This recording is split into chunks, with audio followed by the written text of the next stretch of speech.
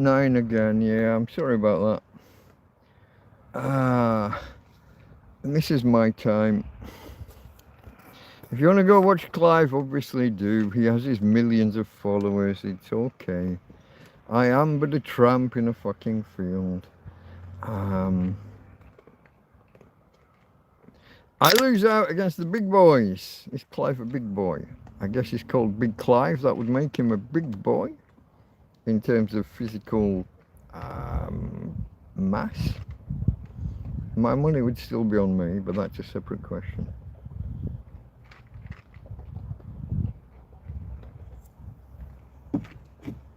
That's not why you called. Okay, folks, thumbs up. I got stopped by police yesterday. I googled AI and what locals told me. I was wearing a vest, a jacket in blazing heat, and they probably thought I looked like a tramp, but I always look like a tramp, says Jasper. Or do you wear tweed? Tweed, you look like a tramp and you smell like a tramp, especially if it gets damp.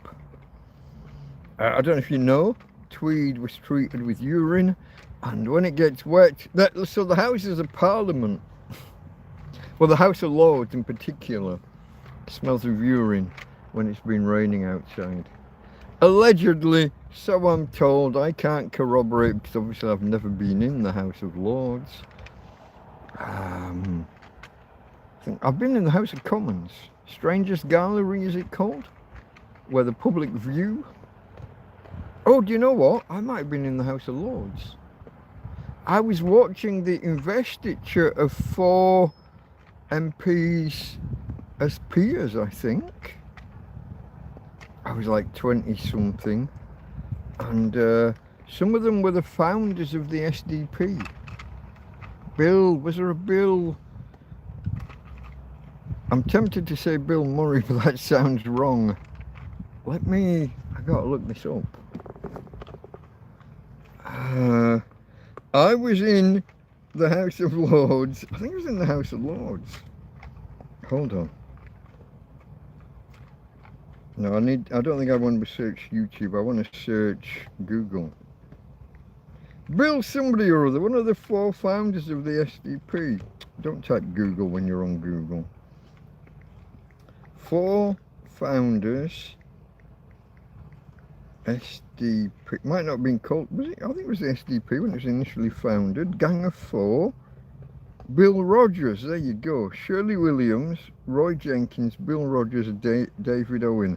When Bill Rogers' investiture as a Lord, so let me type that.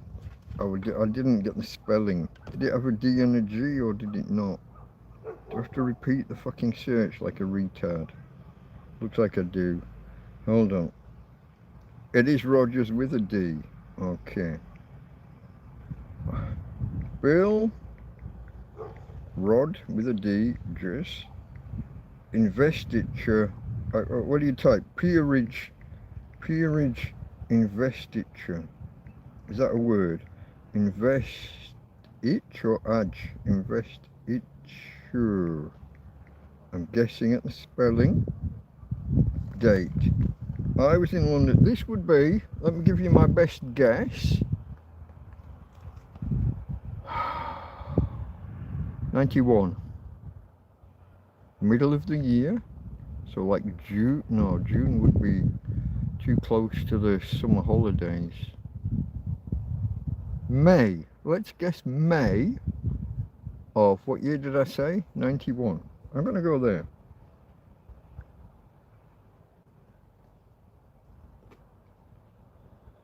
February 92. Okay. Okay. Baron Rogers of Quarry Bank, 12th of February? Was it really? This was when I went to London and had an abscess and ended up sitting on a train, squeezing it and having it squirting to the palm of my hand, all the hot blood and pus filled goo come out of the abscess. I'd accidentally been to Harley Street, which sounds... The hotel assured me NHS, and then they said Harley Street, and I said that can't be right. You can't be, no, that's not. I was only 20. What year are we talking about? Hold on. 92. I'd have been 23, just turned 23. I knew. So I was a couple of years, I was 3 or 4 years older than the other students in the same college course. Because I'd worked, I'd had a life. I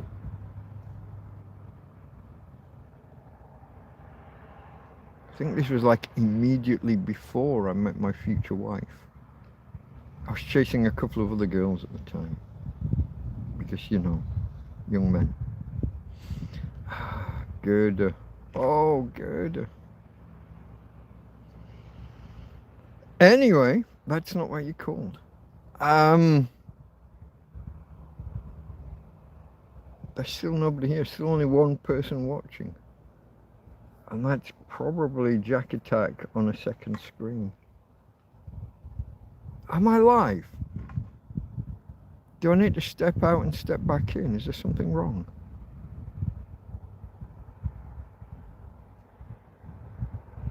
Maybe you're all just watching Clive.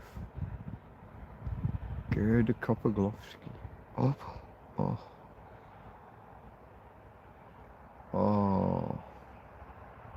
We did one of those getting to know you kind of sessions once, and you had to stare into each other's eyes for 10 seconds. Man, she was so young. And I was so old. I could have swum in those big brown eyes. A man could lose himself in those eyes. Now, Americans are going to think I'm a perv because she was 17 and I was 22 or 23. But in England, that's not the obstacle that you think it is in America. But yeah, no, I couldn't because too young. But man, I wanted to swim in those eyes. A man could lose himself. Sometimes you just look into a young lady's eyes and you could just... Oh, I've mentioned I'm a romantic. You all saw me cry a couple of nights ago about a film. You know.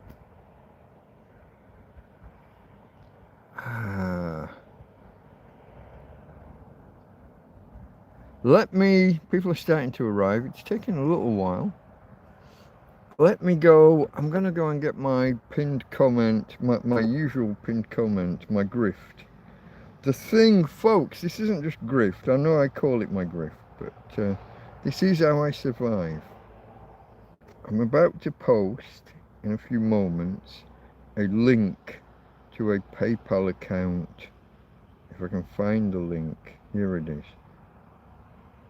My PayPal donate link.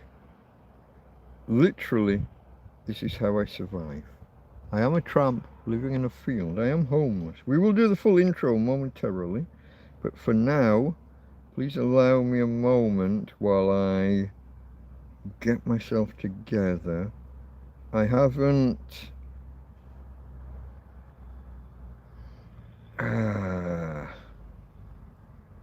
let's have a look.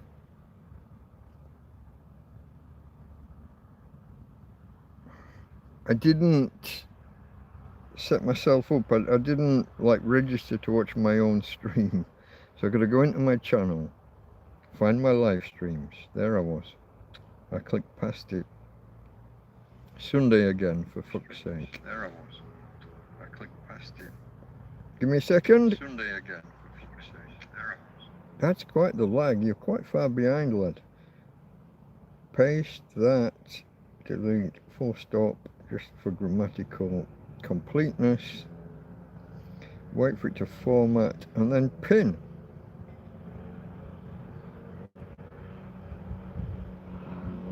Is it pinned? It's not on my screen.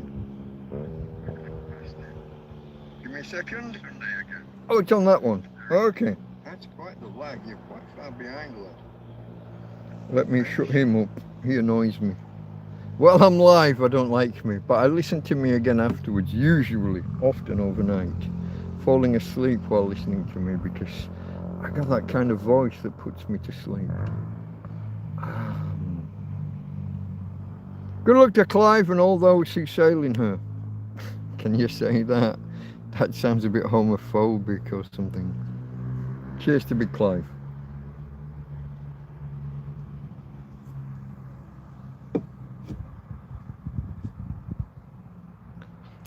Two weeks on the trot, he's decided to live stream against me.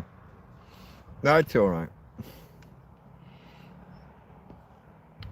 Alright folks, it's been a week. Sunday. Shall we try and recap the week? I'm not sure what's happened. Hey Tina. I haven't done the intro.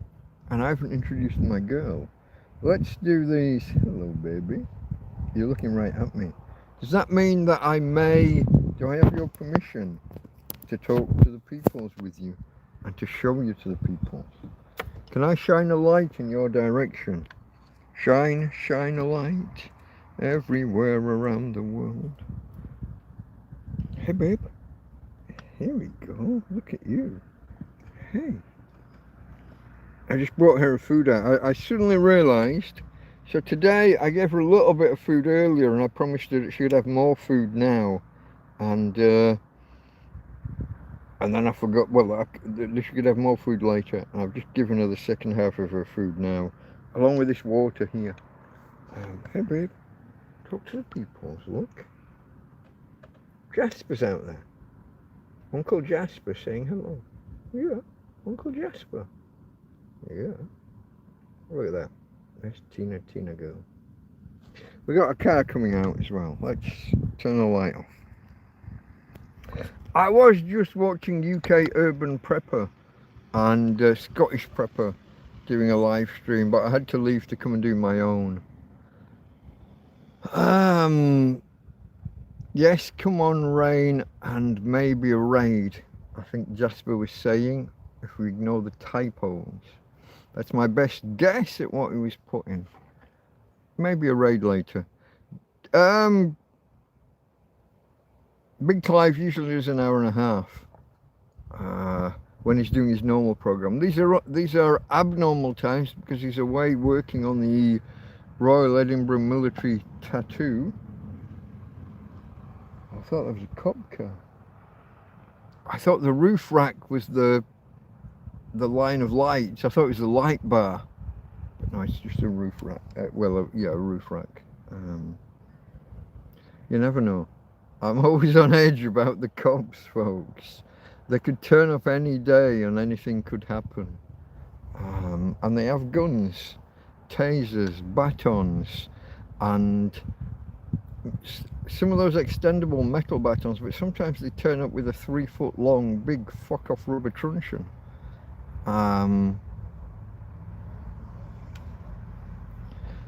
I'm sure they've got mace or pepper or palmer or whatever, all these different sprays. They'll have one of those as well.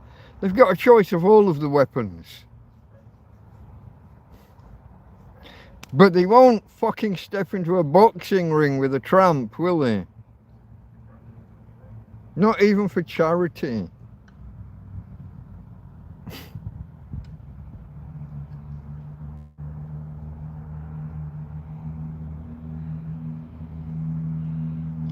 I don't know.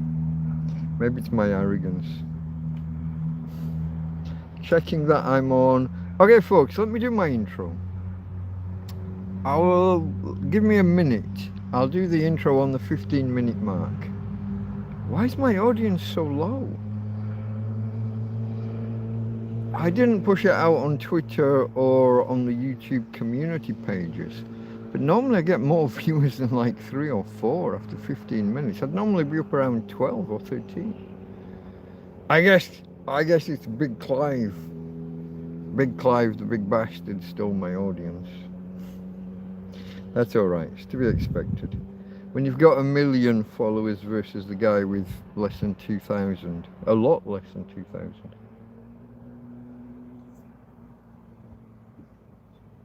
Hannah says hello, Mike and Tina. Thank you, Hannah. Nice to know that some of my folks are here. This is one of my nights Friday and Sunday are my two main nights. I occasionally do a Tuesday. Anything else is totally random. Here's Tara.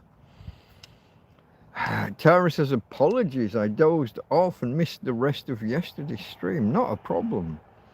I started late because I went live after, I was going to say live after Clive, but it wasn't. That's Scruff Dog's normal tagline. Clive and his 1 million followers will usually go live, and then Scruff goes live after Clive, and sometimes I'll follow him. Even though it's really, really late my time. Clive wasn't there. Scruff did his thing, ended at 12:30, and I went live, but I botched the launch. So it wasn't possible, I don't think, for like a raid or anything. I just had to pick up my own audience as we went. And yeah. And now today, I go live and Clive goes live with his 1 million fucking followers. And this is my time! But he's got 1 million followers. What can I do? Good luck to Clive. How is it, I guess, no one uploads many TV shows? I want to see Tom Baker, Doctor Who and DVD box set. Way too expensive. Download an app called Flood. F-L-U-D. And so that does the downloading. Hold on.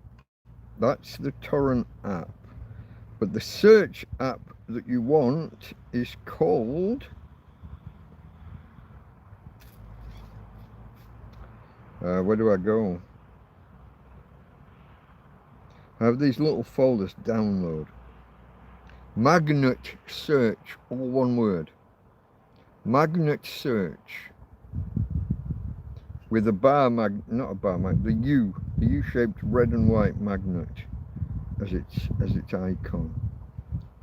You search in magnet search, you find something that you want, you check the size is right and that there are enough people sharing it for it to be usable.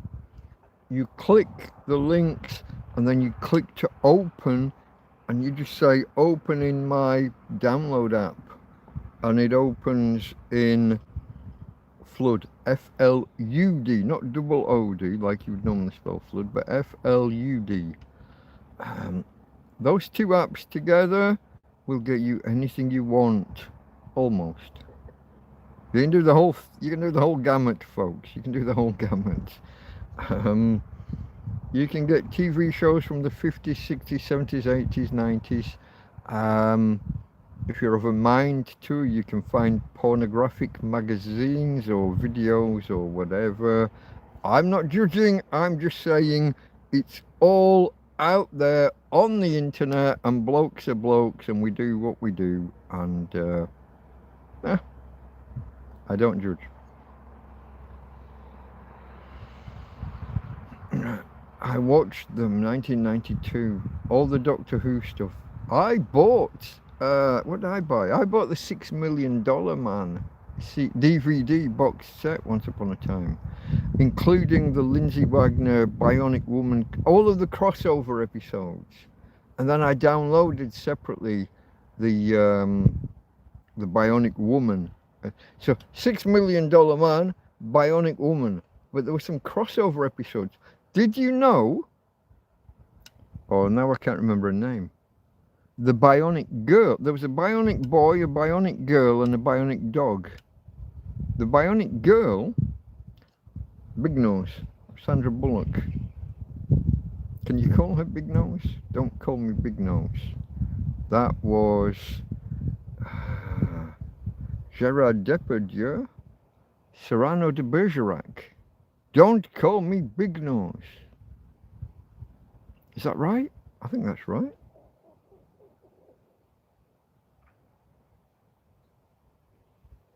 And also, hold on, Martin, American comedian, white hair. He did a program, he did a film version, Was it called? It was called Roxanne, where the guy was going after the girl, and he had this really big nose. And when anyone called him Big Nose, he just said, "Is that the best you've got? Come on, I can give you 50." And he goes off with 50 different fucking insults that could have been applied to himself. That was a good film. I think it was called Roxanne. Steve Martin, it is indeed, thank you. Barbara Streisand, no, that's not where I was going with the big nose. I was going Sandra Bullock. But I get you. I do get you there, Jasper. Zami, hello. I'm just working backwards now. Video rentals back in the 80s and 90s when you did these things, video rentals. You found films you'd never ever even fucking heard of, and you had no way of knowing what they were about other than a little bit of blurb on the back cover and who was starring in them. And it was shit as a time, really, and yet we look back on it fondly because it was such an improvement over the even shitter times we had before. If you missed something at the cinema or you missed it on TV, it was gone. And so when VHS came out, Video Home System, on your VCR, video cassette recorder, it was a massive step up. You could just go to a shop and rent something when you wanted to watch it, rather than it just being gone. It was incredible. So we look back on it so fondly. You rented a video and you'd got until the next day to take it back, maybe 2 days depending on the policy of the store you were renting from. Leave it too long and get an extra fine. Be kind, rewind, or you had all of those norms and expectations.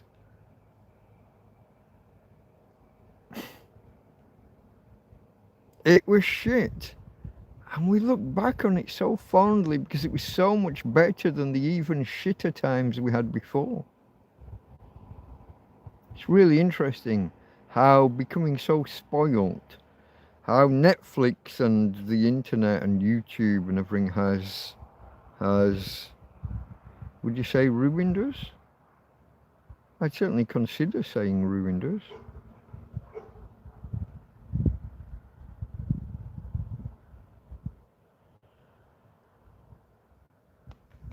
If the modern generation, if the youngsters nowadays, your average 20, 25-year-old now, you can go into a video shop and spend 2 hours walking around and pick 2, maybe 3 videos to watch over the next 2 days, and then you got to bring them back.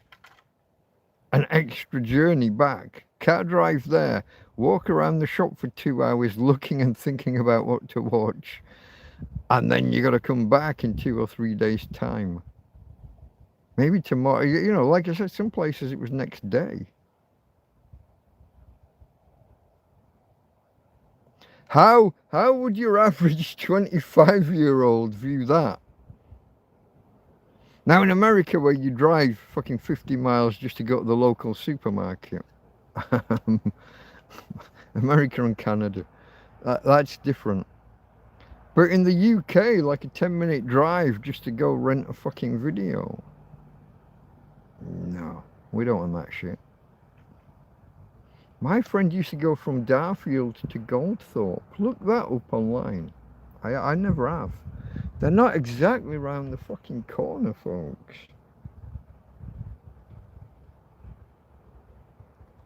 I had a friend and his mum rented him a porno when he was about 15. That was a little bit weird.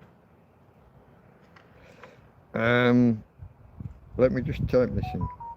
Darfield to Goldthorpe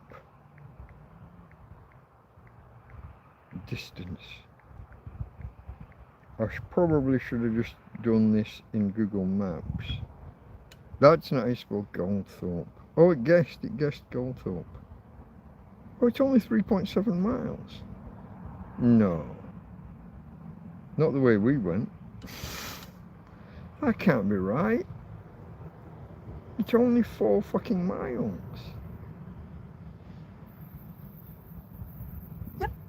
And you can go there by bus nowadays. Or coach. Stagecoach.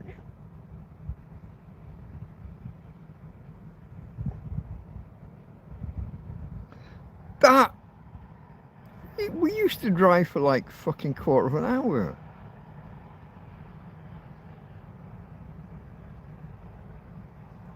We must have been taking a detour. Maybe to avoid the sex shop at Staincross. Staincross or Stairfoot? Staincross. There's a junction and there was a famous sex shop at the bottom of the... Video rental, says Jasper. That was Zammy arriving. That was Steve Martin, Barbra Streisand. Classic Steve Martin movie. Yeah, it's kind of on a par with... What was the one with Tom Selleck and the girl who couldn't drink alcohol but did? She was famous for a while. She signed up to do a movie and then didn't do it and got blacklisted by Hollywood, allegedly. Although in the Weinstein era, who knows what's the truth. She played the mother. She was Eminem's mother in, what was it called? Not 8 Mile Island. What was that called? That rapping film he did. Something Islands or 8 Mile or 8. What was that called? Kim Basinger. There you go. That's not what the film was called. It's what she was called. What happened to Kim Basinger? Let's ask Google. Where is Kim Basinger now? She signed up to do a movie and then backed out when she was contracted and got herself blacklisted. Thought she was too big to be held by a contract. Maybe she's really famous again and I'm just out of touch. Kim Basinger, where is she now?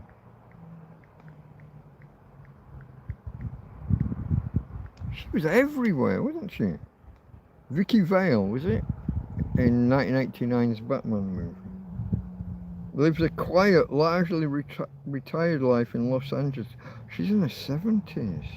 Oh, is she really? Stepped away from regular on-screen acting with her last notable film in the 50 Shades franchise. Was she really in that shit? 50 Shades. I read a parody book called 50 Shades of Grey. That was funny.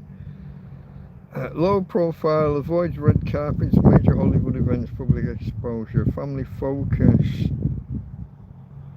Spends precious time with her daughter, Ireland Baldwin. Did she marry one of the Baldwins? Okay. And a granddaughter, Holland. Occasionally appearing in family social media posts or quiet outings.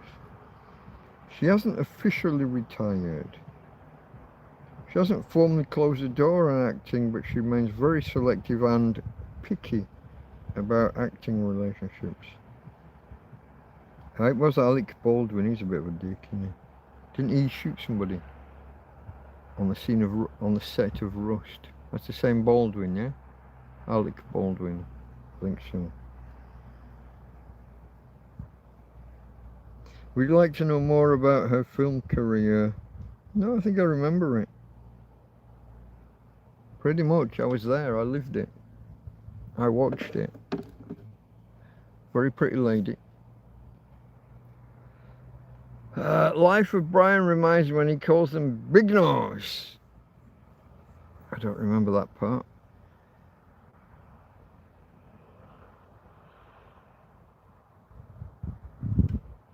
Video film clubs were my favourite memory from my youth, says Zammy. Oh, I wasn't...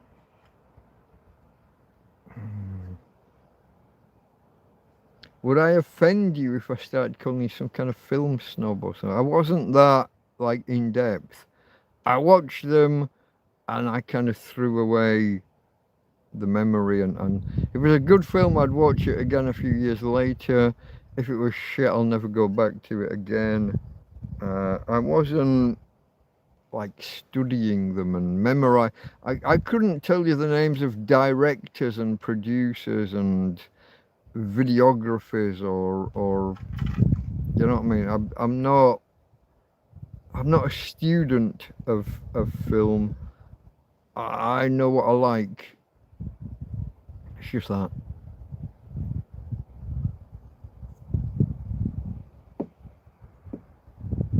At uni, I had the option of going to like a film appreciation society where you would be taught what to look for in a film. It never... I don't want to dissect it. Once you dissect it, I think you lose something. Once you start understanding how they did what they did, why they did what they did, how the videography or the cinematography or I don't even know the difference. Is there a difference between those two words, or is one just a more modern synonym for the other? I don't know.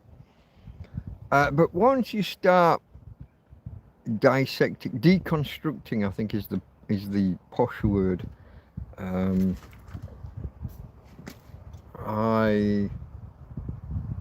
I would lose the love of what I'm watching on the good films, on the ones I like. If I start dissecting them and understanding how they did what they did or why they did what they did, I think that would take away from my enjoyment. I would never look at them the same way again. I don't know. Video Rancho has one up the road where I used to live. Good memories. It says that was Tara. Tara's in the house. Did you have VHS Betamax? I was a VHS. Oh, the guy next door had Betamax. I always understand that technically it's the better format, but it was more expensive to produce, more difficult to do, and therefore less financially viable, and it lost the format wars. When a new technology comes out, there's often two competing formats, and we had the same when CDs and then DVDs came out, especially the rewritable. So writable and then rewritable. There was a format war about which format to go with, and it's often the same. Companies produce a thing, kind of patent it, and then want to license it, and sometimes 2 or 3 companies will come out with competing formats and try and charge everybody else to use them.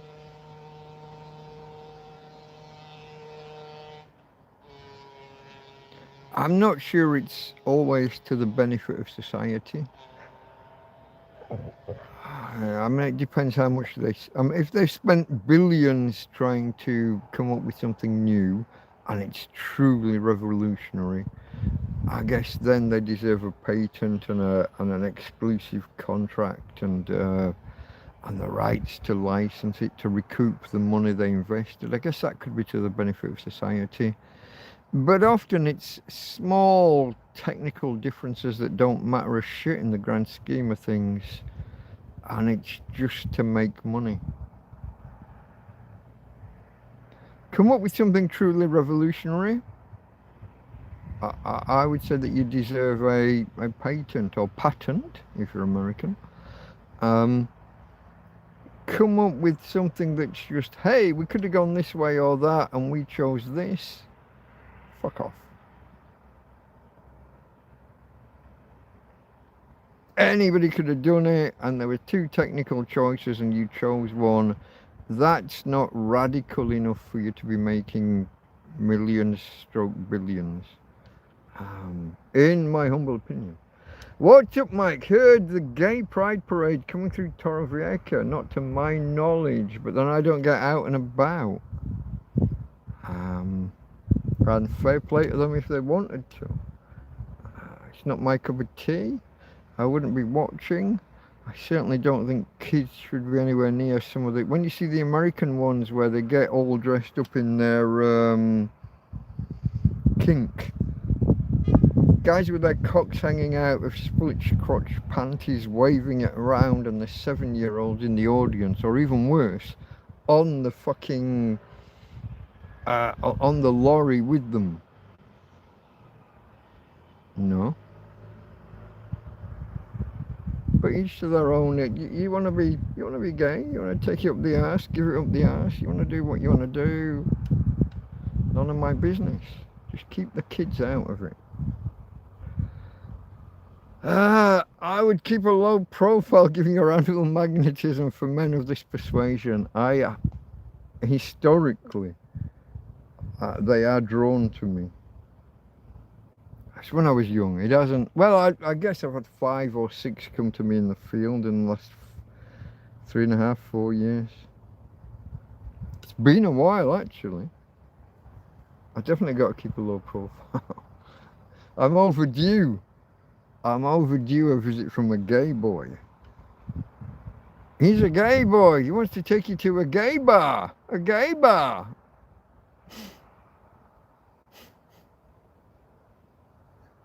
That's why I have a dog. You don't want bull queers sniffing up your cliff. Fuck. It's not a phraseology I'm familiar with, but okay, I agree, I don't.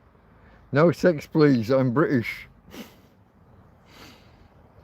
Jasper, I dissect movie synopsis before watching. Oh, that's a spoiler, my friend. You got to watch it first time through clean with no spoilers to get an unbiased impression. Then you can read the reviews and the dissections, the analysis. Often film reviewers will read themes and things into a story that even the author didn't fucking intend. It's like when you read a review of a book and they'll tell you, oh, he's exploring homosexuality and this and that and lesbianism, and he's just, and the author says, oh, I didn't even think about that.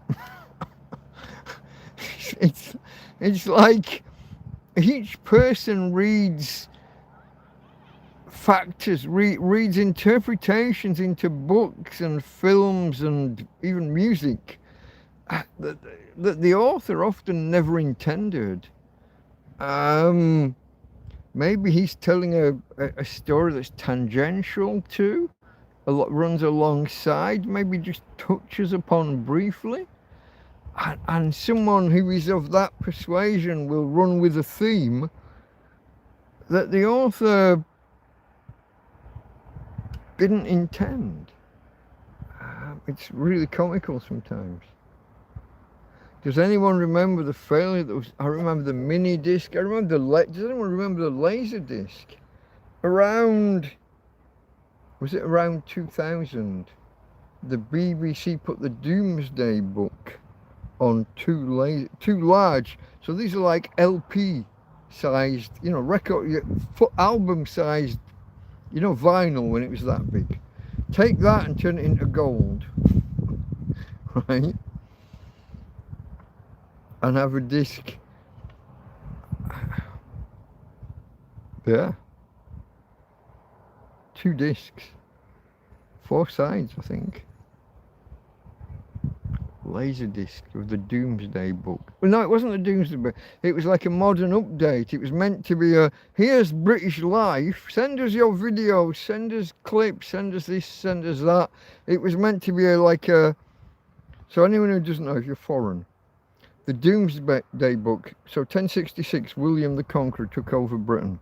William the Bastard, if you will. He was one of ours that had been living abroad for a little while. He came home. That's my way of telling it. And then he said, hey, a couple of years later, 1068 or 1070, somewhere in there, he said, hey, let's catalogue every village. how many houses in each village, and how much tax. Are we getting enough tax from everybody? And they catalogued it all. They documented how many people, how many villages, how many people in each village, how many sheep and goats and chickens do they all own, and they documented it all.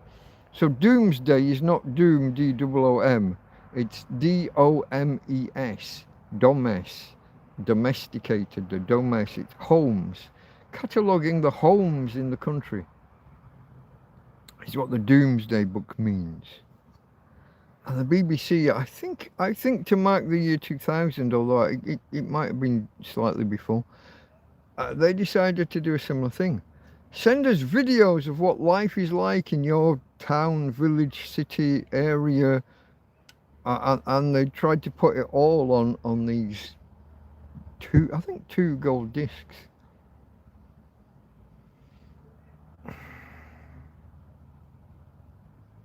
It was such new technology, it didn't take off, it quickly fell into disrepute, and having spent millions, nobody could read the data 10 years later. They had to launch a whole new project to develop the technology to read the fucking data back off the discs and put it into something usable. Let's look it up. It's interesting. I think it's interesting, and therefore it's my channel, my rules. I am the fucking referee. BBC, Laserdisc. Are we going with a K or a C? I'll go with a C because that's which is the British version, which is the American? Hold on. Let me delete that entire. I'm going to type disc with a K versus disc with a C and see which. I always go K, but that seems like it might be more American, the K. Alternate spellings, flat circular object in general. Disc with a K is the American. I told you it would be. They're kind of simple that way. Kind of more obvious, aren't they? If it's not in your face with a kicking K. But I'll be honest, I do tend to spell it with a K anyway. Laserdisc. Oh, I got to put BBC at the beginning. Not cleaning. Fuck off. Right, start again. BBC. Laserdisc. Don't forget the E. Laserdisc with a C. Apparently the British are more subtle. Laserdisc. Doomsday. Domesday. And 2000. 2000. See what it says. Oh, I missed the S. The BBC Doomsday Project was a landback. Okay, it wasn't 2000 at all. 1986. Right. Okay. 1086. I mentioned 1086 some moments ago. 1986 was 900 years on. It was to mark 900 years after the Doomsday Book, William the Bastard. By the year 2000, the specialized BBC master hardware needed to read the discs became obsolete, prompting rescue efforts from the Doomsday Explorer and later digital preservation projects. I was only off by 14 years, folks. Come on. I thought it was 2000. It was 86. You came here for the education from a tramp. Keep coming, keep learning. I remember I was at a metal bar and they had a 12-inch video disc. Does anybody remember the game Mach 3 in the arcades? It was a battle flight simulator game. But that was, it had super fantastic graphics, but it was all bullshit because it was being read. It was video being read from, you made, when you maneuvered the plane, you were making choices. You didn't know it. You thought you were controlling the animation. The animation wasn't being generated life is just being read from the disc based on choices you were making as you drove the control. Fantastic looking game. When I installed MAME, the multiple arcade machine emulator, on a computer 10 or 15 years ago, I wanted Mach 3, but it was I think it's a couple of hundred gigabytes, and a couple of hundred gigabytes didn't exist back then. Nowadays, with your multi-terabyte hard drives, you're spoiled, monsieur. With this Mach 3, you are spoiling us. That's the ambassador, wasn't it? In what are those chocolates called? Monsieur, with these Ferrero Rocher, you are surely spoiling us. Scrolling, all these years later. VHS was the American format, Beta a Sony Japan. This is Billy Joel. A Sony Japan. Hold on. VHS was the American format, Beta Sony Japan. The Americans controlled all the film and music distribution rights. That's why Beta was pushed out. So it's a Hollywood stranglehold. Sony, it jumped. Fabrizio, hi Fabrizio. I've got to scroll back to where I just was before it jumped. Les, DJ Bones, hello. Sony, I was just starting to read your comment and it jumped back down to the fucking bottom. What am I gonna do? No, don't Google BBC. Oh, BBC, big black cock. I say the words, all the words. Yes, I say nigger as well, but shush, that's not why you're called. Yes, but it's a proper system. No, let me go back further. Sony then bought up Hollywood studios and music publishing, etc., to ensure it would not happen again. There was Les, DJ Bones arriving. LP video disc 1980s. It was 86, I believe. We just discussed, Jasper, but thank you. Yeah, I think you were probably there way before me. I am way behind in the chat, apart from when it jumps to the bottom. It was a proper system, not the local lord turning up and robbing the blind. Most interesting was if you paid your tax, you had a legal right of address. I've lost context there somewhere, and it's jumped. I lost context there somewhere.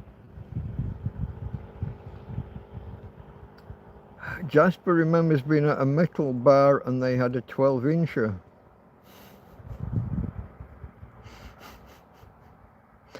The jokes tell themselves, Jasper.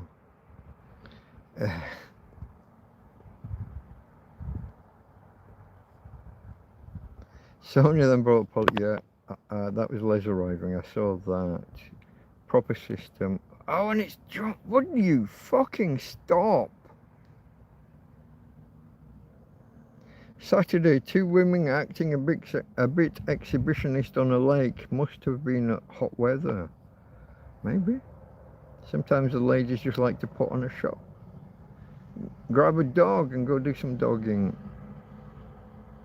I wouldn't trust a BBC disc. It would probably have Jimmy Savile on it. We can't rule out this possibility. Jim has fixed it for me and me and me. Jim has raped me and me and me. Yeah, who knows? A lot of Americans don't know the name. Jimmy Savile is possibly the most prolific rapist in British history.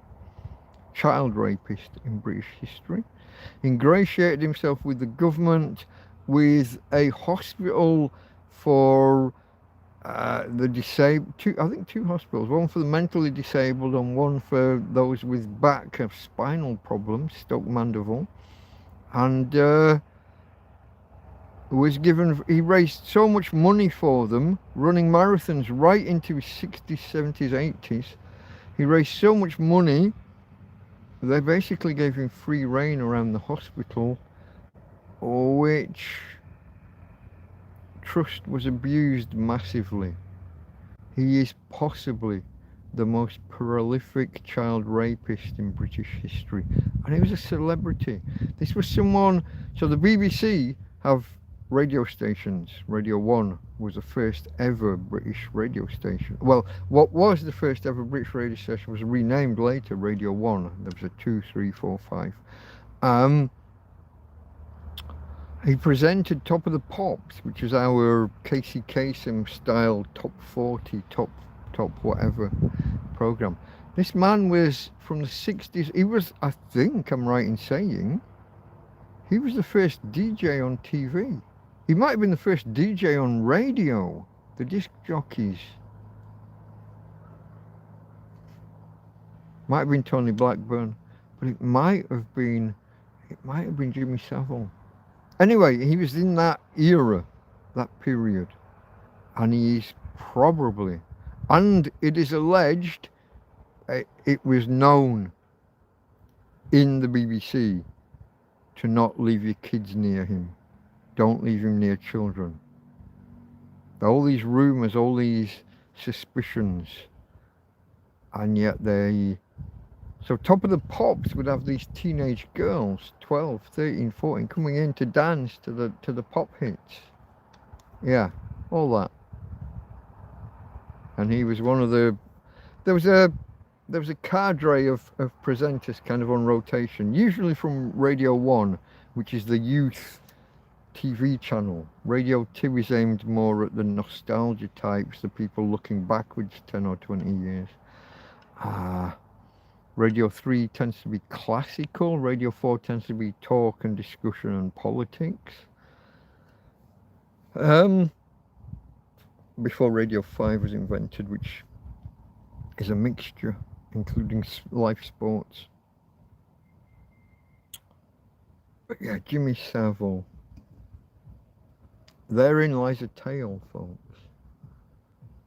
1986, because Metal Rock Night. 87, because he copied DJ Whitesnake, Still of Night bootleg for me.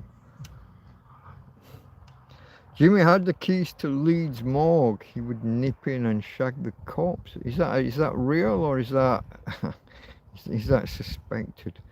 Were his keys part of his jangle jewelry? He wore a lot of necklaces and bracelets, and when people impersonate him, they always said jangle jewelry. So I was just joining in with the myth, the legend.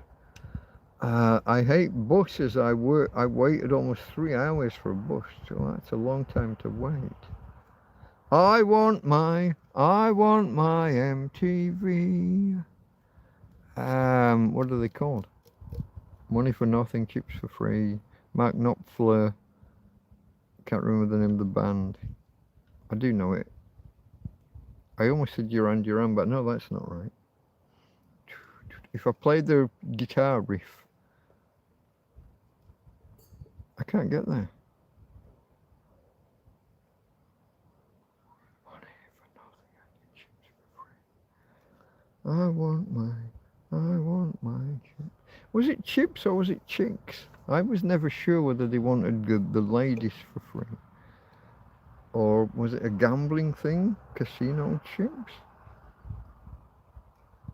I was never sure whether we're going with that one. I can't remember the name of that band. Isn't that disgusting? That's ridiculous. One of the most famous bands in the 80s. Or the late 70s, depending how you look at it. I'm sure one of you's corrected me down below. Did I get back far enough? Tara and Farmer woken up. I'm back to Wouldn't Trust BBC and ladies being exhibitionists on the lake. You see, two ladies can always draw men's attention. I'm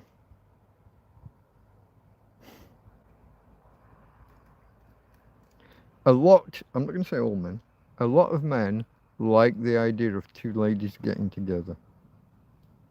And so if two ladies will simulate an attraction for one another, it will draw a lot of attention from the men. We're very basic. We're very simple like that. I've said it before now. Most pornography has one cock too many. If we can just watch two naked ladies, it would simplify things. That's all I'm going to say. No more testosterone. I know that's too much testosterone, but that's where we are. That's the guys for you. A brass disc in the galaxy.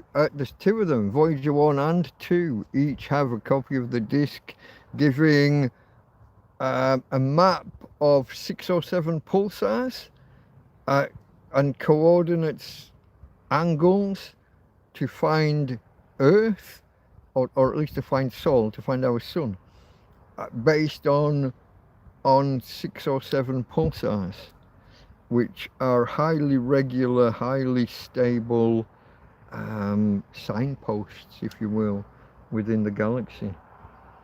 Predator in plain sight. You've got dire straits. Thank you, Jasper. It was indeed. I don't know why I couldn't go. They destroyed his grave too. Did they really? Quite right. And then Farmer came in. You were ninjured by Jasper in the same minute, so only seconds apart. Money for nothings. Two ladies were in I saw two ladies, but not. Oh, not okay. Not in the same. Okay, not together. Okay, I'm drawing my own conclusions. When you said I saw two ladies attracting attention, or however you worded it, and the chicks for free. Well, yes, then you get chickens. Okay, you need chicks. What? That's not what you meant.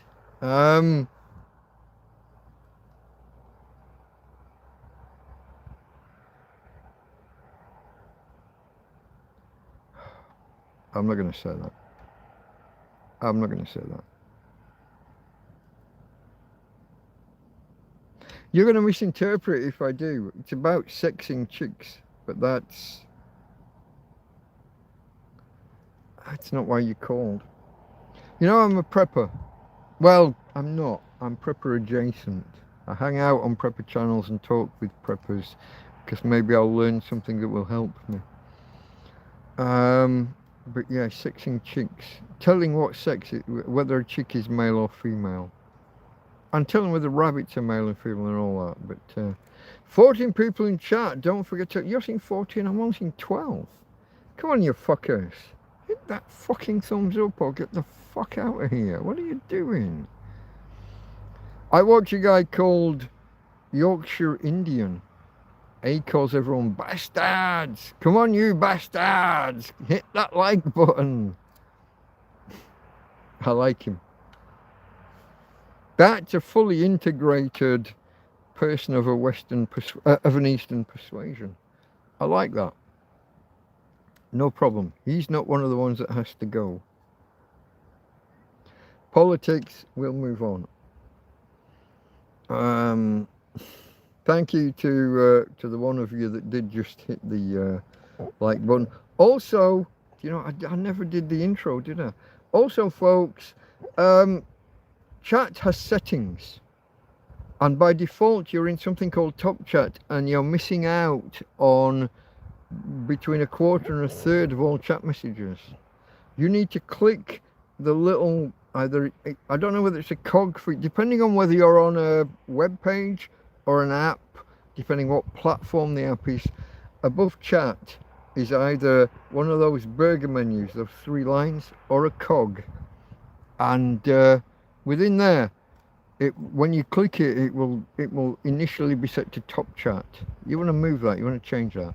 Set that to live chat, all messages are visible. Make sure it says all messages under live chat, says Farmer. You see, he's reinforcing the message I was just giving you. Live chat, all messages are visible, is the wording I get. Now, you could be on a different platform. How do you do for water, asks Les.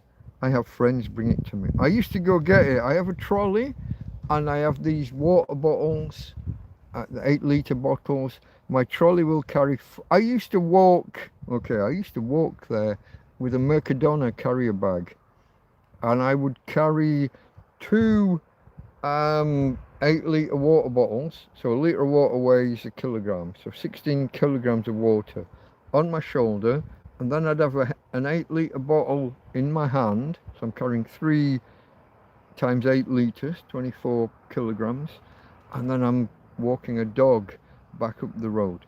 And then someone gave me a trolley, and I'll tell you who. Will I? Fuck, I should tell you who, because that's disrespectful if I don't. Oh man. Oh, I'm so sorry. Brain fart. I won't tell you who. It's been a long time since I met them. We did chat again about a year ago, but I haven't seen them in such a long time. Anyway, this couple turned up. They brought me food and water and beer and all the things on the trolley, and I unloaded it and said, here's your trolley bag, and they said, no, that's your trolley, that's for you. And so then I was using that to fetch 32 litres of water, 4 bottles of water each time, with bungee cords and everything. They brought the bungee cords. They've perished since, the bungee cords. So I used to go and fetch my own water, but it always gave me the shits. And so I needed water purification tablets. Now I have a small cadre of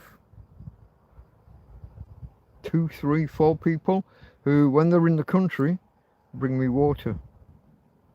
And that's how I get by. If it wasn't for them, the water, so in that first year, the water was on all over winter. I could keep going and keep getting, even though it was not toxic. Give you a bad stomach. I'd use these kind of bleach tablets, these purification tablets. Give me and the dog. It wasn't just me. It was bad enough even to give the dog the shits. So we're to purify the water.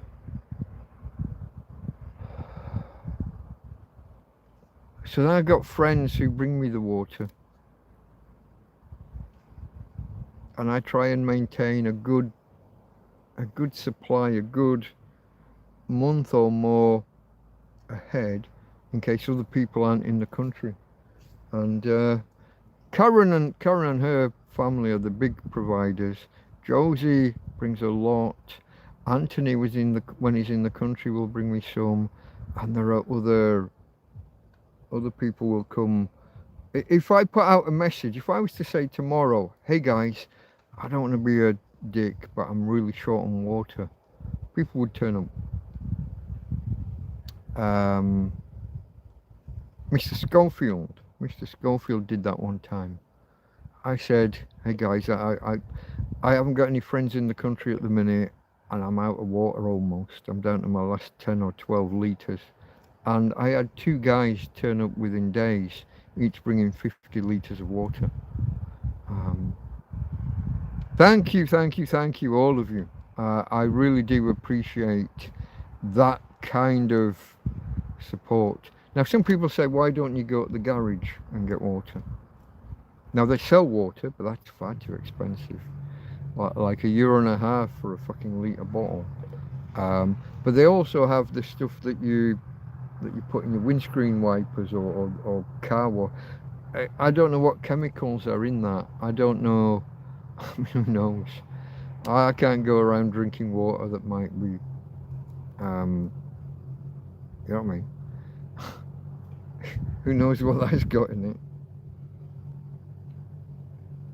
I don't know. It's coming out of, it's not distilled, is it? It's coming out of a fucking hose. I don't know. So I don't do that. Unless, I mean, I guess I would if I was really, really stuck. Do not use windshield fluid, Mike. What you're thinking. I'm not, this is the thing, this is the stuff.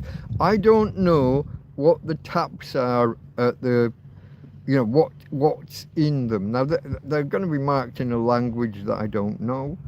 But even if they're marked as just water, I don't know what they've done to them. So no, I've never taken water from the garage. Could I in an emergency? Yeah. Do you know it's Spanish law? Here's one for you, folks. It's Spanish law that if you kind of knock on someone's door and say, hey, I'm sorry to disturb you, can you give me water? They have to. It's such a hot country that you could die of thirst if so it is a literal law that if you request water from a homeowner, they have to give you some. Now, whether they're going to fill an 8-litre bottle, whether they're going to fill 4, 5, 6 8-litre bottles, I don't fucking know. I'm a nice guy, I'm friendly. If I asked nice, I'm sure that a lot of people would. Guy down the road, Miguel, he did once or twice. And then when I asked him another time, he said, can't you get it elsewhere? So I took the hint. I didn't want to be a nuisance. So I appreciate the friends who do help me, in the real world in a physical sense. Spanish law is such that I need jamón and cerveza whenever I request it. Yeah, that'd be nice, wouldn't it? That would be nice. You remind me of the time that I gave Tina a leg of jamón. It'd been hanging off the side of a bin. So jamón, that's ham. That's a pig's leg. There's jamón iberico. Is it iberico or iberica? That's the posh one with the black toenail. They feed them on acorns for the last 2 months of their life to really kind of freshen up the meat. There's jamón iberico or iberica, I can't remember. And then there's jamón serrano, that's the next step down. People throw those out and there's still between 1/3 and 1/2 of the meat on them.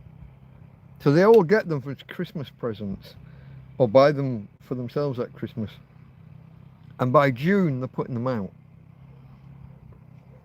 They just get themselves a second one in June or July. I gave one to Tina, and she was just eating on the meat for half a day. But I forgot how dry and salty that meat is. And she ran off up the road because she knew up past the garage and off to the left, the cat sanctuary had lots and lots of water. Here's the thing. She ran off up there to do that when the men, I've said about this drainage ditch at the top of the field. Well, in the road, they were building a ford. So they were building a concrete slope and a concrete bottom. Tina ran through the wet concrete. They weren't very happy with me. Or with Tina. This is back when my girl could move, folks. She could shift. Yifter the shifter had nothing on fucking Tina. She would have chased that cunt down in no time. I think that's an African or Ethiopian runner. Let me check. I'm gonna go Ethiopian. Yifter the shifter. Tina would have honestly, she was so fast. You wouldn't believe it now. Y-I-F-T-E-R. Yifter the shifter, look, runner, okay. Mirutz Yifter, famously nicknamed Yifter the Shifter, legendary Ethiopian long-distance runner. He won both the 5,000 and 10,000 meter gold medals at the 1980 Summer Olympics in Moscow.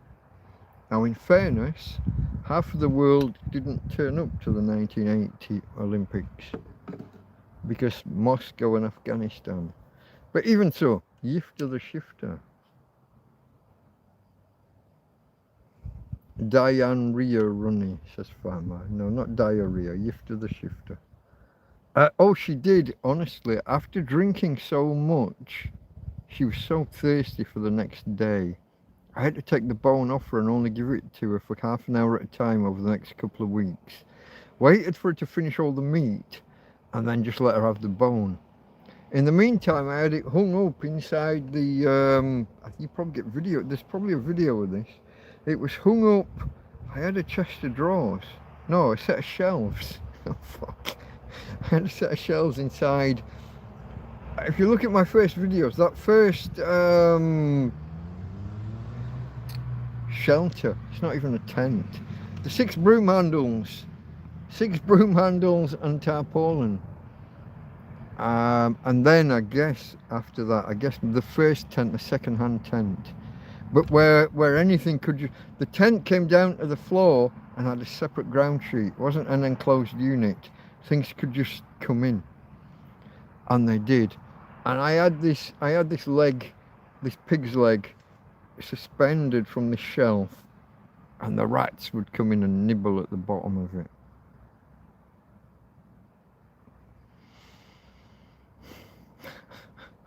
Fuck. I'm almost nostalgic, even though I fucking hated the rats. I have not seen a rat in 2 years and I don't want to. I think, I haven't checked. I heard what I thought was one of the mousetraps clunking earlier.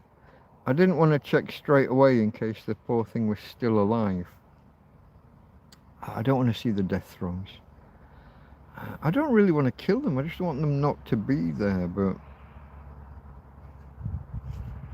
I have still not, like, armed. I haven't baited these mousetraps.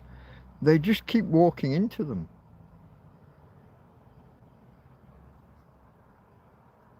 I'll just keep resetting them until they don't catch anything. And then I'll know that I've got rid of all of them. But it's quite annoying. Now, I still have not done my intro. I started at 10, it's 12 minutes past. Have I had an outage, or was I wasn't like starting. I thought it was early starting, if anything. My clock's 30 seconds behind the real clock. That's a little bit weird. I'm just scrolling back. Andy, I didn't see you there. Andy's computer tube. Hello, mate.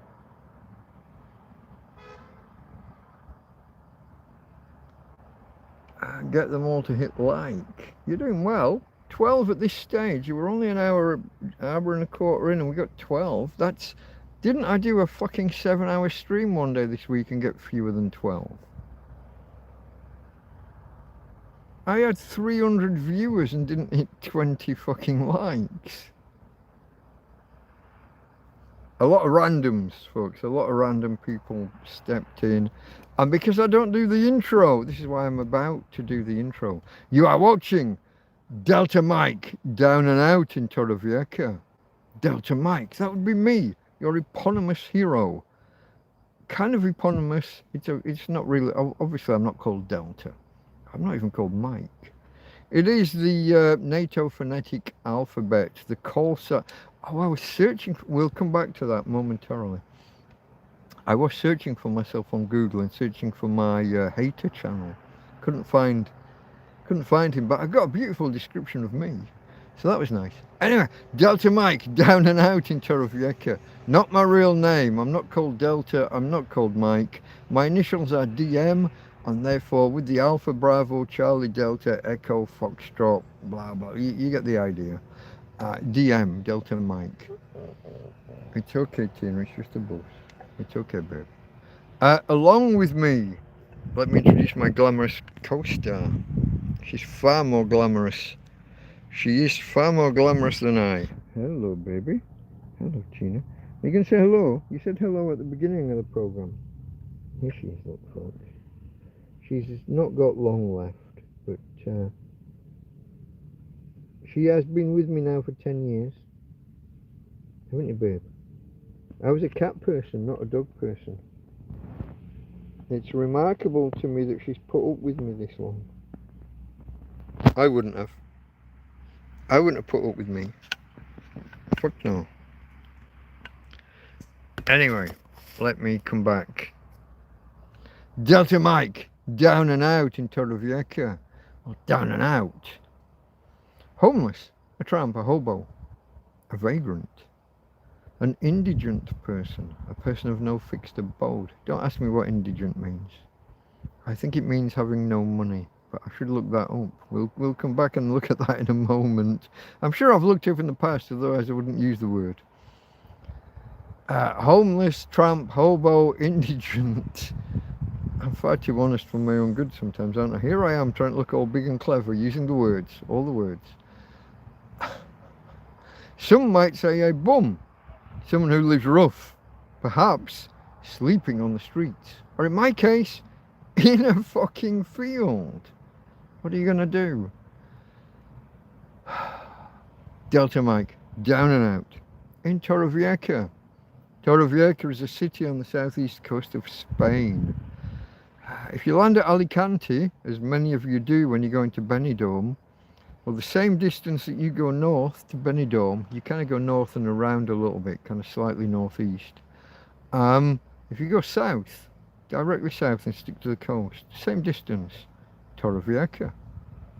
Again, if you went the same distance again, you'll be in Murcia, which is the next province, the next region south. With Murcia and Cartagena. Cartagena, famous of course. Some bloke called Hannibal got some elephants, went and did some stuff against the Romans.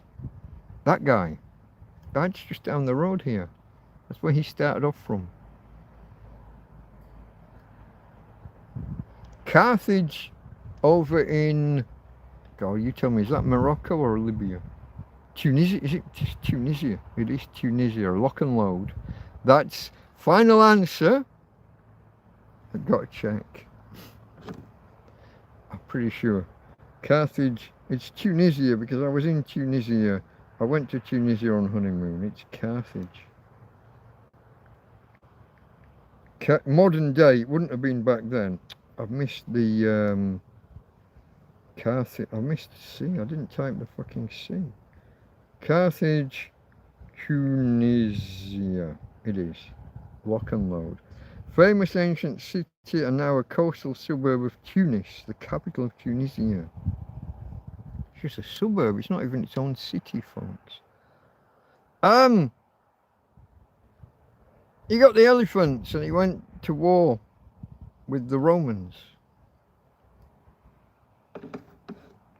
Carthage, no, Cartagena. Carthage over the sea. So it's what's called, hold on, let me get the wording right. Metropolis. Carthage, the one over the other way. The mother city. It's literally what metropolis stands for, what it means. The place in Superman, Metropolis. It just means mother city. It's a city that was, back then they didn't have countries, so a city was its own state, like Rome and the Roman Empire. Carthage was a thing, and then it formed, people went from there over the Mediterranean, and those same people formed another city, a daughter city.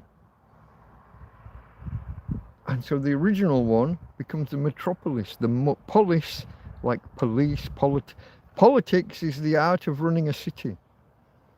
The police is the force that enforces rules within the city. It's all to do with polis. Polis, politics, whatever. Did you come for an education or did you just want to talk? I don't know. Now you know. Carthage and Cartagena is like the Spanishization,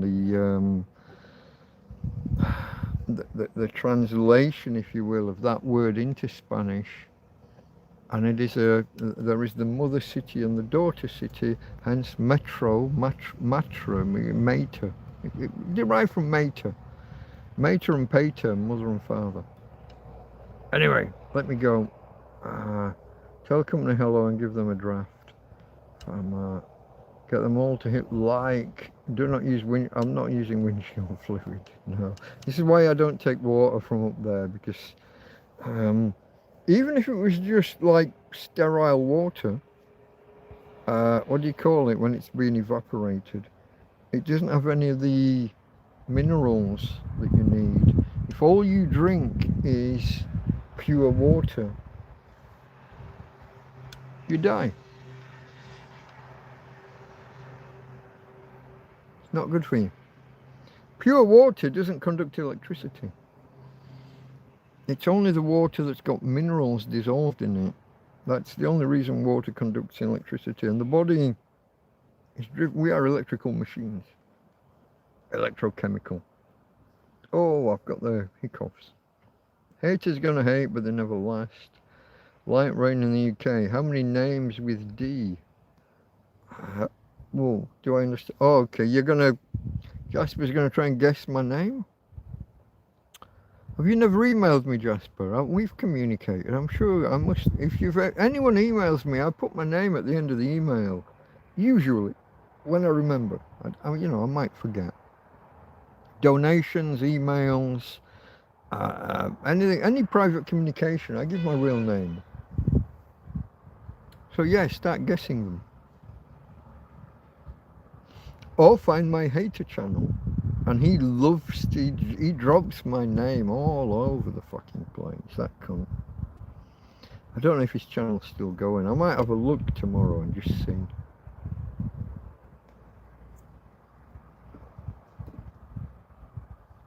But I wasn't Googling myself, I was Googling to see if I typed like Delta Mike real name, or Delta Mike age, or Delta Mike this, that, and the, what would come up. And it tells a nice story about me. He calls himself the Torrevieja Tramp. He does this, he does that. It's a good ego stroke. But I couldn't Hannibal it. I love it when a plan comes together. Not Lecter, fuck off, farmer. Not Hannibal Lecter, and not Colonel John Smith with his cigar chewing antics. I love it when a plan comes together. Hannibal and Holly Golightly. There's a thing. There's a thing.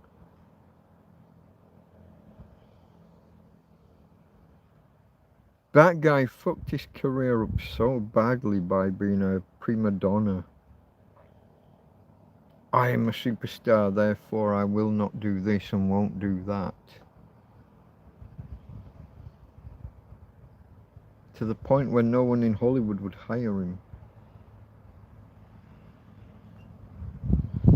So he was reduced to doing a TV series like The A-Team.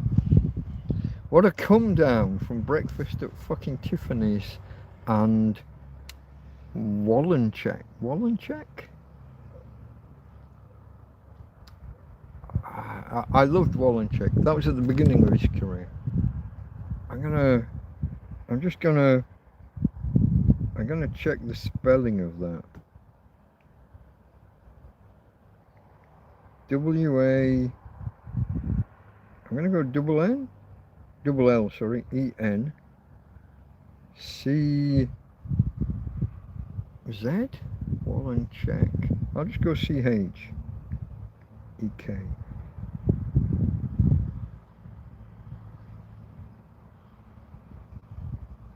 No, hold on, that's not him, not David Wallencheck. Let me do Wallencheck and Peppard. P-E-P-P-A-R-D? Peppard. No. There he is. How are we spelling Wallencheck? I'm nowhere near it. It's showing pictures of George Peppard. Wallencheck.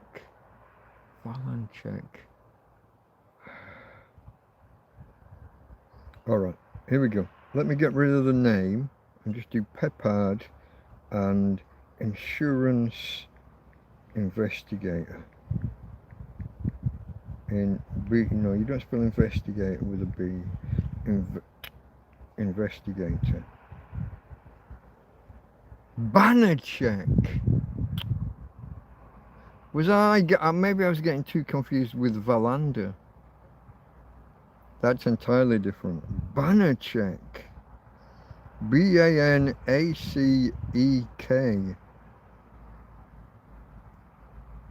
Good TV series, folks. Highly recommended.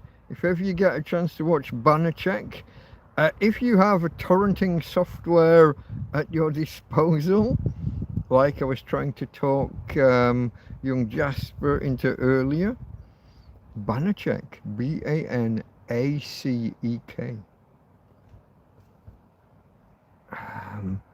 Use magnet search to find it and tell it to open your download software and have it open flood, FLUD, and go get it.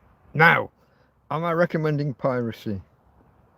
I couldn't possibly comment. Not recommending, I'm saying it's up to you. But if you want to, that might be one way of acquiring a TV series to watch. With some quite famous co-stars along the way. Lots of pretty lady insurance investigators trying to outdo him. But he always wins because it's his series, you know. Policing, says Jasper. Hold on, Hannibal Lecter. The rains in Spain fall mainly on me, you cunt. I have a whole fucking playlist called The Rain in Spain Falls on Me.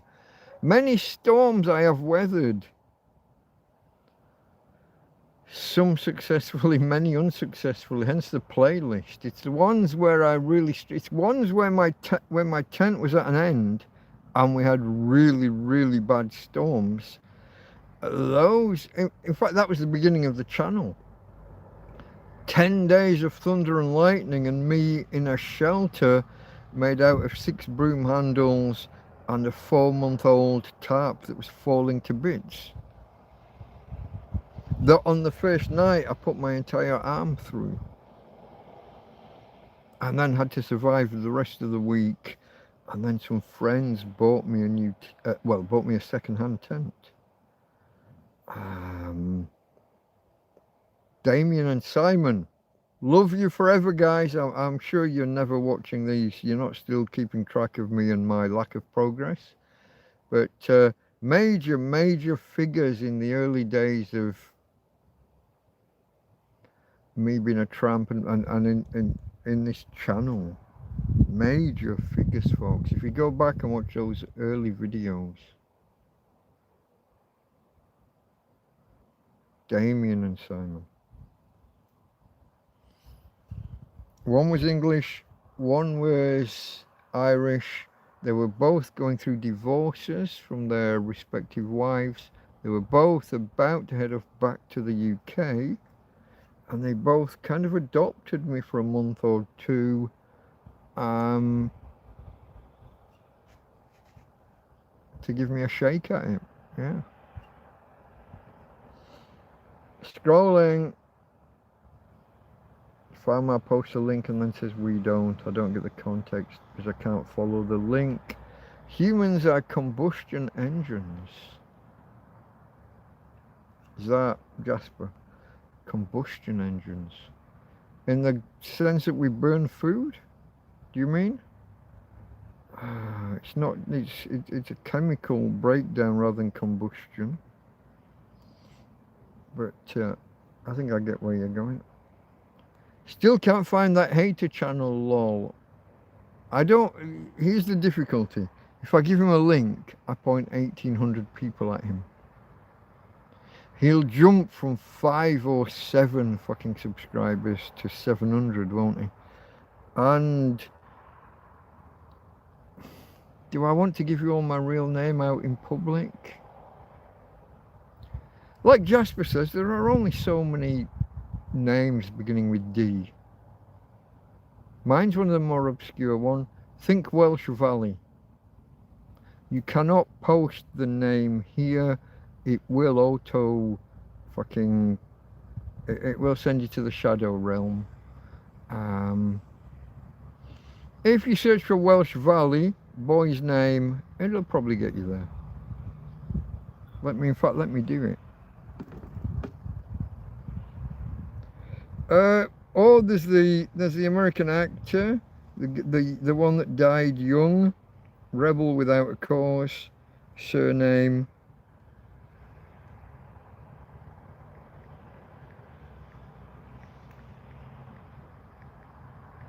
Like I said, do not try posting it here.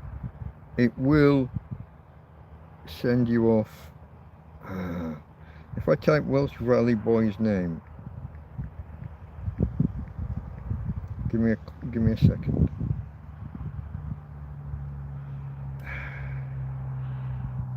Oh, it's not one of those ones. Okay. I thought that's what it meant. Hold on. Let me type my actual fucking name and see whether it concurs. If I put an equals and then I type my name, first name. Have I got this wrong? Have I been under misapprehension about the meaning of my name? The name directly translates to valley, Old English or Middle English, making a literal match for a valley boy's name. Widely used across Great Britain, is actually Anglo-Saxon rather than Celtic Welsh. I have been under a misapprehension about my name. I am 57 and a half. I am today years old when I learnt I didn't know the meaning of my name. Okay, drop the Welsh from your search term, folks, if you want to know my name. Valley, boy's name. Okay. Really? I'd always been told it was Welsh. Isn't that interesting? I like it when I learn something new. I don't like finding out that I've had shit wrong for 50 years. That's a little bit... Has a secondary meaning, church or school. Oh yeah, the head of a... Yeah. The head of certain churches or the administrator of churches has this name.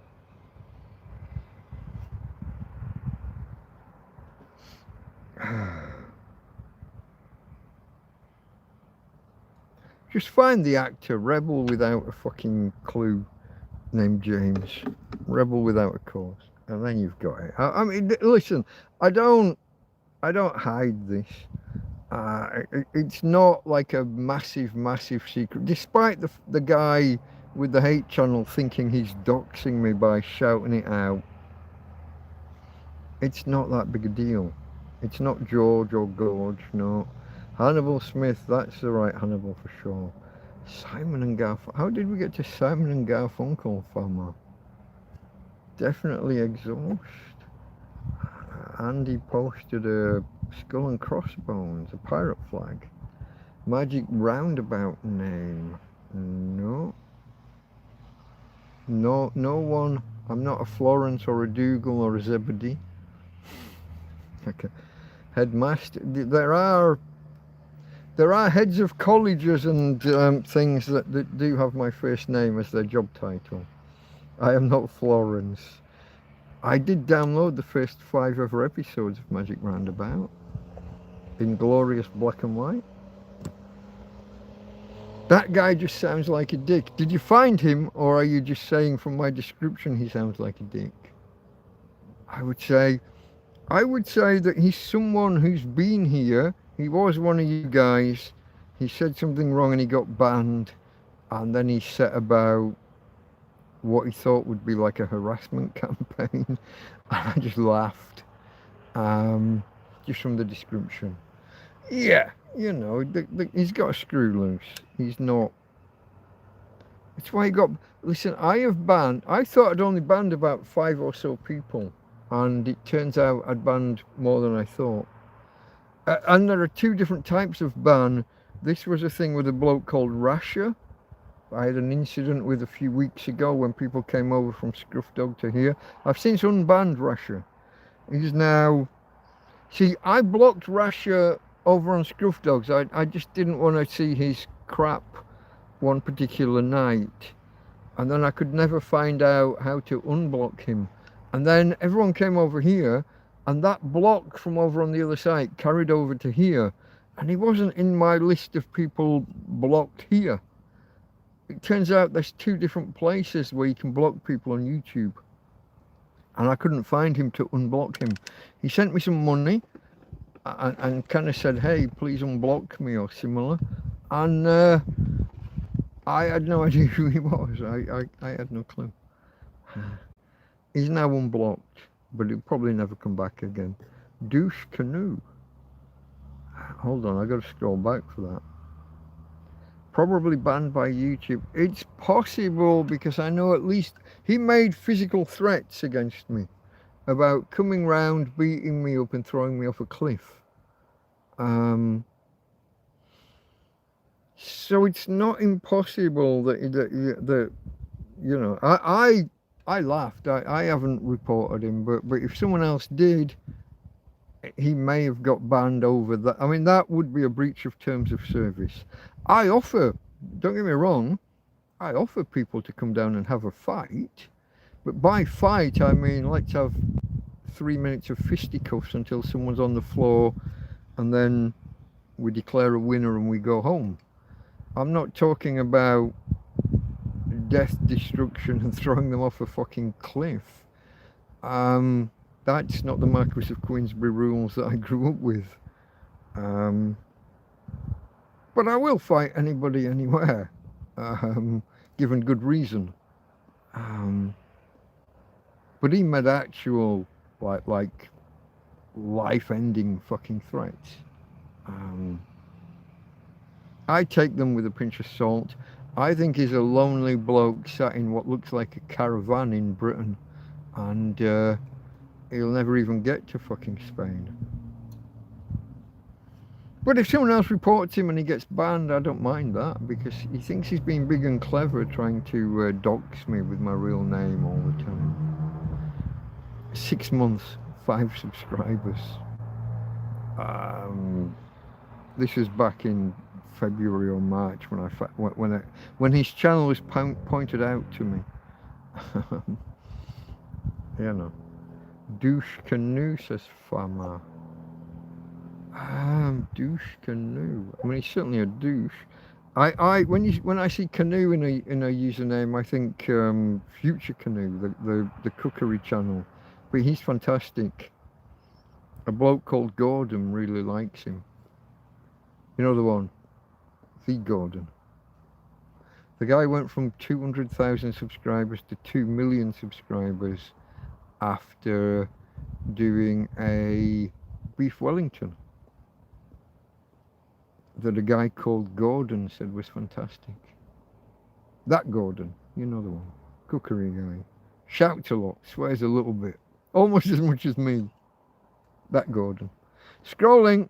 Oh, fuck, I nearly pushed the whole fucking setup over. Or if you block or ban them, they probably won't come up anywhere. Yeah. Boeing said Zebedee. Indeed he did. What is Zebedee meant to be? Is he a fucking strawberry or something? I don't know what Zebedee's actually meant to be. He's like got this red head and some arms on the top of a big spring. Is he a Jack in the Box? Is he a Jack in the Box that escaped the box? Is that why the spring? Boing. I guess so. Tina girl, you're making a lot of noise. I don't know what that's about. Hello, babe. Can I get a cuddle? Yeah, I'm not shouting at you. I just wondered what all the noise was. I guess he's a Jack in the Box. I don't think it's ever stated. The Magic Roundabout's an interesting program, folks. It was in French, I think French, but could have been Eastern European. And this British guy, Emma Thompson's dad, you know Emma Thompson, the actress, he got hold of it, didn't understand any of the original language, or didn't know what so just told his own story based on what happened. His story is not a translation of the original. He just made shit up.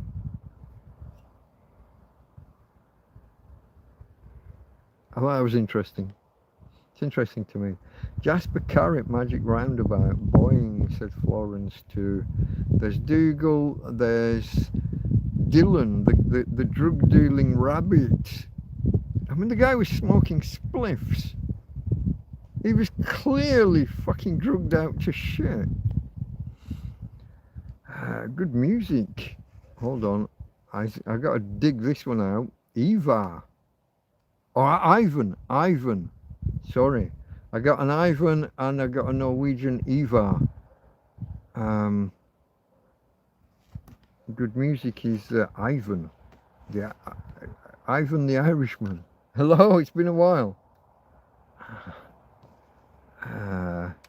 We're not alone, says Farmar, and there's a link. I can't follow it, so I don't know. We're not alone. Is this the truth is out there? Is this an aliens thing? Mike just told us his name. I gave a lot of clues to it. I don't know whether I told you it, but Anglo-Saxon for I thought it was Welsh for valley. All my life I thought it was Welsh for valley. It's Anglo-Saxon for valley. Starts with a D, and yeah, you know, if you find that film star who died young, rebel without a cause, his surname, my first name. Yeah.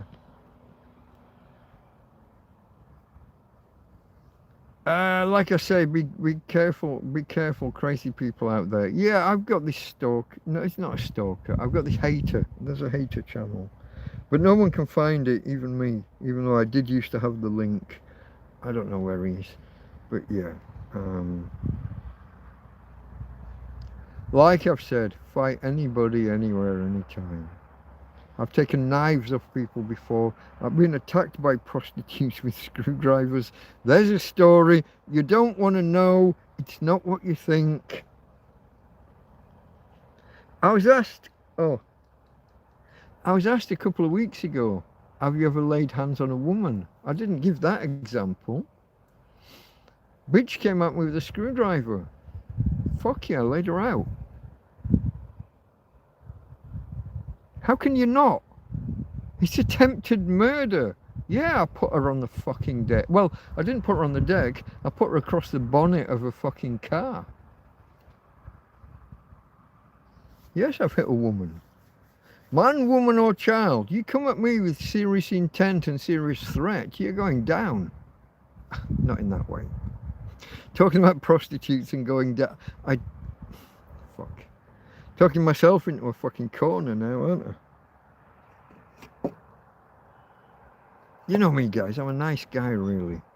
I'm a nice guy who knows how to wield a fist.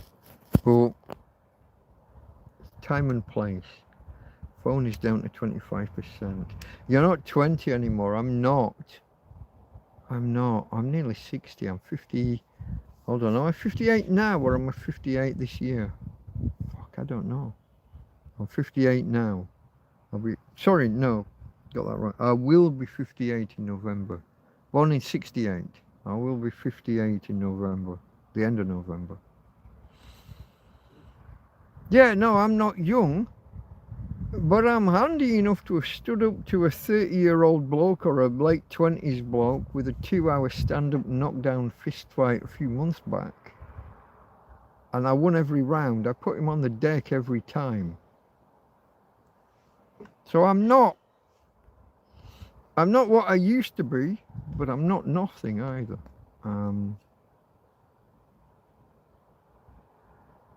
He ended up in hospital, what can you say?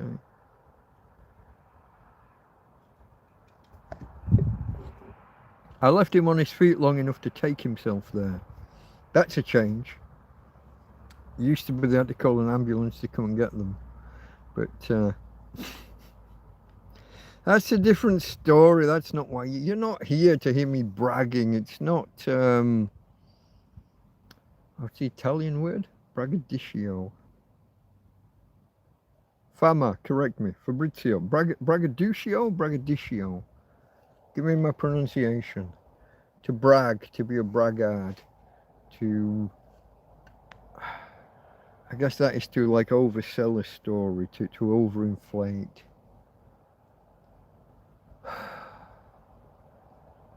Okay, folks, I have got an empty glass here. I'm just going to finish this. It's a can, not a glass. This is, I've been here 1 hour and 44 minutes, according to the timer here. Possibly longer, depending on outages. No, about 1 hour and 44. I'm going to go and get the next one. Hey, Tina girl. You've had your food. You've had some water, yeah? I haven't heard you have some water for... Oh, bounced all the way back. Have some waters. Tina's water. Yeah. You can listen to Tina drinking her water. I'm going to go and grab another beer. When I get back, oh no, there's a lot of moths and insects in the bottom of my cup. I was considering making a cup of coffee. That's not going to happen. Not with ants and moths in the bottom of my cup. Give me a second, folks. 30 seconds, maybe. Oh, fuck, I nearly fell over. Sorry, Tina. I was trying to dance around you. Oh. Oh.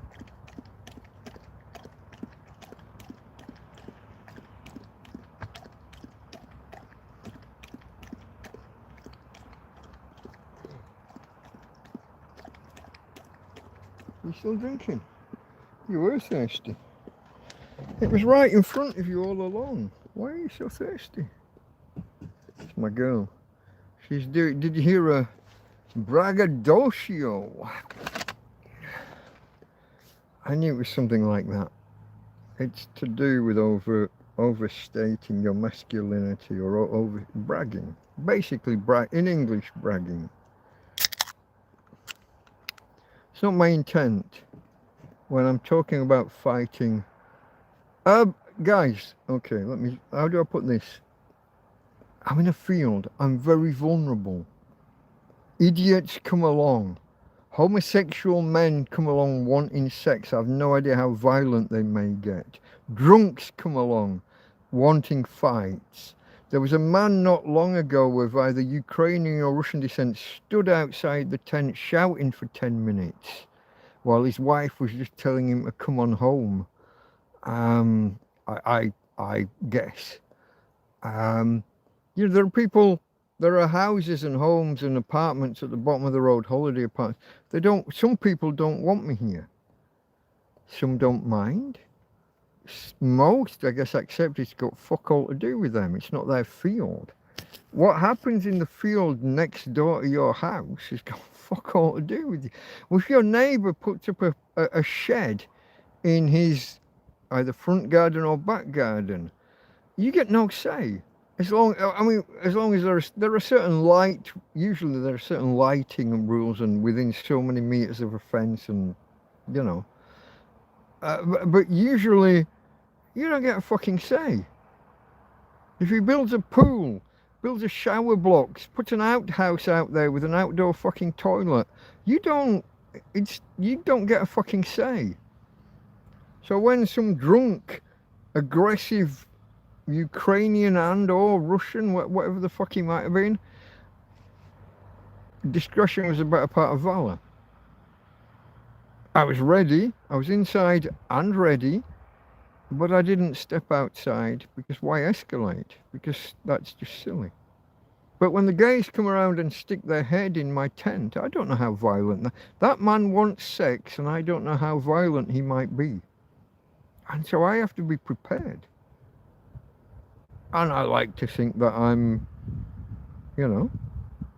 like most men. You watch Clint Eastwood or John Wayne, you like to think that you're a handy lad. It's just that. It's not bragging. I don't think it is. It just happens that I am better prepared than most.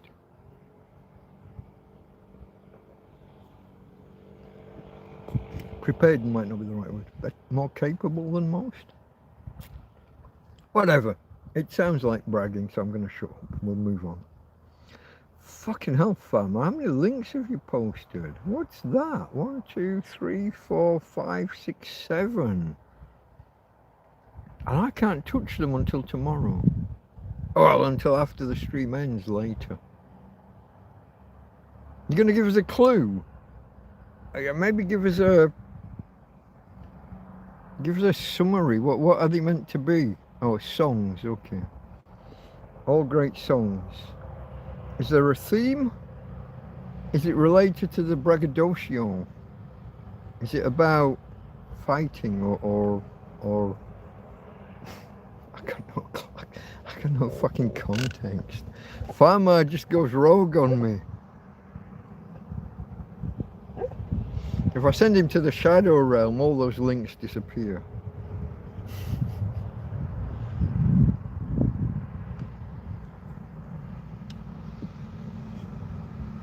Oh, Chippy.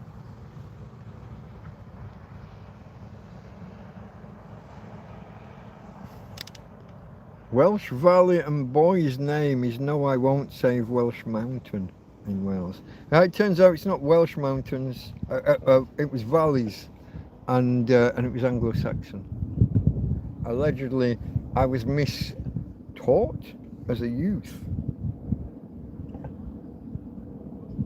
Which is it's always interesting when you're told something as a kid and you then just, like you're a sponge for knowledge, you take it in forever. And then it transpires it's incorrect 50 years later. So that's not even me misremembering. That's me remembering, but having been taught wrong. And so for 50 years I've been under the misapprehension that my first name was a name for valleys in Wales. Anglo-Saxon.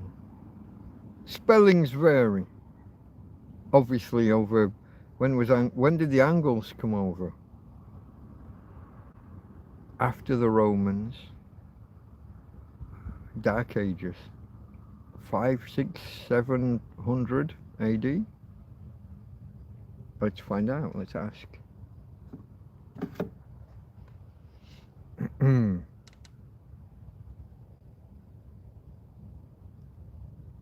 That would be my guess.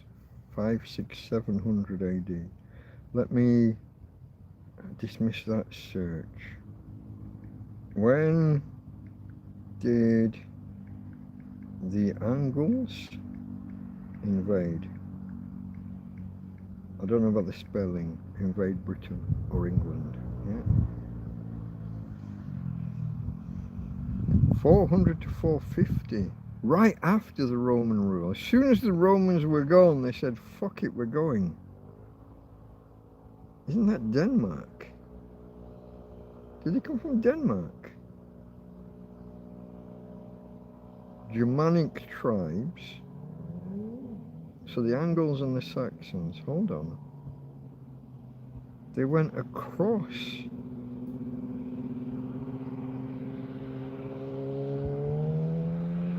They're not, the Angles weren't Vikings, no? It's 200 years too early.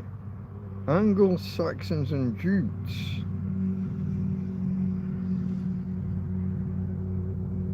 You're showing me a map. What's that protrusion there?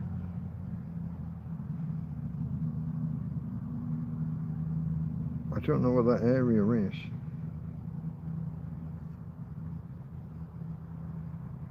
Hold on. Let me go back. So there's the when. Let me ask where? Where did the Angles invade Britain from? I've just watched a picture, but I want to know what country. Modern day. Angeln, a small district in modern day northern Germany, Schleswig-Holstein, near the Danish border. So it's not Denmark, but close.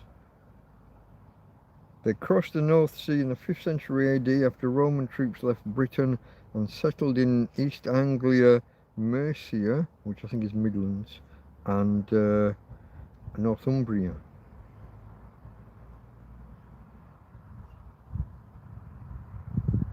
Neighbouring tribes, they lived alongside the Saxons from Saxony and the Jutes from Jutland in Denmark. Their name lived on, became Angleland and distorted to England in time. Vowels, Angle, Engel. Yeah, vowels are always the first to change. Consonants are more difficult to change over time, but some do. T's and D's, M's and N's. We discussed the other day about how napron became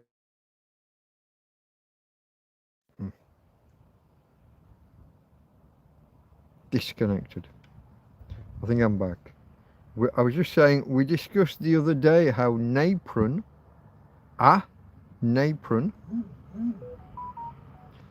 became an apron. The N disconnected from the word.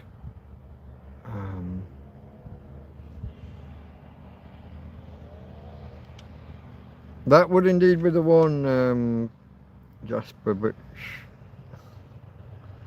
Robert, hello Robert.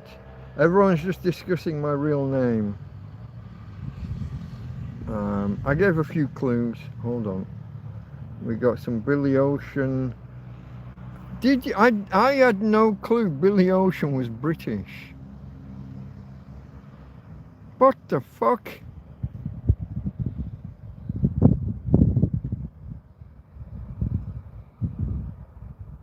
I watched one of those Americans reacting to kind of 50 bands or singers or something that you thought were American and aren't.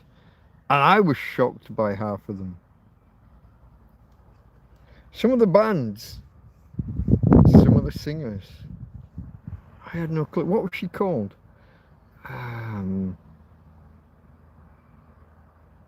She has a good channel. I like her. I can't remember her name.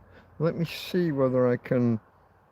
I have got so many of my own videos to go back through and try and give you some notes on when I say things. I don't want to commit myself to things that I won't live up to. But let me see. Hold on.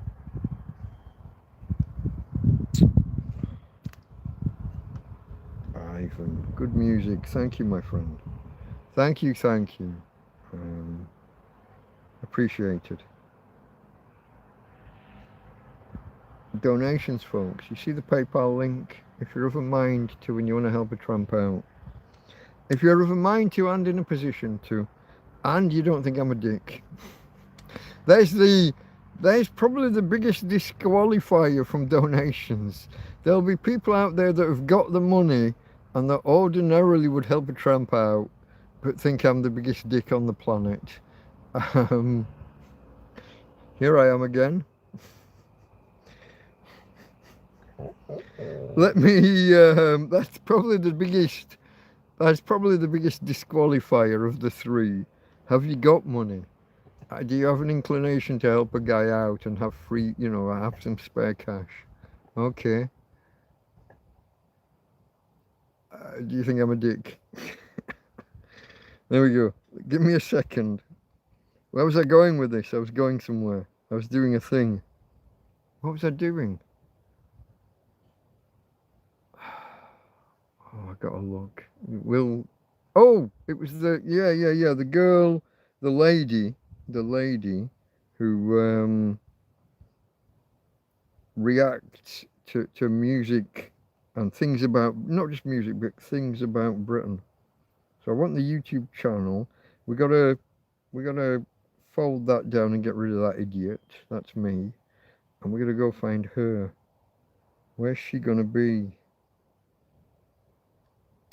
She might be in. Oh, Future Canoe's done a video. And Disparu. Okay, I've got lots of videos to catch up on later. Forgotten British TV is a good channel as well, folks. Don't forget that one. I mentioned a few days ago. UK Urban Prepper. I was in a discussion with Mike from UK Urban Prepper earlier. Professor Tim and me had a little bit of a. We were talking about Shelley and Byron, but that's Tramp in a fucking field discussing poets from the early 19th century.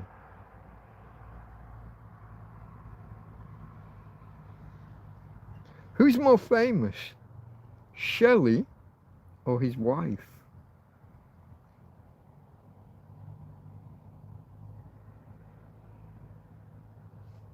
Mrs. Frankenstein, as it were.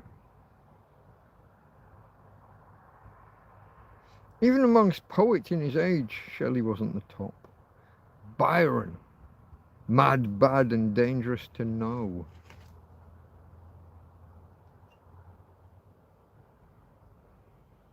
I think he was outclassed by his best friend and by his wife.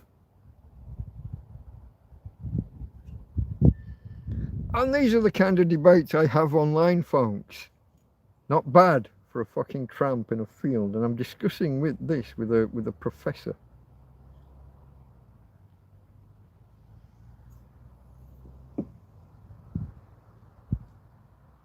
Anyway, onwards. See whether I can find her. Her channel's called something UK edition. She does reactions to UK and a separate thing of reacting to Europe. Why do I not remember her name? Because I'm an ass. If I have to scroll back to yesterday's alerts, I won't be happy. It looks like I might have to. I don't remember. This might be one of those watch this space and I will endeavour. Inspector Morse. Captain Cook. How many of you know the connection between Captain Cook and Inspector Morse? Well, I said it.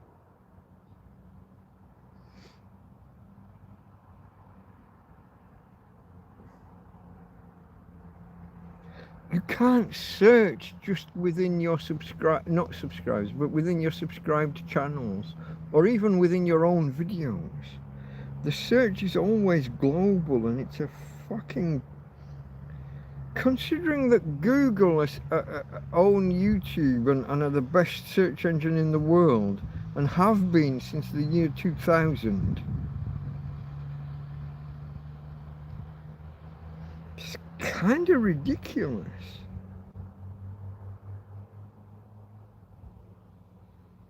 I'm going to give you a gentleman.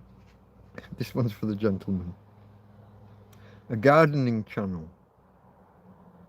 Chloe space Taylor.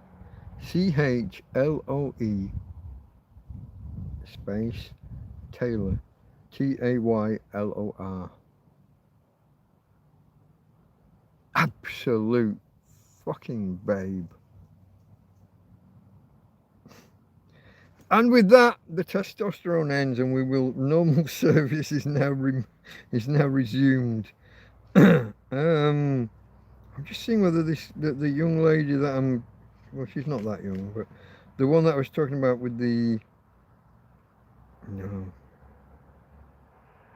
I will have to come back to you with the Runaway American UK edition. Try a search term, something like that. Runaway American, there might be a hyphen. Then there's a UK edition and there's a Europe edition, because she reacts to UK and then separately to Europe on a different channel. Runaway American. I don't remember the lady's name. But I like her. I like her outlook and Billy Ocean. Okay, I'm at Forest of... It's the Forest of Dean. Let's not fucking keep mincing words. You can't type it. Do not type that 4-letter name beginning in D and ending in N. Hello, Robert. You cannot type that word. Either my first name or my surname. Either one will get you banned, probably. Much love to you, fam, says Robert. Ivan, have a beer on me, Mike. Gotta go work tomorrow. Thank you. Appreciate that, my friend. I think I said it before, but thank you. Good night, all. Took me a second to remember whether it was Ivan or Ivar, because the both of you arrived at the same time. I gotta be careful what I say. He's not been back. I unbanned somebody a while ago who had apparently been accidentally banned. I don't know why he's not come back. Maybe I can't communicate with him. I don't know if I have a communication channel open with him. I think maybe he sent me money via PayPal in the past, so I think I could. I don't know if you know, but PayPal allows messaging now with people who've sent you money. I might be able to dig back through past comments, past transactions. I might be able to go back to him and say, "Hey, mate, don't know how, who, how, what, when, why you got blocked, but I've undone it once I learned where and how. Took a while, because like I said, there's two different places depending on circumstances."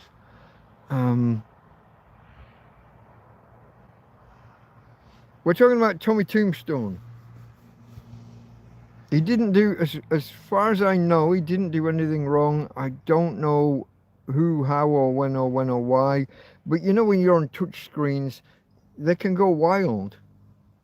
Sometimes you get a blob of water or something on the screen and all sorts of clicks happen. I don't know if it's that. I don't know if someone had a falling out with him. I only have 3 moderators and they all tell me it wasn't them. It wasn't me. Certainly not deliberately. Come back, Tommy Tombstone. All is forgiven. Not even forgiven. You didn't do anything wrong, mate. That's even the wrong phraseology, wrong terminology. I'm sorry. Even that's wrong. Percy Bysshe Shelley versus Lord Byron. And Lady, was she Charlotte? Lady Charlotte? That kind of denounced him or pronounced him as mad, bad and dangerous to know? I think Charlotte. His daughter was the world's first computer programmer. Is that right? Was that Byron's daughter or Shelley's daughter? Oh, it might be Shelley's. Charles Babbage, Lovelace, Ada Lovelace. Hold on. Oh, now I'm off on one, folks. I'm taking a fucking tangent from a fucking tangent. You're gonna have to ride this one out with me. I think she's Byron's daughter. Mad, bad and fucking dangerous to know. Ada Lovelace and Charles Babbage. Ada Lovelace. Ada Lovelace was the world's first computer programmer. I promise you. The first coder. Here it is. It says it there. It's not just me saying it. I know it's backwards, but you can read backwards because you are the clever guys. The first coder. Question mark. Let's get the... Oh, did I do the search in fucking YouTube rather than just in Google? I don't want a video about it. I want an actual Ada Lovelace biography. Let's do it in English. 1815. Oh my God, 1815 to 1852. 37 years. Folks. 37 years old when she died.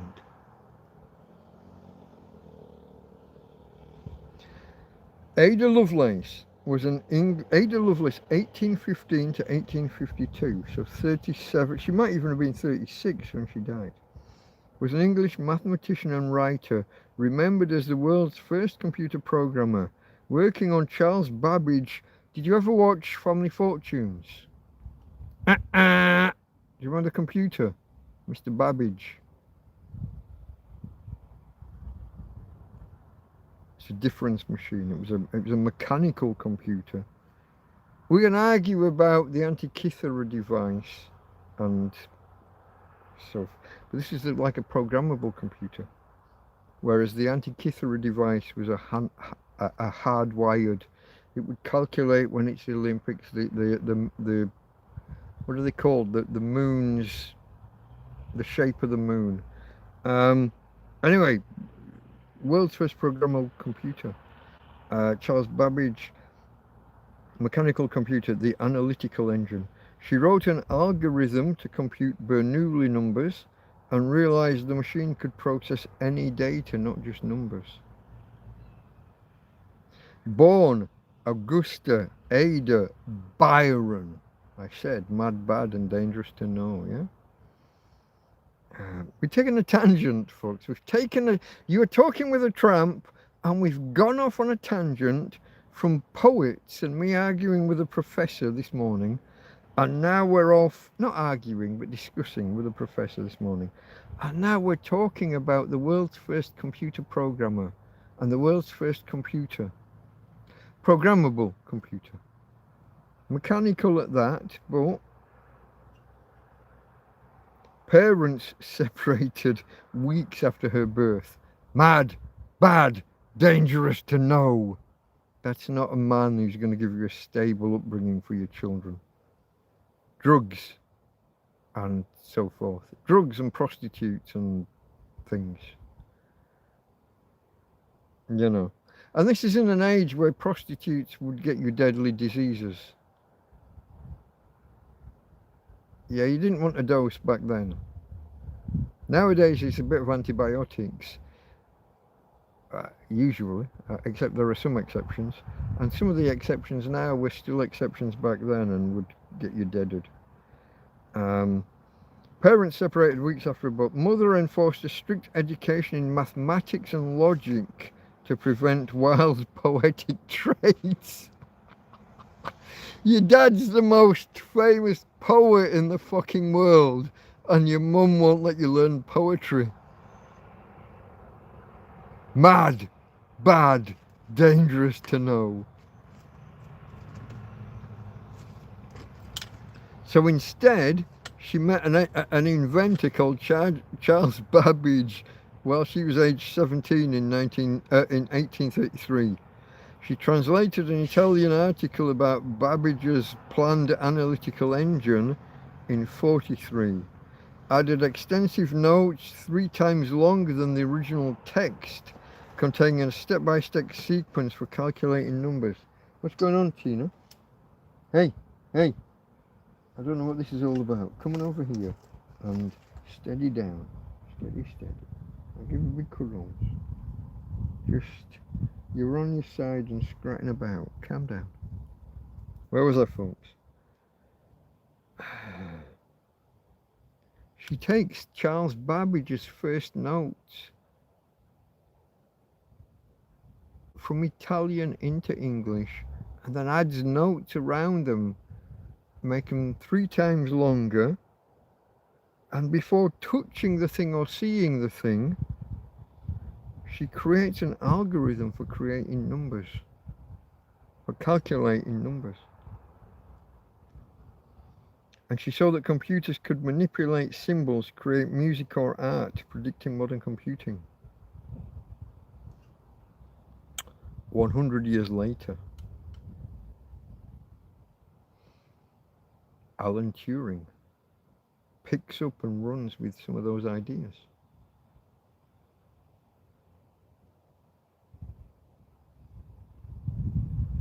Electrical computers, not just mechanical. And a post office technician, Tommy Flowers, picks up on Turing's ideas,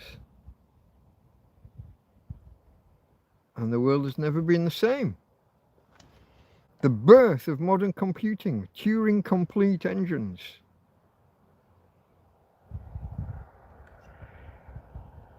Ada Lovelace and her dad, mad, bad and dangerous to know. And you just learn all this from a tramp in a field.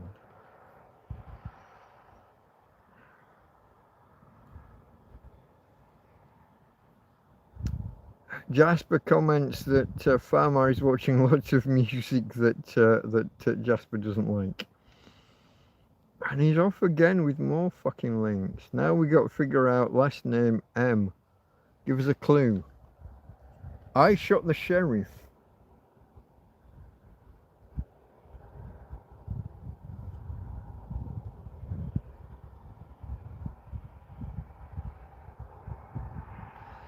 You don't need to fucking know. Why do you need to know my fucking real name?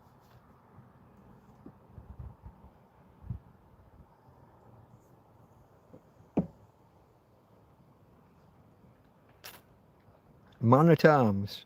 The guy in charge of the weapons in a castle.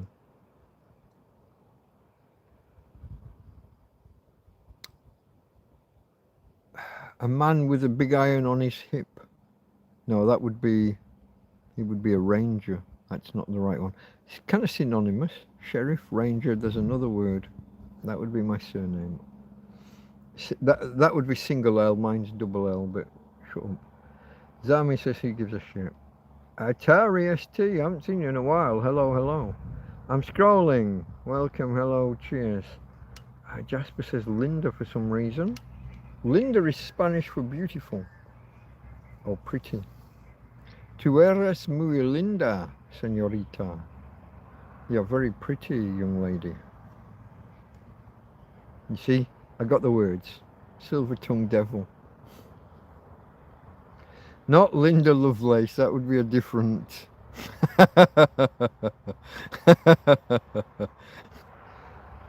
Ada Lovelace. Oh, okay, that's why he said Linda. Okay, I get it. It's the Lovelace thing. Ada Lovelace, Linda Lovelace.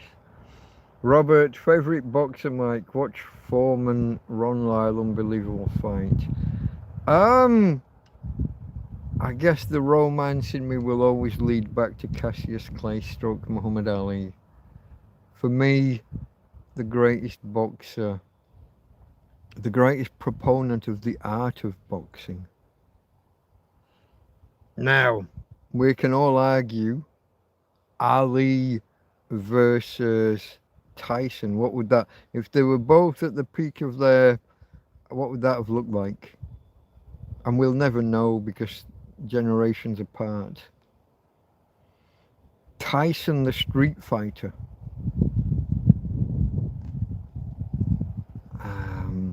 In the same way, Mike Tyson versus Tyson Fury.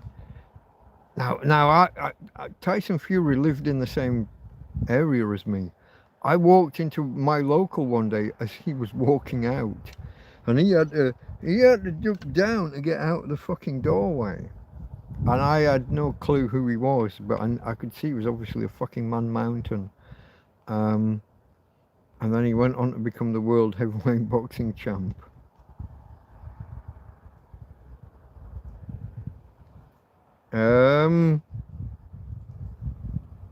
Tyson Fury, Mike Tyson, how would that go? But for me, it's probably the romance of it. It's probably just looking back at the history of it. I think Muhammad Ali was earth-shattering. The dancing, the floating, the movement, the footwork, the speed at which he could avoid a punch, whether in the ring or not. I mean, he even starred in a film about himself. The man was like fucking grease lightning. You threw a punch right at him, and you missed.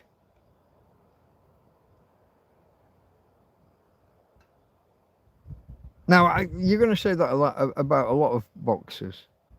I think I'm getting rained on.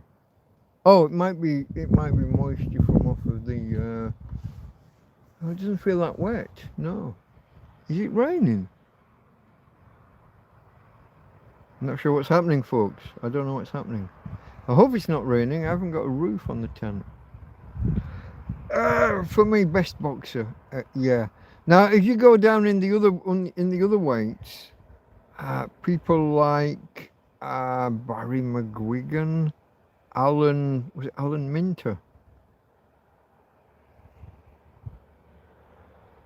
I think that was his name. I thought he was very good.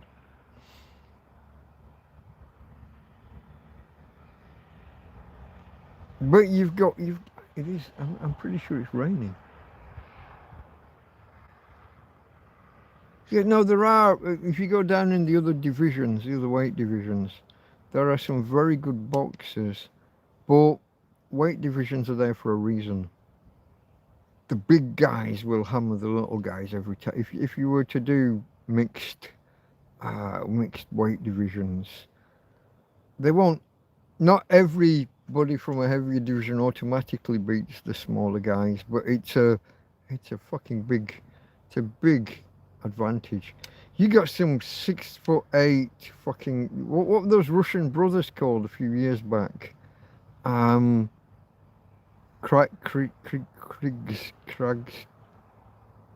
I don't even remember. Were they Russian or Ukrainian? I don't even know. I don't even remember that much. There was a pair of brothers and they were both really good boxers. World champion type level. But it's some 6'8", 25 stone fucking bruiser. He's not going to have any problem with any middleweight guy ever. Because he could just stand there and let them fucking hit him. It's like the tall guy holding the dwarf back. It's... Yeah, anyway. Scrolling. I did like Marvin Hagler. I did like Marvin Hagler. Your Sugar Rays. What do you got? You got a Sugar Ray Leonard and a Sugar Ray Robinson. Is that right? The two of them. Again. Great in their divisions. Joe Bugner. Hold on. What's going on back here? Who did Joe Bugner hit somebody? Did he deck them or rock them? Tommy Cooper, Lord Muhammad Ali? What did Joe Bugner do? Did he floor Tommy Cooper? Tina! What's going on? Dog! Joe Bugner hit somebody and rocked them, and I don't remember who it was.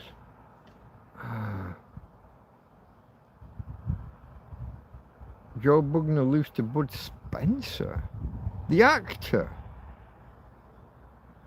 That can't be right. Now you've got me, Jasper. Now I've got to check that. Was Joe Bugner Australian? It's kind of half British, half Australian. There's a connection there, but I don't. Hold on now. Now I've got to. Now you've got me questioning my own memory. Tina, if you carry on, I'm gonna get fucking angry.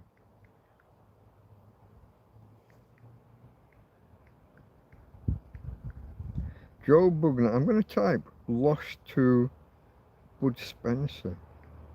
I have got a weather warning about rain. That's come from fucking nowhere.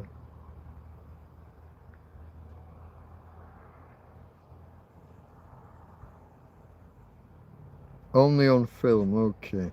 Heavyweight boxer Joe Bugner lost to actor and former swimmer Bud Spencer only on film. They never fought a real boxing match. It was an act. Okay, it's in a film.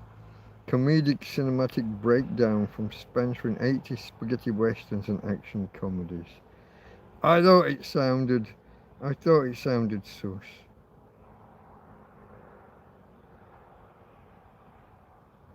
Real boxers wouldn't lose to actors. Bugner fought real boxing legend. He did fight Ali and Joe Frazier. Tommy Cooper knocked Ali down. He might have been Cassius Clay at the time.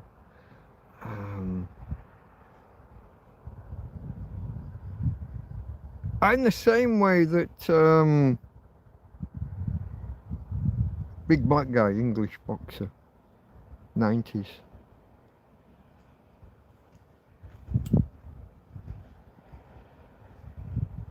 Frank Bruno knocked Mike Tyson down, didn't he?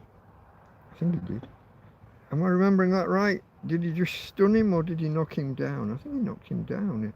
I was at work, I was a security guard, 1989. Frank Bruno knocked Mike Tyson down, question mark.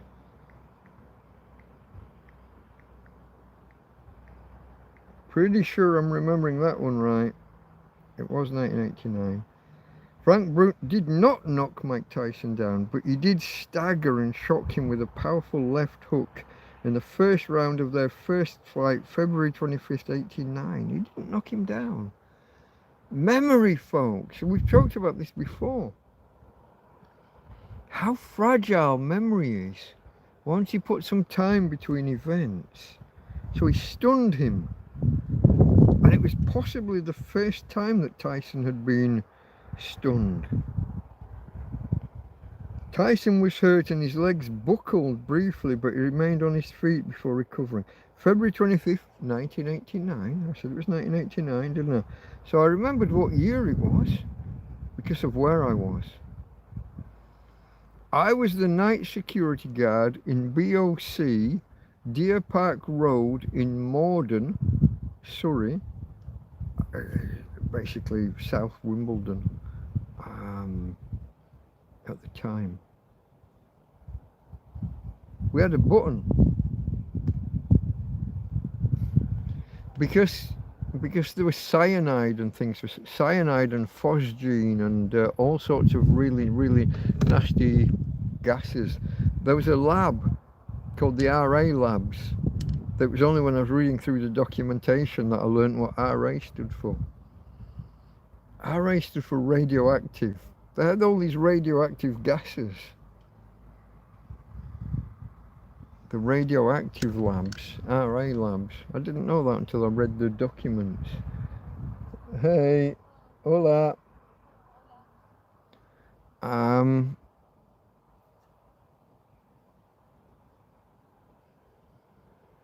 That's nice. People walking past saying hello at, what was it, 1:30 in the morning, 12:30 in the morning. Where am I? Distracted myself. The radioactive labs, RA labs. We had a button. If we came under terrorist attack, there was this big red fucking button. And if you hit that, men from Hereford were supposed to arrive and abseil down from helicopters and things. If you know the ones. Do you know the men from Hereford? There's 3 letters. Well, 2 of them are the same letter, but you know the ones. Starts with an S, ends with an S, has an A in the middle. We were assured. We had this red phone and a panic button. If anything bad happened, we were supposed to hit that button and hide under the table and wait for things to resolve themselves. If you took one of those canisters of cyanide, Tina girl, you are really getting on my fucking nerves tonight. If someone took one of those, these tiny canisters of cyanide, if you took one of those and fed that into like the aircon unit in the Houses of Parliament, everyone was dead. Everyone would be dead. So we had a panic button and guys would fly out of the sky, allegedly. We never tried it. I was in jail with Frankie Cotner. John was his brother. Frankie Cotner. I don't know if I'm going to carry on putting up with that. What are you doing?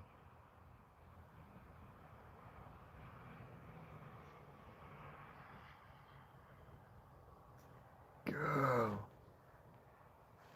I knock everybody out, says Robert. Pat Roach, the wrestler, and Auf Wiedersehen pet star. Yeah. Strongman, rugby player, nightclub enforcer, renowned street fighter. He was a unit, wasn't he? He was a big lad. Oi! I've had enough. Get the fuck over there and stop it. Dog. Love her a bit, but just every now and again, she just gets in one. She's like hitting my chair, continuous, and scratching around it.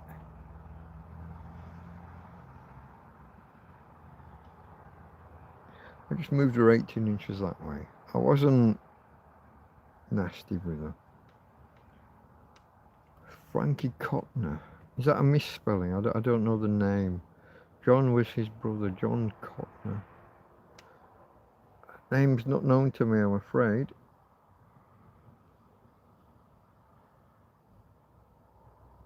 Pat Roach knocked out Henry Cooper in a nightclub. Really? Yeah, he was a wrestler. He was a wrestler, not a boxer. I think I said wrestler. A whole bunch of comments that weren't here have all just arrived at once. I'm just looking at them now. Strongman rugby player, nightclub enforcer. I knock everybody out, says Robert. I don't believe you. You could not handle a Delta Mike, says Billy Joe. Who knows? I don't fight for the fuck of it.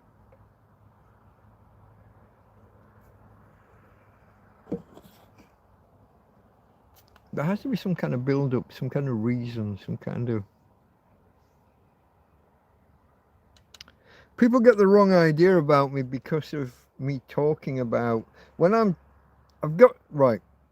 talking to you guys, I've got to keep talking. What am I going to talk about?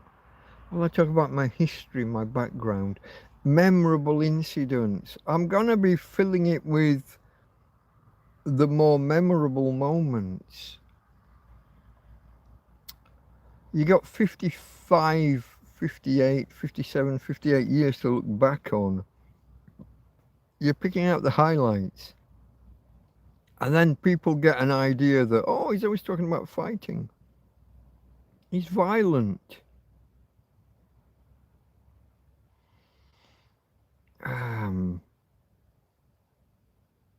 I've saved multiple people's lives.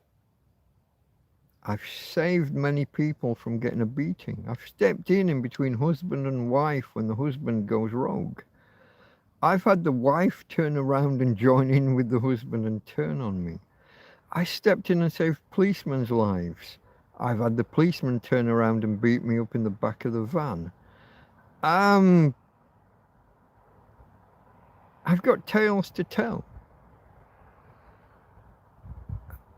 But out of 58 years, these are not everyday events. I'm not that guy.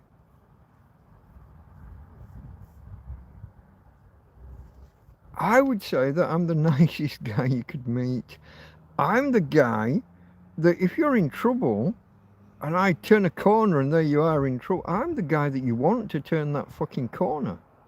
I move towards trouble when there's trouble. I did it here when there was almost a car crash at the top of it. It sounded like there'd been a car crash at the top of the road 2 seconds into a live stream, and I went that way to see if I could help. That's me. Someone was breaking into the garage. I went that way, 4 o'clock in the morning, carrying a fucking disabled dog. I went that way towards trouble.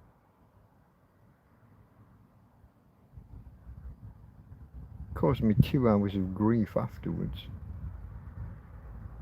And the police still haven't responded to my fucking 112 call, which is the equivalent of a 999 or a 911 call. That's the European emergency number, 112. They've still not been here to ask me what I was calling about.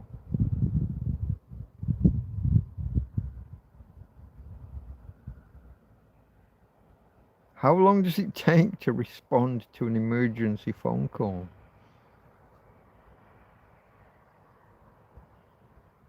I'm the guy in the tent opposite Repsol. I've got this scrote here throwing rocks at me and wanting to fight me. I keep punching him and putting him on the ground, but he's still here and won't go away. Was basically the phone call. How could you not come and find me from that?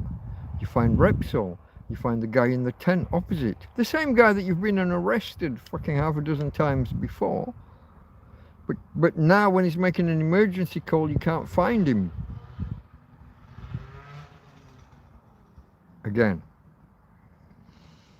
If I had a lawyer, the fact that they did not respond to an emergency fucking phone call should be a thing. You can't not respond. It's in the rules.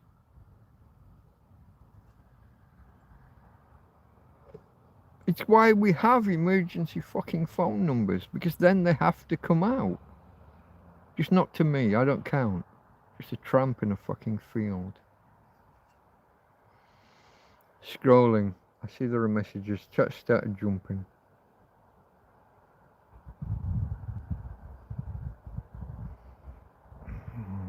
I'm scrolling backwards. I knock everyone. Okay, I saw that. That was Robert. Billy Joe says you could not handle Delta Mike. I took on 7 skurs and won. What's a skur? 7 skurs. Scars, scores, scours, sours. No, I'm assuming it's a typo, but I can't translate it. We're on the lookout for a roadman for a proper bout with Mike. I'm not. I don't want to fight. I don't want to fight people. I mean, I've offered the police as part of like a charity thing. They refuse. But other than a kind of a friendly exhibition bout with no like ill intent. I mean, once you step in the ring, it's ill intent. But you know, I'm not going to flower it up any. But I don't want to. I don't want to like find a tramp for a fight. Find another homeless guy who wants a fight. That's, what would you say, a bit crass, a little bit. If it's not raising thousands, then it's not worth doing. In my humble opinion. I ended up in front of the governor. Were you in prison? 7 the skewers. I don't know what skewers is. I don't know what that word is.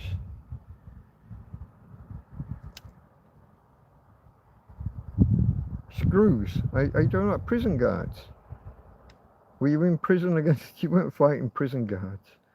Fling him off the cliff, Mike. No, you see, that's the threat the other guy makes. The guy with the my hater channel.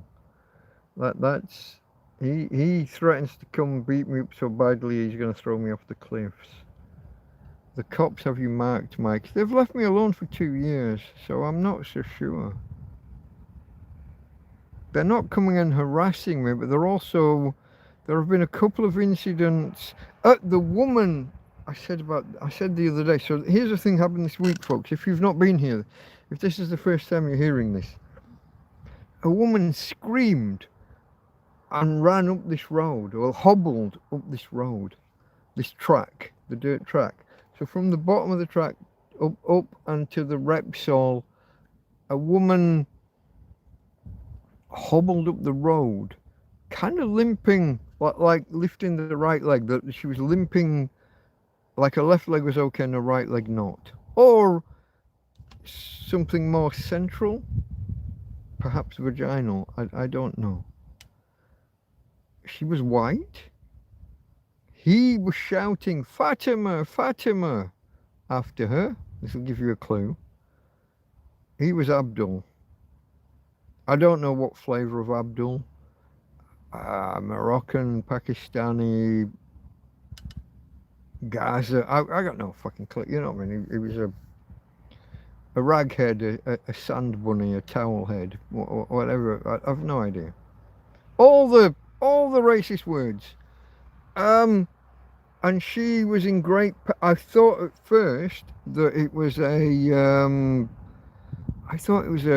tantrum from like a 2 or 3 year old. Full-grown woman in her mid-30s. I was going to say running up the road, like hobbling up the road as fast as she could, and a guy at the bottom shouting after her. by name, calling her Fatima. And she gets to the top, and I stand in the road to let him know that I'm there and he's not going to chase her. And so he stands at the bottom of the road. He stays there for an hour or two. His car's there all day long before it disappears when I wasn't looking. But I deliberately put myself in the road to send the signal like thou shalt not pass.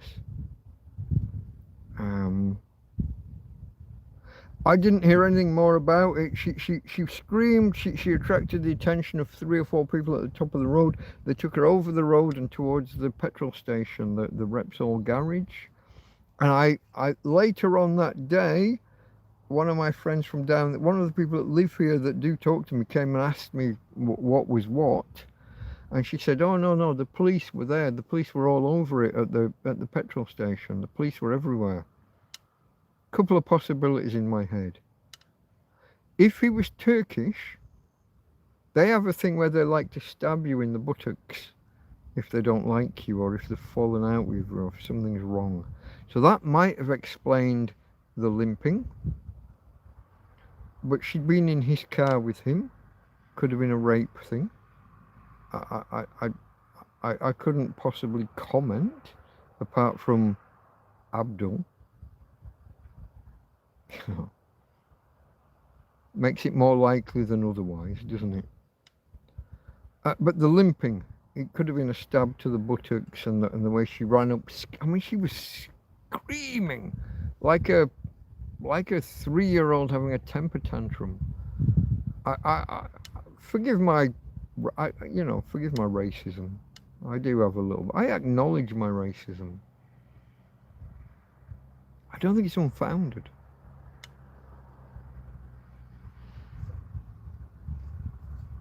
But I made sure, as best I could, that she was safe. I stopped him from following her or driving his car up to her or anything like that. I made sure she got to a group of people who then took her towards the garage. Now I thought, if you're the police and you're a detective and you're investigating whatever it is that has happened, stabbing, fight, sexual abuse, rape, maybe it's just like a partner abuse thing. Maybe he's just beating her up or something. And that would be like the best outcome, wouldn't it? If it's just a husband and wife falling out. Because Fatima is very much an Abdul name. And I know I throw about Abdul as a term. In the same way that the English were called Tommies during the First World War, the same way Jerry was called Jerry, Yanks are called Yanks. We have names for other people. I don't think it's racist to have a name for another bunch. That's not racism. We're Tommies or Johnnies or whatever. The Germans are Krauts or Jerrys. It's not racism. The Germans are the same race as us. How could that even be racism? Having a name for another group, an out group if you will, isn't racism, so fuck off. So I call them Abdul. And a lot of other people are starting to use the term. You could call them Mohammed, except that gets you your head chopped off because they don't like that.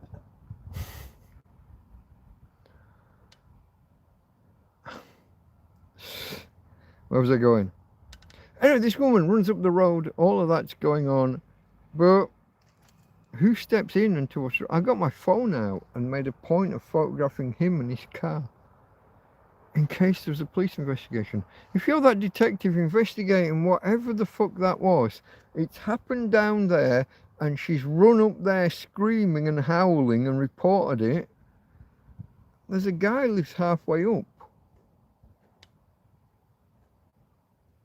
Wouldn't you come and talk to him? Hey mate, what did you see? Doesn't enter their fucking head.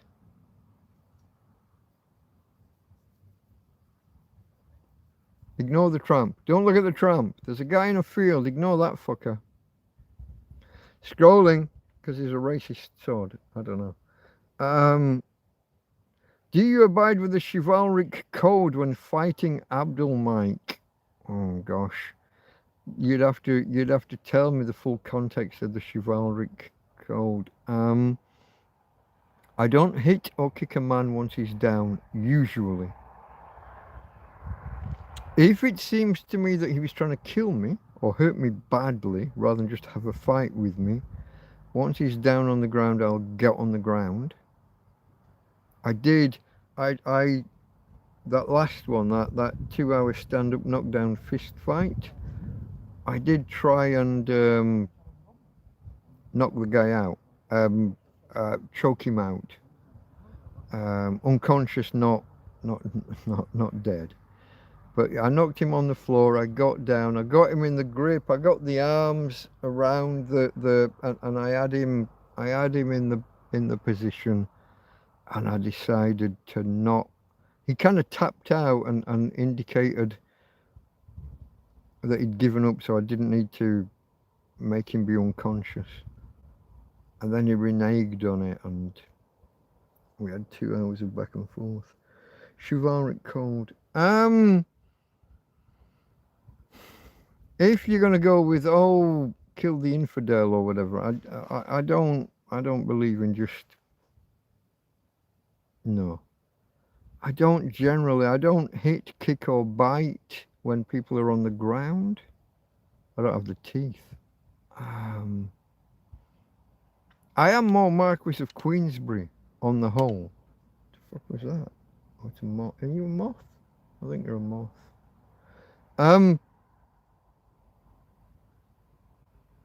I don't know. I don't know what the chivalry code is when it comes to the Crusades, etc. So I can't comment.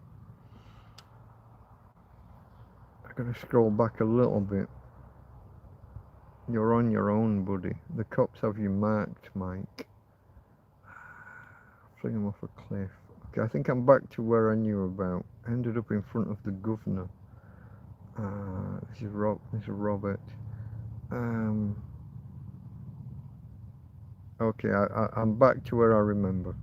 Keep a large fire extinguisher inside the tent if I were you, an electric powder one. Okay. Does anybody remember when fire extinguishers used colour codes? Now they're all red. Blue was powder, cream was foam, red was water, black was carbon dioxide. I think I'm missing one. Halon, green. Fuck, we don't even allow halon anymore. It's a little bit toxic. If anyone doesn't know, halon has a chemical reaction in the presence of heat, stroke fire. And the vapors, it soaks up oxygen. It's kind of deadly for anyone near it. And the computer rooms, the server rooms back in the 80s and 90s were all halon. If you were in the computer room and the fire alarm went off, you were dead. Yeah, true story. And we were told this, and we all just laughed and carried on. And then I'd walk into the computer room 8 times a night, checking as part of my security duties. Probably before I knew that RA labs stood for radioactive labs. Probably.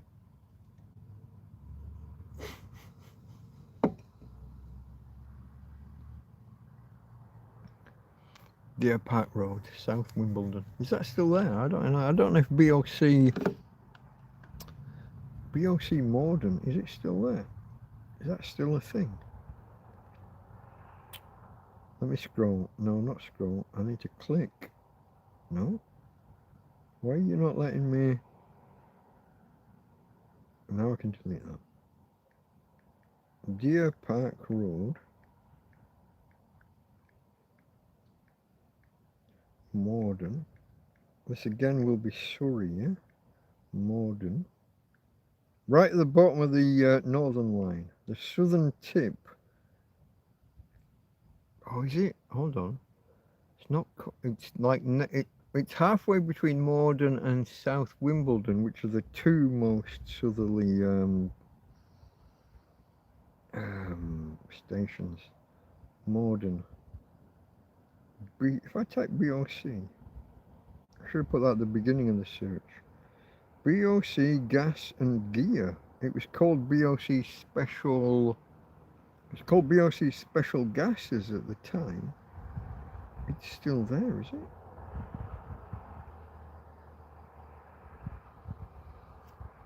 It's a store. Like a shop? It's not a shop.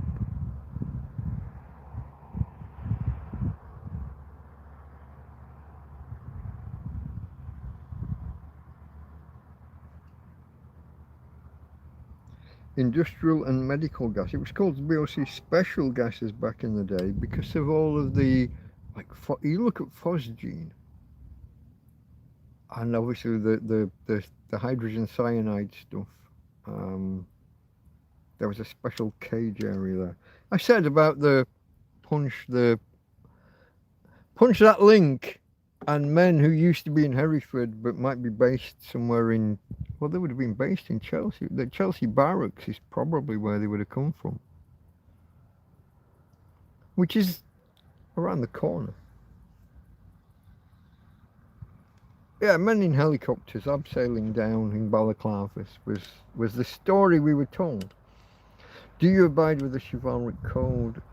Billy Joe and Atari ST, they're talking. I'm not sure about what.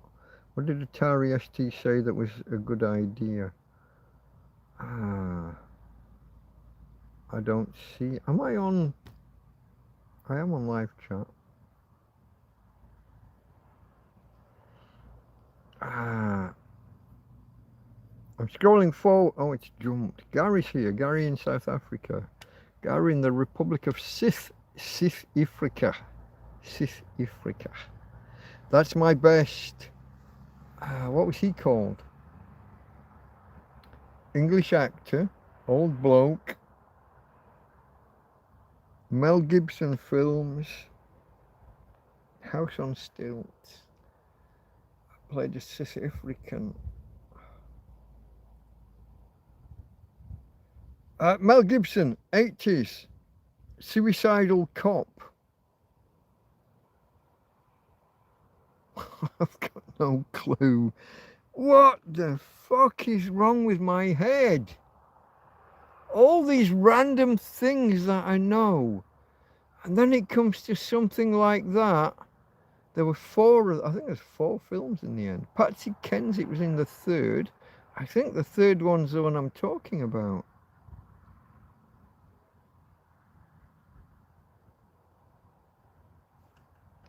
Old bloke, white hair, posh English, playing a South African. Not Steven Seagal. No.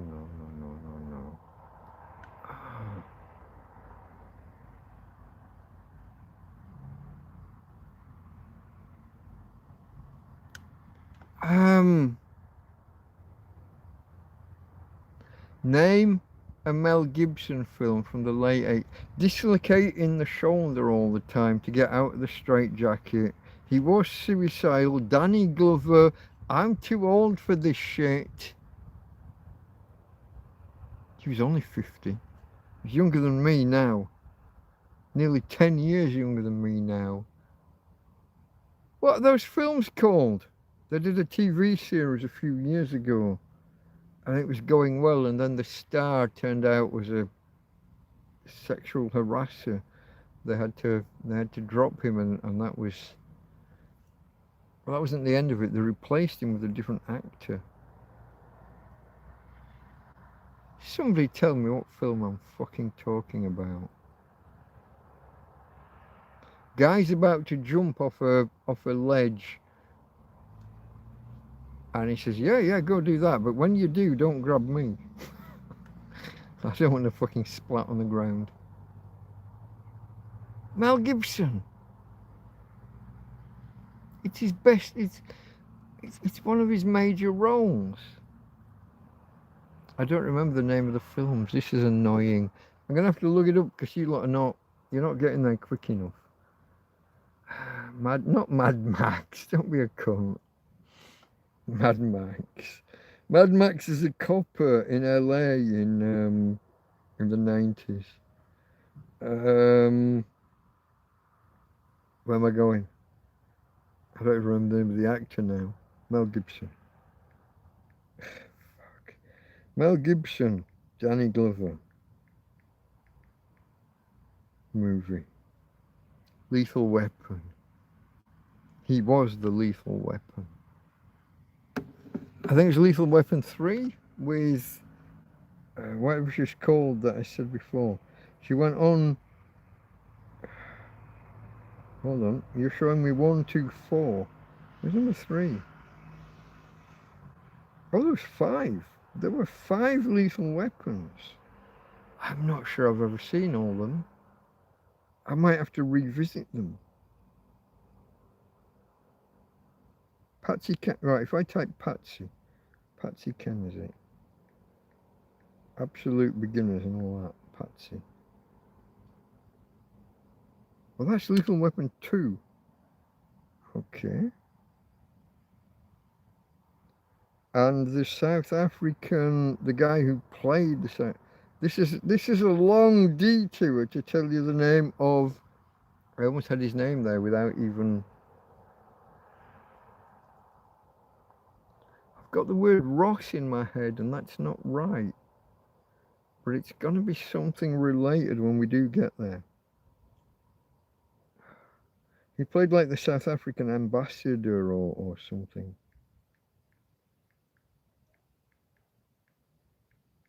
The South African character. Because that's going to annoy me. You know how my head is, folks. Once I've got a Rika van der Haas.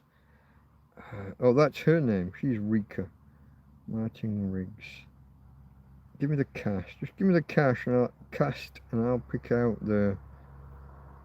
You haven't offered me the link at all. There's no link to the cast. There's a whole page, and they did not even give any links. You no longer get links to websites.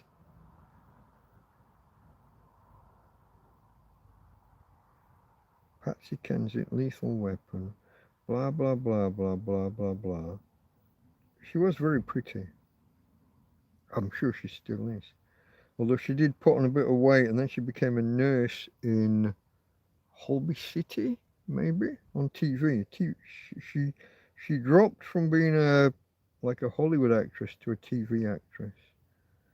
I've got this word, this os sound stuck in my head. I also want to say Yorkshire. I don't know why. Let me go. Let me just do cast. Just change that fucking word for cast.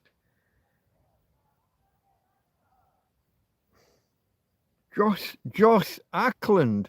I told you I had os stuck in my fucking head. Joss Ackland. And I bet he's from Yorkshire. He might be from. He might. Let me. How do I get rid of that? I told you I had os. It's in there, folks. I just can't get it out sometimes. Joss Ackland. I'm gonna bet he's from the north. Clovelly. Born in North Kensington. Oh, that's not what I'm thinking. BAFTA.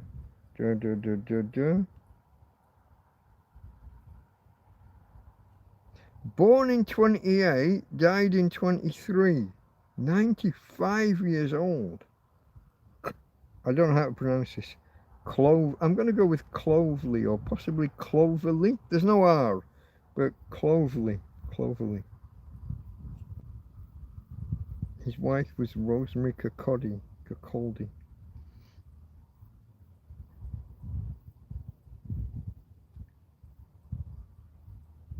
Oh, this. Oh, now I'm losing it. Now I'm losing it. His real name: Sydney Edmund Jocelyn Ackland. The Joss is Jocelyn. Fucking girl's name. What are you doing with a fucking girl's name? Jocelyn. And oh, who needs two middle names? How posh do you have to be to have two fucking names? Two middle names. Get the fuck out of here.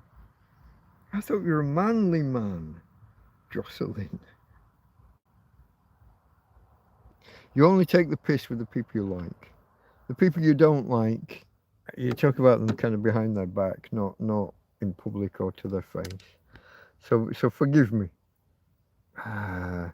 They used to throw those glass round bottles to out the fires out back in the Tartarian times. What the fuck's a Tartarian time? This is for educational purposes only to Foundation Mike's hypothesis on Abdul. Okay. M-O, another O, diddly, Y, moodly. Fuck, I'm lost. Top of the morning, Delta Antina, says Gary. Top of the morning.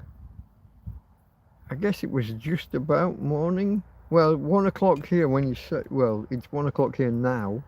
How long ago did you say that? How far back? I'm only 20 minutes behind. Yeah, you got to be careful when you start throwing the racisms about. But you know me and the words. I say the words.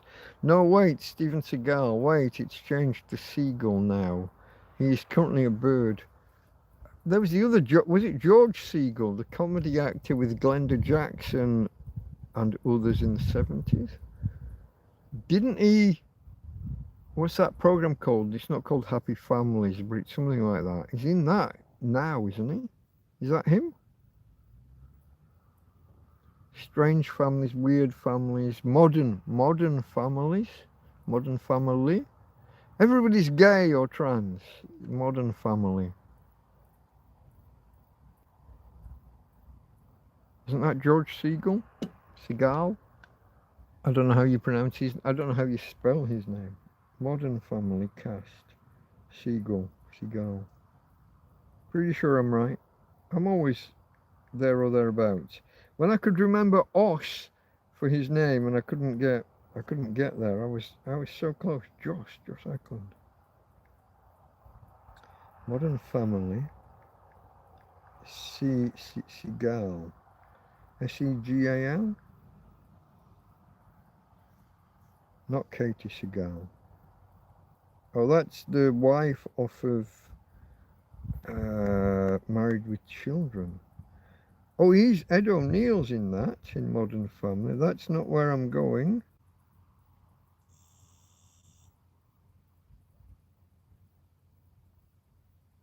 Someone find me a better answer. That's not where I was going.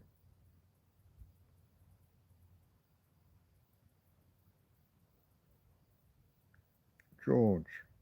I'm going to misspell it. Well, I'm going to type George properly. The Seagal I'm not sure about.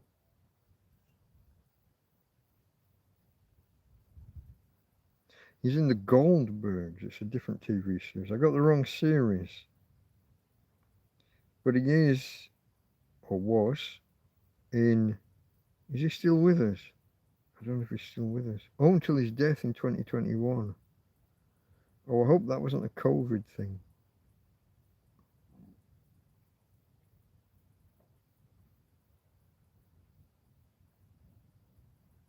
The Goldbergs. I'm not sure I've ever watched it, so I don't know why I would know that, or why I would have thought that. I have no idea. Maybe flicking through the channels.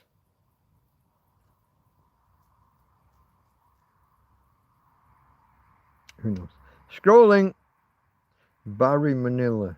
Barry Manilow. Barry Manilow. I liked Barry Manilow back in the day.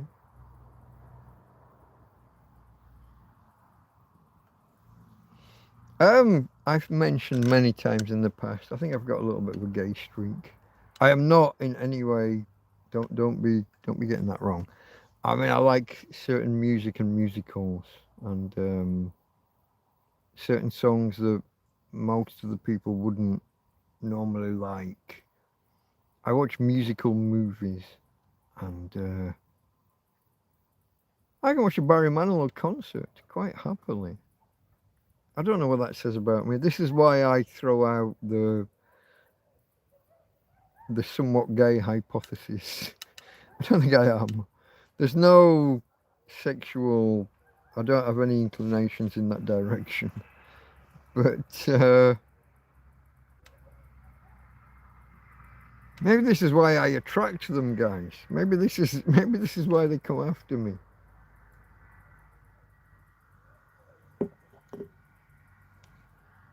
I tweak their gaydar somehow. I don't know. What would you do if you caught an Abdul injecting Patsy Kensit with heroin? I'd say, hello, Patsy. Is that what you wanted? Is this a consensual thing? And if it's not a consensual thing, I'll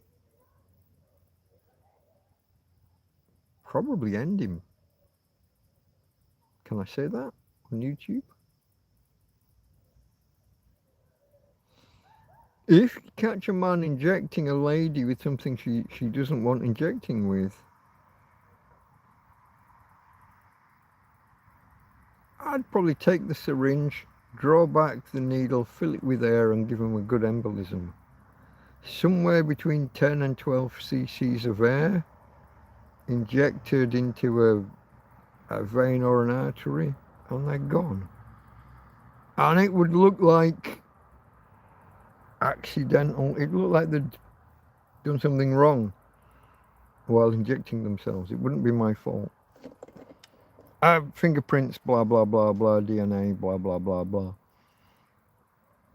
Take precautions. I'm not sure that I'm allowed legally or even within terms of service to say any of that. But why would Abdul be injecting somebody else with heroin? Do you remember a British TV series called Prisoners? Prisoners, plural. Prisoner Cell Block H? The Prisoner with Patrick McGowan?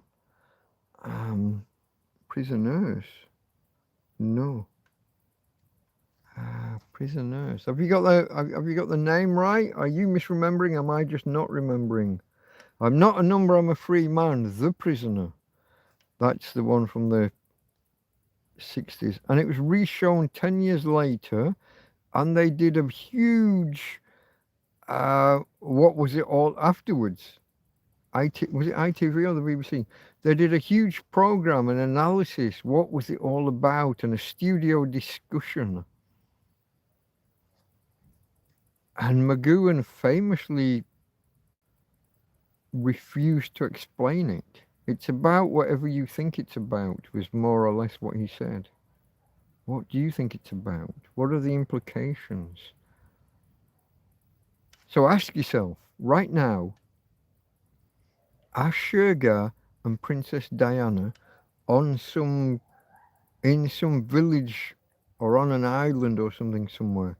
Is there a place where when you're really, really rich, really famous and you've had enough, you want to get away from it all? Is there an island or someone else wants to lock you up so that you're away from it all? Is there a village or an island somewhere where you go? You know too much. They don't want to kill you, but they don't want you out there in society. Is Lady Di, Princess Di, out there with Shergar? I mean, Shergar would be dead by now anyway, but Diana would still be alive, obviously, potentially. I tell you, I was watching. I fell asleep on the sofa that night, and when I woke up, they said there's been a car crash. The most literally at that point, if you remember back, folks, Princess Diana was the most famous woman in the world. like more than a Madonna or a Marilyn Monroe. You know how there are periods where there's that one, like a Beyonce or a Lady Gaga. There's that period where you are the most famous person in the world. They reported she got out of the car and walked away. The most famous lady in the world was reported as having got up and walked away. They never show this footage again. They never show those news reports. I woke up. The crash had happened in the underpass with the columns and all of that. And a guy who was there said she got up and got out and walked away. The most famous woman in the world got up, got out and walked away. And then they changed the story afterwards, over the next few hours. Can famous people, really like the ultra famous, those ones, the most famous man or woman or whatever in the world, Dodi Fayed, son of a multi-billionaire and boyfriend of a fucking princess, could they be on if I say on an island, you're going to be thinking about Epstein, but that's not where I'm going. Could there be a village? Could there be a place somewhere where people just choose, life's too much, let's get out of here? It's an interesting question. And that's kind of the question that the prisoner kind of proposed. Except he didn't volunteer to go there. He was like an ex-spy and knew too much, and we have to get rid of him.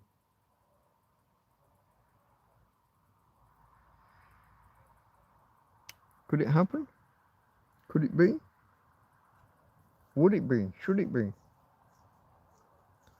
What if everyone who goes there voluntarily says, yeah, you know what? Me and Prince Charles, it's too much. I don't want to be the most famous woman. It's not just most famous woman in the world, is it? See, I always, I go back to me and my pornographic magazines. There were surveys. It was between her and Sharon Davis for who was the most wanked over woman in the world.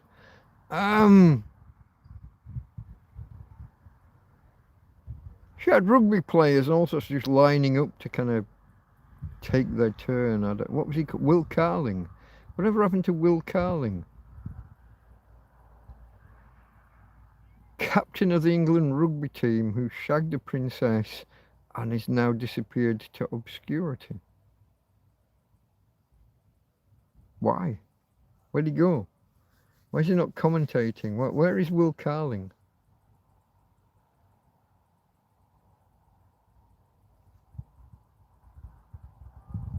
I didn't say Sharon Stone for the name of this woman before, did I? Sharon... I don't remember her name now. I said a name before. Sharon... Wasn't she going out with Chris Akabusi? Or was it the other black guy with the funny shaped head? Sharon, white girl, swimmer, 80s. I probably said her name before. If I said it right, if I thought I had a name, I would have said it. I might have said Sharon Stone though by accident. I hope not. Scrolling. George C. Scott in Patton. He was. I remember it well. I'm not a number, I'm a free man. Classic Jesus. Cell Block H, that one. The TV series, Prison Cell. I remember Prison Cell Block H. The old girl. What was the old girl called?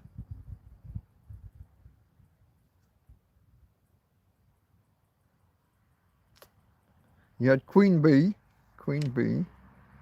You had Meg the prison guard. I didn't like the fact that she got raped later on. That was nasty. Meg, Queen Bee. Oh, and it all starts off with I'm not sure if this actress was really famous or if she just shared the name with someone really famous.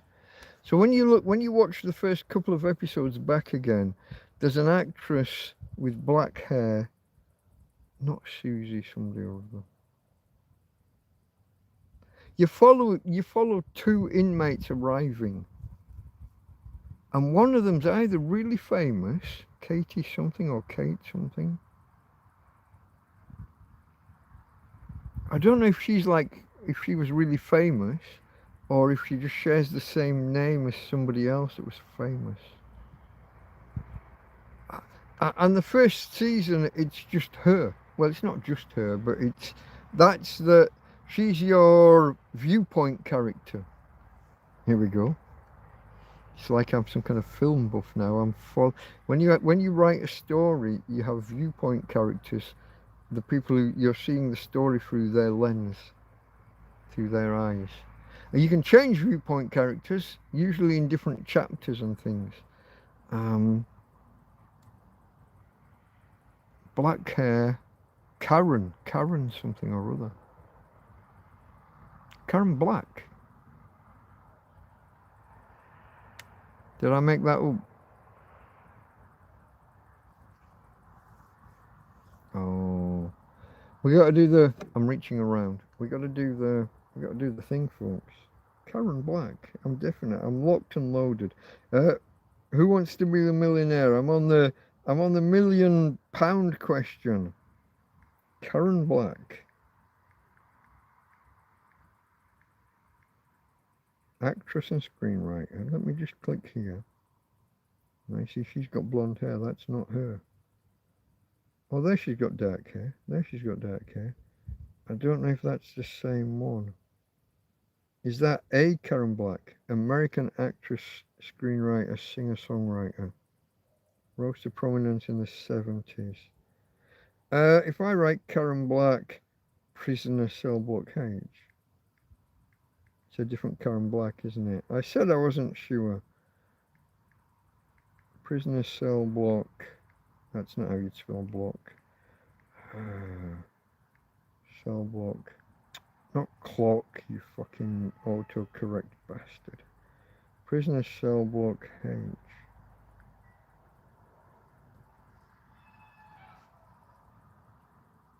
Karen Travers, often misremembered or referred to as Karen Black. Oh, that was the name of the character. Why would she often be misremembered as Karen Black?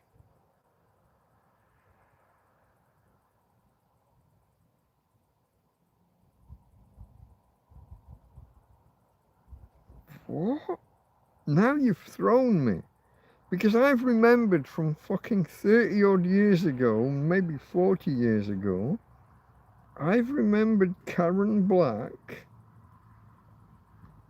And you're saying Karen Travers often misremembered or referred to as Karen Black. Why?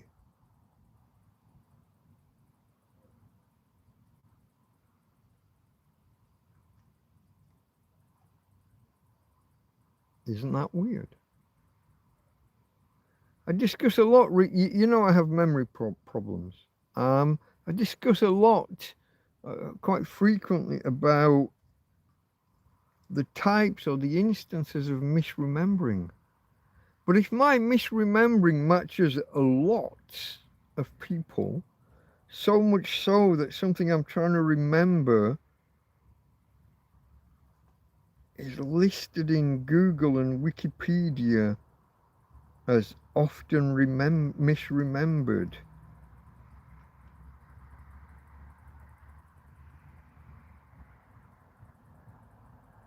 That's weird. Anyway, apparently Karen Travers. Prisoner cell block H, folks. Why do I remember as Karen Black? Just because there was an actress at the time called that? I doubt it. I don't generally just fucking misremember I used to have a really good memory. There's a lot of shit in here You can watch me sometimes giving myself clues to try and get words out. Os. I remembered Os.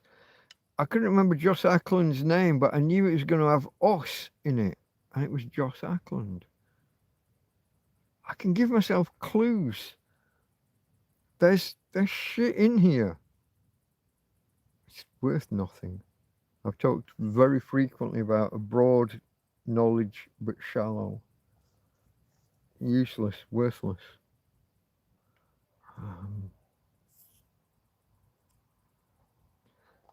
Advice: if you have a kid or like a nephew or a grandson or something, you wanna give them a clue in life. Go deep on one or two subjects, maybe 3 or 4 at a push, but don't learn little bits about everything. Don't be a dick like me.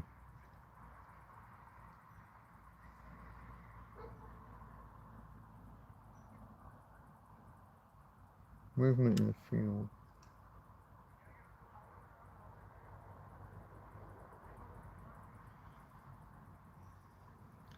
Movement in the field, and the dog barked. The dog from the house opposite barked at the same time. Cambodia, says Gary. Cambodia.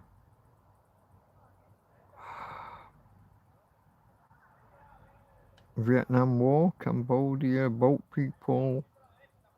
I don't know why we saying Cambodia. When Diana walked out to the car, she said, "Frankly, my dear, I don't give a damn." That was a quote from Rhett Butler. Who was the actor? What was he called? Rhett Butler. Quite frankly, my dear, I don't give a damn.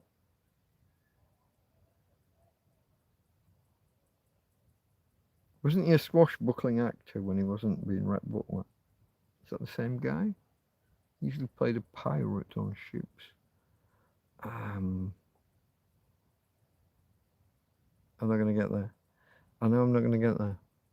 I can type Rhett Butler. R-H-E-T-T, maybe. Give me a second. I'm on the Snoop now. I can click. I'm going to go H-E-T-T. Rhett Butler character. Margaret Mitchell wrote it. Rhett is a complex character. Yeah, but who's the fucking actor? You're not going to tell me. I'm looking right at him. Do I literally have to do a second fucking search? I do. Because Google is shit nowadays. Clark Gable. And later on, Timothy Dalton did some kind of remake or TV series mini adaptation called Scarlet. I just looked it up and now I can't remember. What was his name? Clark Gable. Didn't even have to log back in. Clark Gable. If I did have to log in, you'd have all known my PIN, wouldn't you? You've now got my name, my PIN. By the time you've got my inside leg measurement and my mum's maiden name, you'll be able to go off and fucking get my money out of the bank, which I'm unable to do. Let's keep going. Apparently she's been reincarnated into a 3-year-old Australian boy, Sharon Davis. What? Was a trans. And apparently hung like a donkey prior to the snip. Now you've got me worried. Wasn't it House, Dr. House, Gregory House, that suggested that the best looking women are men? He had the supermodel, she was like 17 or 18, the 17 or 18-year-old supermodel whose testes hadn't dropped. She had gonads, male, and obviously because she presented as a girl, she looked like a girl. Gregory House. House will tell you that the best looking women are men. It's a complex one, isn't it? It's to do with the shape of the jawline and the roundness of the face. Butch women can be really, not intelligent, really attractive. I guess. I'm not, I mean, this sounds like some kind of internet weirdness. I'm not like a donkey. I'm not quite believing that one, Billy Joe. But was Diana besmirched by Dodie? Besmirched? Did he do her bad? Did he say bad things about? I don't think he ever said anything bad about her. Her mixing with him, and again, we got the Abdul connection, haven't we? Fayyad, Muslim.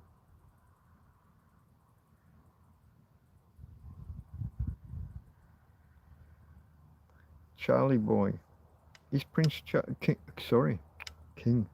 See, he's Prince Charles for 55 years of my life. Prince Charles. King Charles. Is he a Muslim?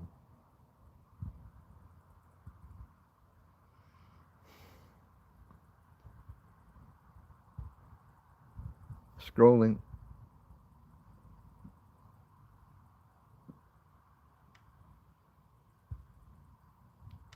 Will Carling blew his brains out? That can't be the same Will Carling, can it? He was a rugby player. I don't know about him being an army guy.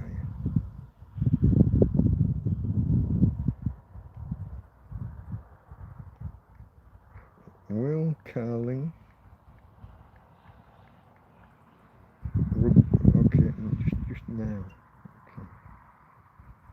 Runs his own corporate hospitality and event management business. Will Carling Management Limited, founded in 1999. That looks like him.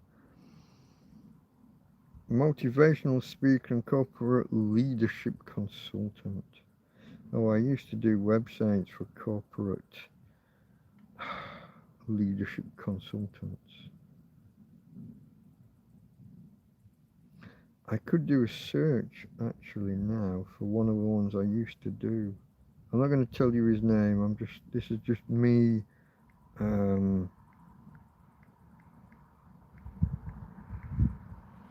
So there's this arch to arc race.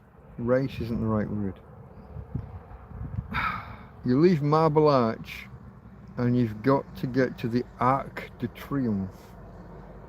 So you're going to run from London to the south coast. You're going to swim the channel and then you're going to cycle to the Arc de Triomphe. Now you do the 3 stages, but you can rest. And then there's 2 ways to measure your performance. The time from start to finish, or the time if you just add up the 3 stages and ignore how much rest you had in between. And I did a website for the guy that had the 3 fastest stages, but didn't have the fastest overall time. He rested and the tides weren't right. He couldn't do the, he by the time he rested, he couldn't go when he originally had planned to go, had to wait longer. So we had the 3 fastest stages, but not the fastest overall time. Did I spell it wrong? I might have spelled it wrong. There he is, running around. Yorkshireman husband, dad, with track record of being led by the heart to do hard things. He used to ask, so the management consultancy was all, who's driving the bus? Who's in charge, and are you doing the right thing?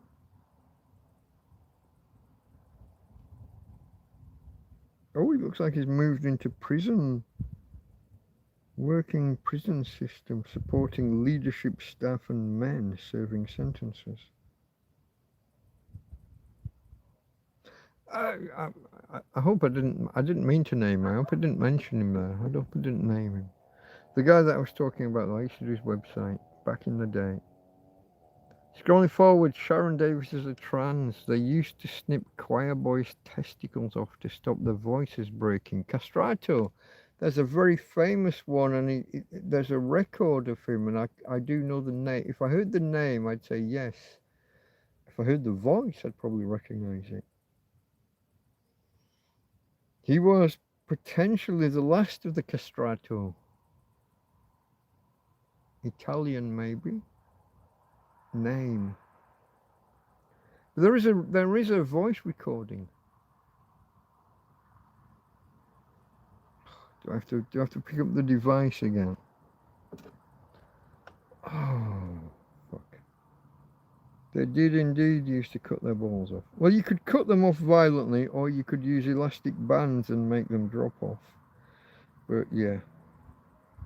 Same as we do with some animals, pigs and bulls. If I type last castrato,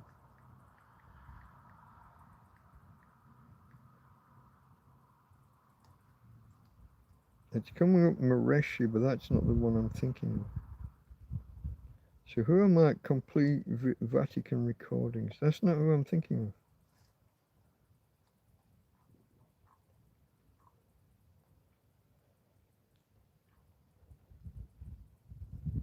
So who am I thinking of? Let me change last castrato to famous castrato, because that's not him. Famous castrato. Farinelli? No. Senesino Mareshi. Whoa, what was that that hit my head?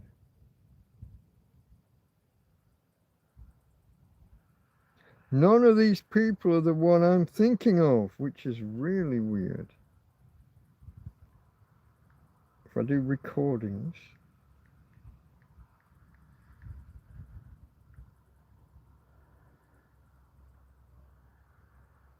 they're all coming up Mareshi, and that's not who I'm after.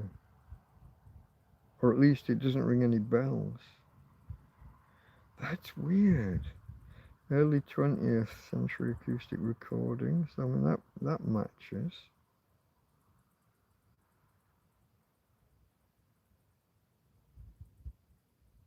I've never heard the name Mareshi in my life. That is not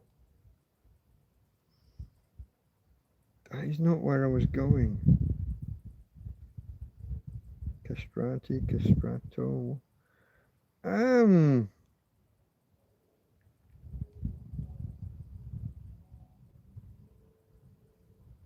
I don't think me changing a letter is going to make a difference.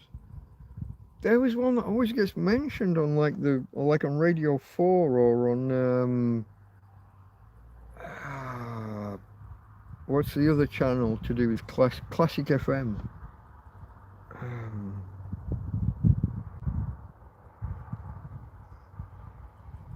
Everything's coming up Mareshi.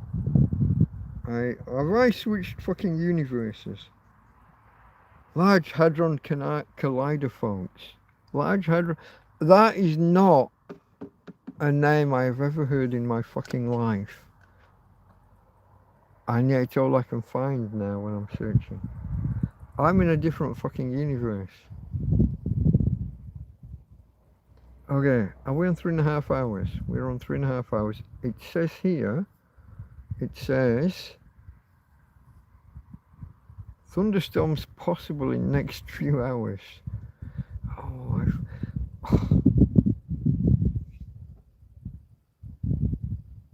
I watched the weather forecast. Guys, I didn't mean to do that. I watched the weather forecast every 2 or 3 hours. There was no mention of rain or fucking thunderstorms. And now it says, oh, thunderstorms now. The fuck kind of forecast is that? Don't forecast now. You got to forecast in advance. It's what the FORE means. It means forward. It means ahead. The fuck are you doing? What kind of warning is that? If you told me this morning, I could have put the tarpaulin over the fucking roof. Telling me at 1 o'clock in the morning, hey, maybe thunderstorms now. The fuck am I supposed to do with that info?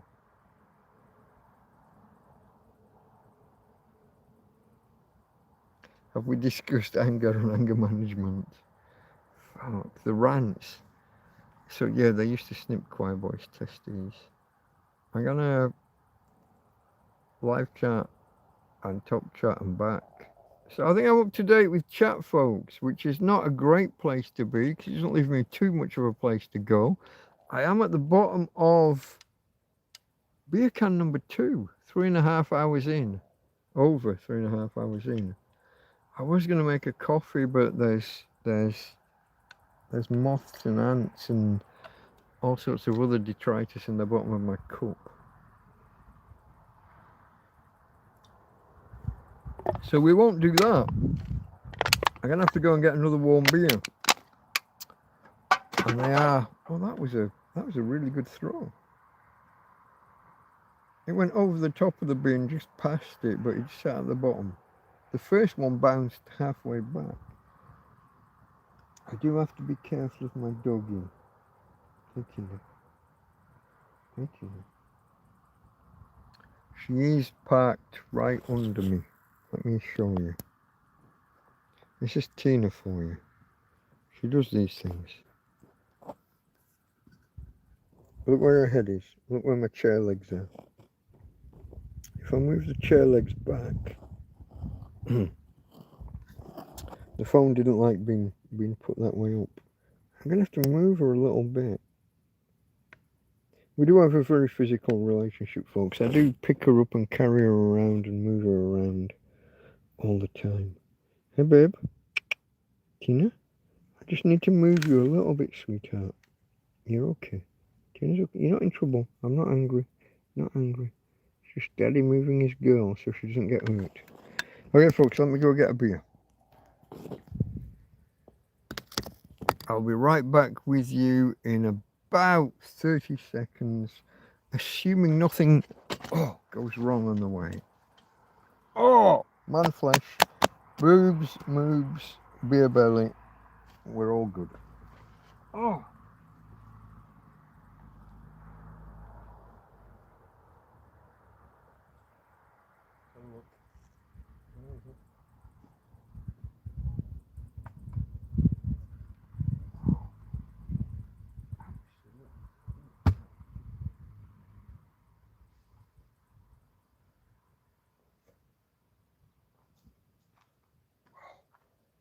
Hello, baby.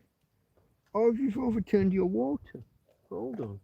Let me get that for you. 2 seconds, folks. I just need to pour Tina some water. Hello, baby. What's that? I don't know what that is. Let's move that out there. Here you go. There's some water for Tina. Here you go, baby. There you go. There you go. I don't know if you want it or not, but there it is. You got the option, yeah? You got the option of some waters. Yeah. I think you're a bit disorientated because I just woke you up. Oh. Do you prefer disoriented or disorientated? I always tend to go for the long form words. Americans tend to drop a syllable somewhere in the middle there. In the tated, disoriented. I don't know why. Pomposity, maybe. I go for the long form.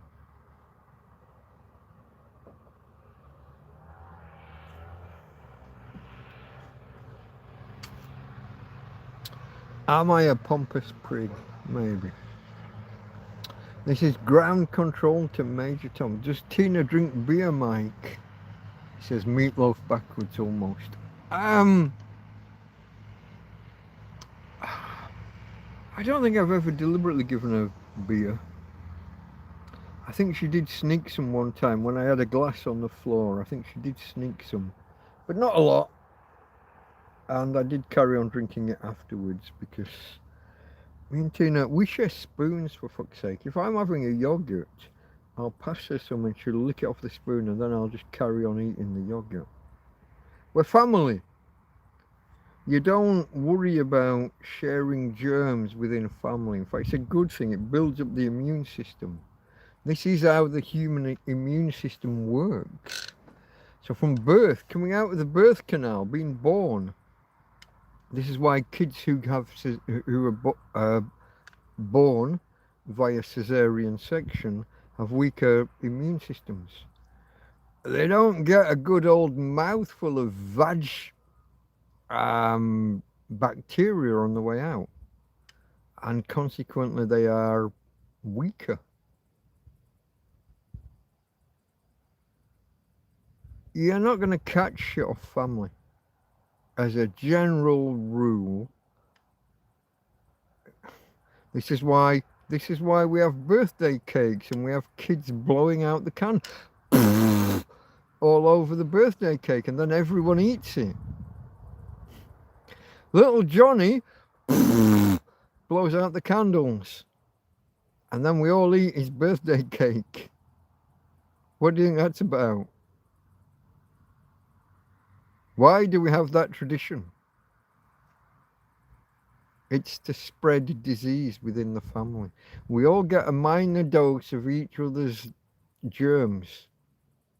That's why families share towels, use the same block of soap in the shower or the bath. Back before this fucking liquid soap nonsense. We're becoming hyper antibacteria. Americans in particular are germaphobes. They won't even touch the fucking door handle of the bathroom. Because somebody came out without washing their hands. It's not going to kill you. You get these articles about the number of bacteria on a toilet seat. Who cares? All those millions of billions of bacteria on the toilet seat and nobody ever died from it. What are you fucking... It's not the number of the bacteria, it's the strength of them and the oh, I'm about to lose vocabulary, kind of the poisonousness, how virulent, there you go, I told you I didn't have the words, virulent. How virulent are those viruses and bacteria on the toilet seat? It doesn't matter how many there are, that's not a factor. How nasty are they? How bad are they? How poisonous? How toxic? How... whatever other word you want to use. I take some yogurt, eat some, pass it to Tina, she licks the spoon, and then I'll bring it back and put the whole thing back in my fucking mouth.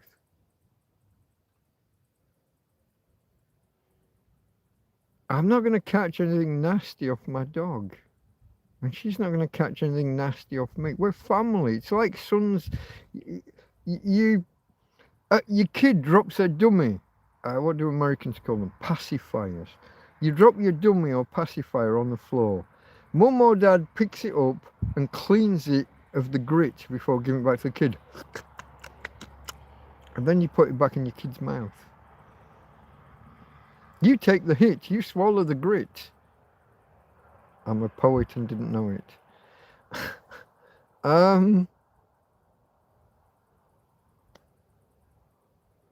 You're not going to catch nasty diseases from family members. Husband and wife lick genitals, for fuck's sake. And then kiss.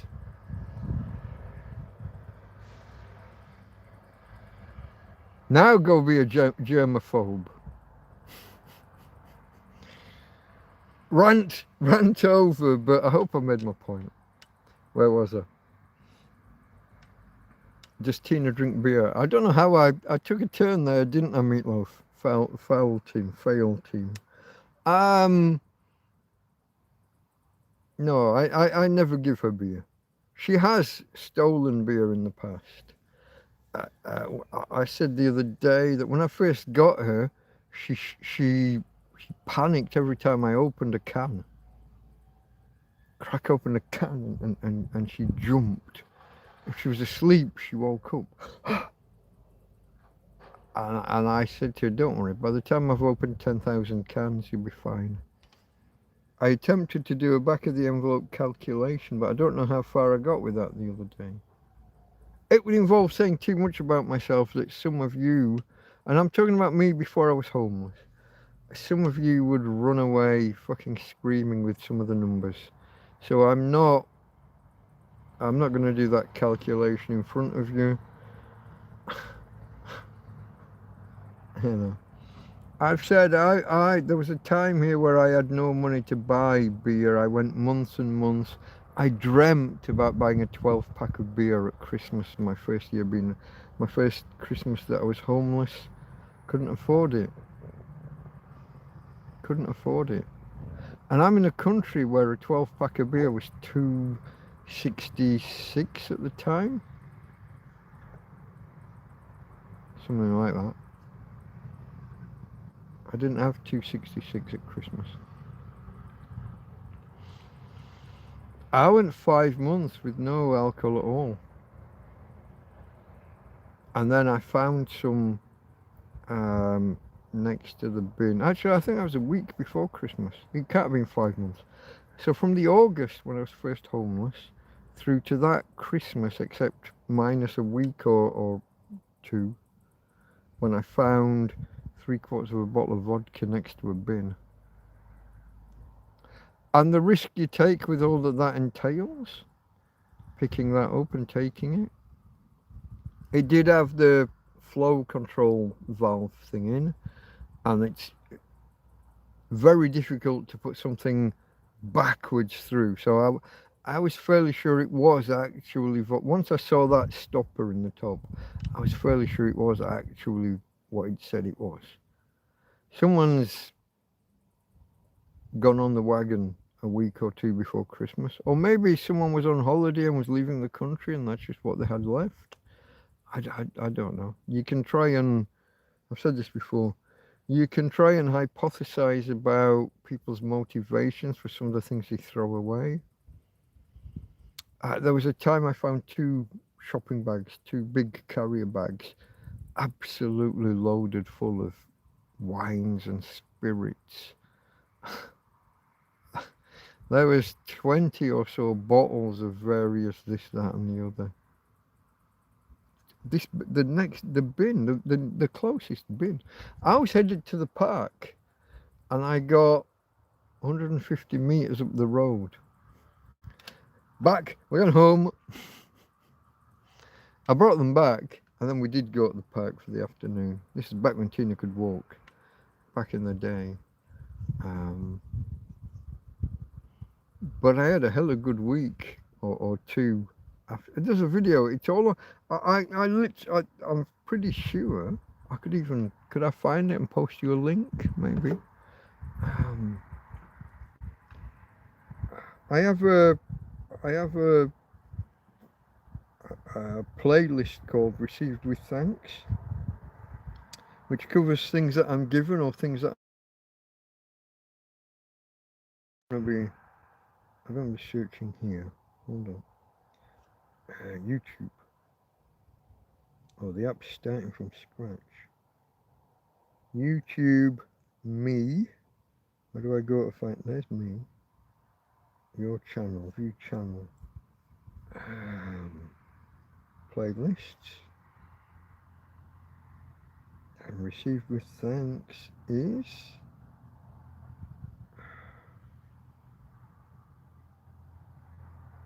gratefully received by homeless Torrevieja Tramp. Being here, it's only 44 videos, so it won't take long, maybe, if it's even in this playlist.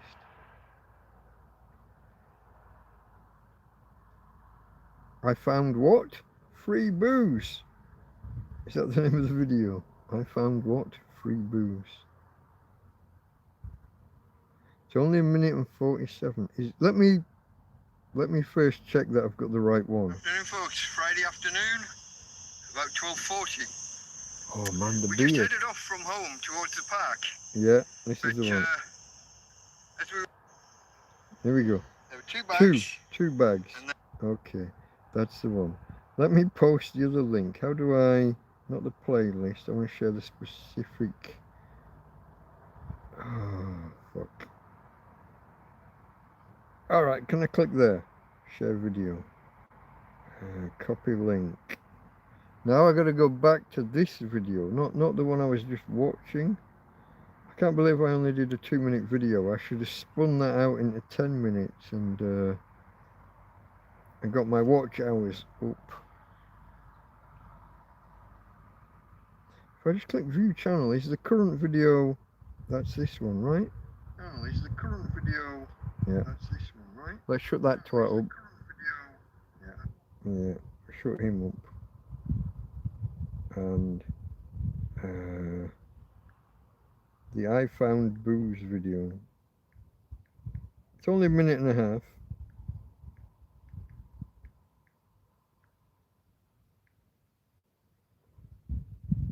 Oh, I was going to do a carriage return. No carriage return in a comment.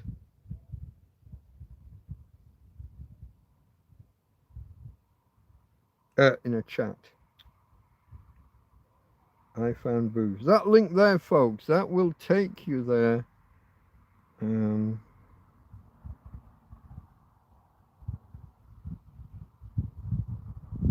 No, I've never given her booze. I don't give her too much in the way of human food either. No, booze is bad for dogs. She does like a little bit of chocolate every now and again. I don't give her salty food. She does like, I'm told you're not supposed to give dogs like spicy food. Some of the spices that you would have in like a curry are supposedly bad for dogs.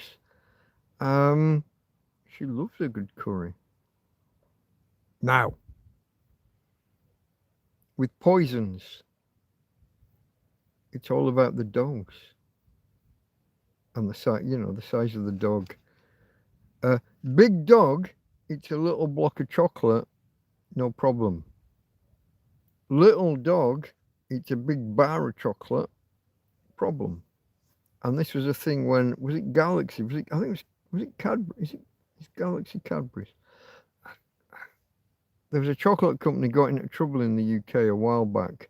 They started randomly mailing out bars of chocolate to people when they launched. They must have launched or relaunched a new recipe or a new bar of chocolate, and of course the postman puts it through the letterbox and it falls on the floor inside the house. What does a dog do? Eats it. Like I said, big dog or a dog-sized dog like Tina, you give her one little square of chocolate, it's a treat, it's nice, it's no problem. You give a tiny little ankle biter of a dog a bar of chocolate, that could be dangerous for the dog. And multiple dogs were rushed to vets, and the chocolate company got a telling off.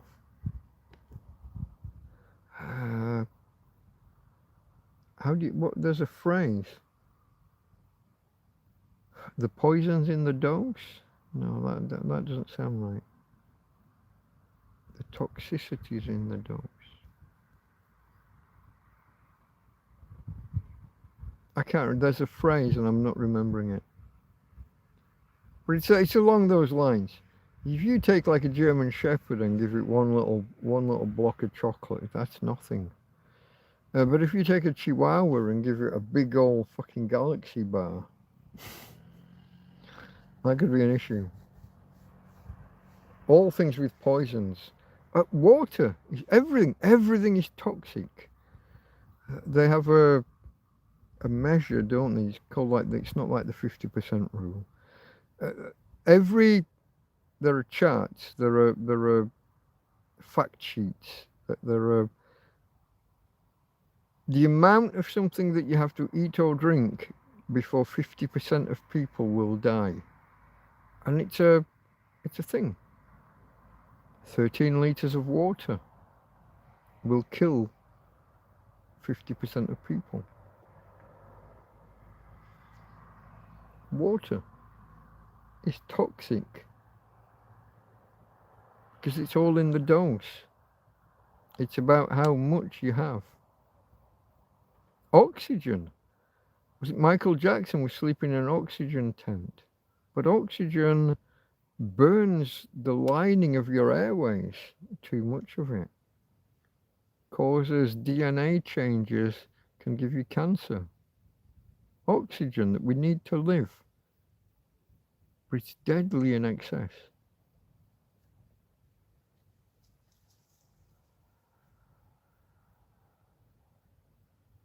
Something running around in the field.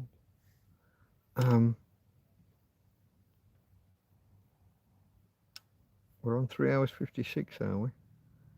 Only the one donation, is it? Still from Ivan earlier. Yeah, it was. Thank you very much, Ivan. I don't know if you're still there and lurking, or if you've had to nip off. Probably. Are we ending on the 4 hour mark, folks? It's 3 hours 56. We can end on the 4 hour mark, or I can go long if there are signs of life. There's not many of you talking to me, so I don't know. I am just a tramp in a field. I don't have much else to do. I'm happy to go along. I think Tina's okay where she's situated. I might have a little bit of cleaning up to do. It transpires. She's not sitting in it. I must have moved her forward from it afterwards. I didn't know that was there. I'm happy to go longer if you are. Donations would be appreciated. I'm pointing up here, look. I'm pointing up here because for me, that's where the link is. For you, it's at the bottom of chat nowadays, isn't it?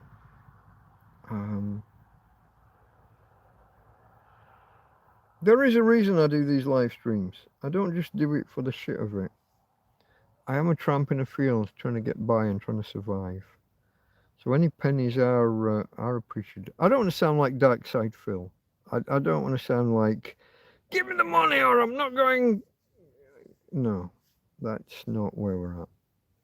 And it is only a week or two ago that I had a really good night where between 3 or 4 donors, I got a noticeable amount of money. So I'm okay. It's okay. I'm not desperate right now. I'll let you know when I am. Cheers. But I'm happy to keep talking, but you need to talk to me. If I haven't got, I need questions, I need conversation to bounce off. I'm at the bottom of chat. Where am I going? What are we going to talk about?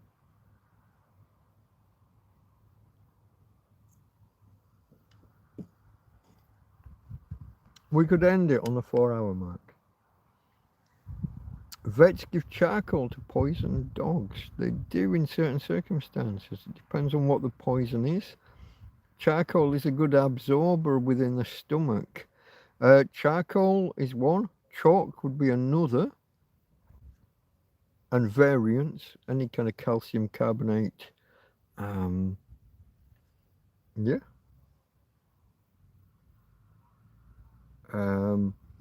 There are certain things where alcohol.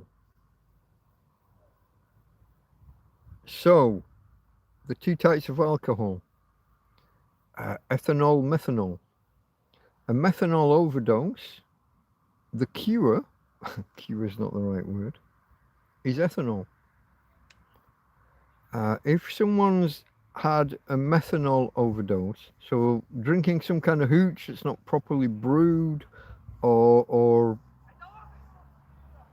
it used to be like methylated spirits, which was deliberately the wrong kind of alcohol, but tramps and things would drink it but it can make you blind. But the cure to a methanol overdose is a bottle of vodka. Any spirit. Ethanol. The body has a preference for ethanol, and therefore the methanol will be excreted. Whether that's with animals, people, whatever, it's a thing. Yeah. Who knew? Doc Martin, I think it was there I learned that one. Some things you learn watching Quantum Leap, some things you learn watching House, some things you're watching some random TV show on ITV. Just remember them. Once you've learnt them, remember them. You never know when they might come in handy.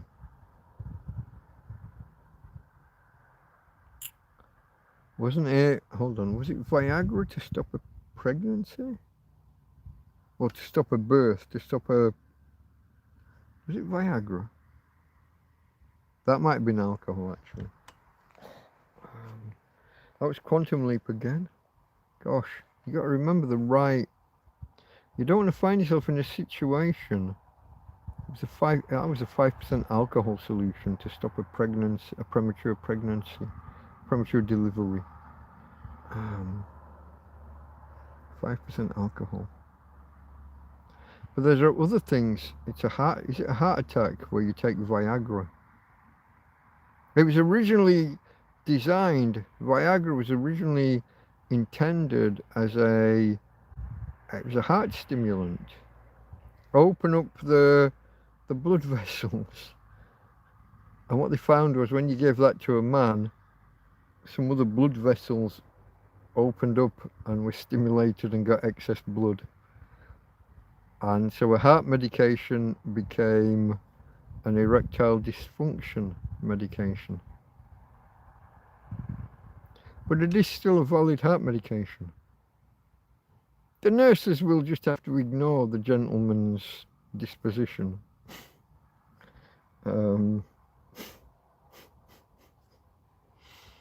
Know that he's not doing it on purpose, it's just happening. So yeah. Let me scroll backwards.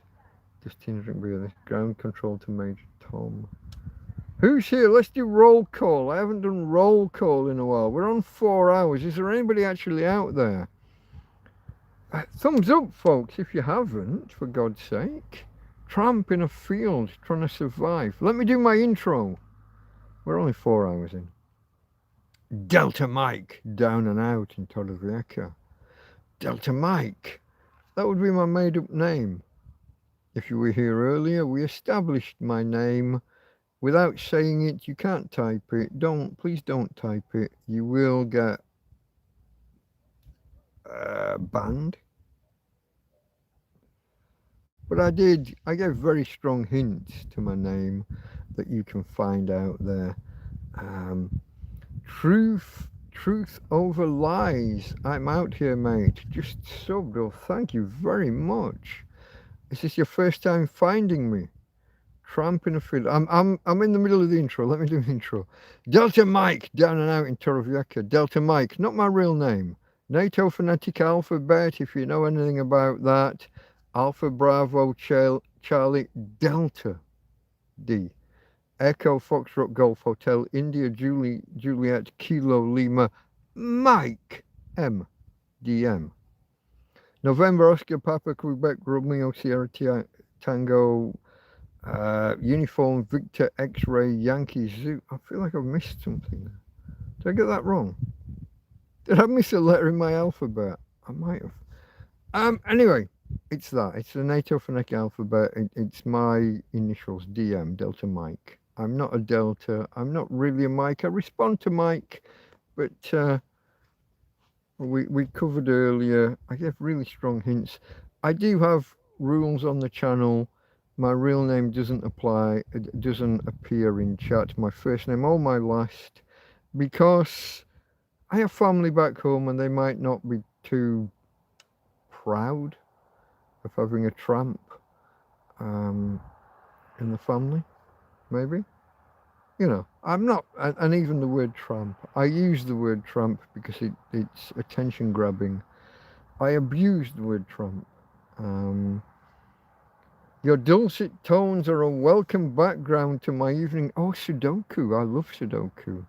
I do it. So we have some English language newspapers out here, and it's the highlight of my thing. There's this two Sudoku, the easy and the hard. I used to always get the hard. My brain isn't what it used to be for some reason, and now it's 50. I can get halfway through and get bogged down for some reason. On the hard, the easy's easy, but on the hard, I don't know what I'm missing. Some weeks, bang, done. And other weeks, I get halfway through and get hung up, and I don't know why. I don't know what I'm missing. My brain, it just isn't catching the. It's missing something. There are other logic puzzles that I love though on there, and there are crosswords and quizzes, and sometimes there's a word search.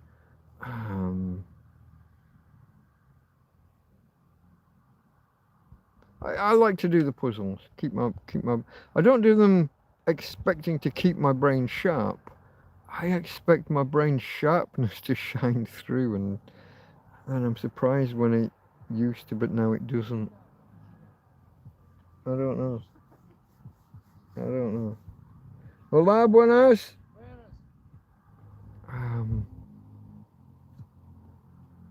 Yeah, no, my brain isn't what it used to be. If you watch for any length of time, you will see me giving myself clues sometimes. When I can't remember something, I was, oh, it's that guy, it's that, he was in that thing, and he was, oh, and then I'm with the guy with the big red nose, and I'm giving myself clues, and then the clue will remind me, and I'll get the answer. It's not just interesting, it actually fascinates me about the memory's limitations. Things you think you remember, and then you find out you've got it totally wrong.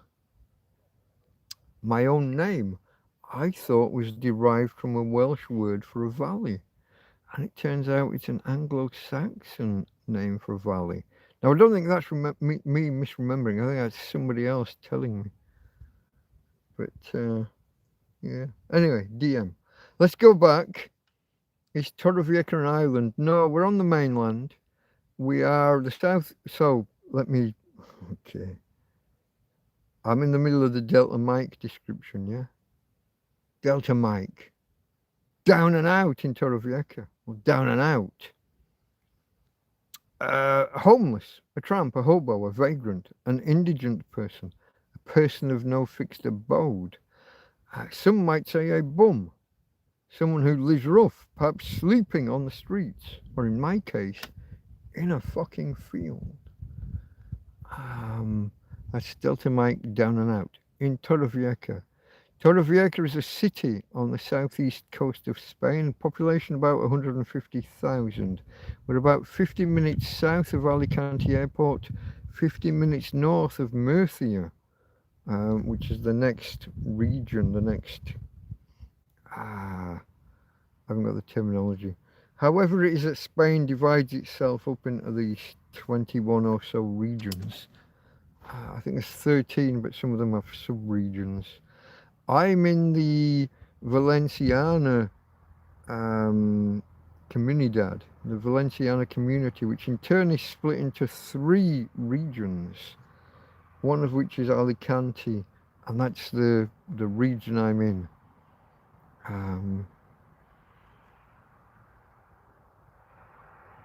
Like I said, about 150,000 people. We're on the mainland, southeast coast.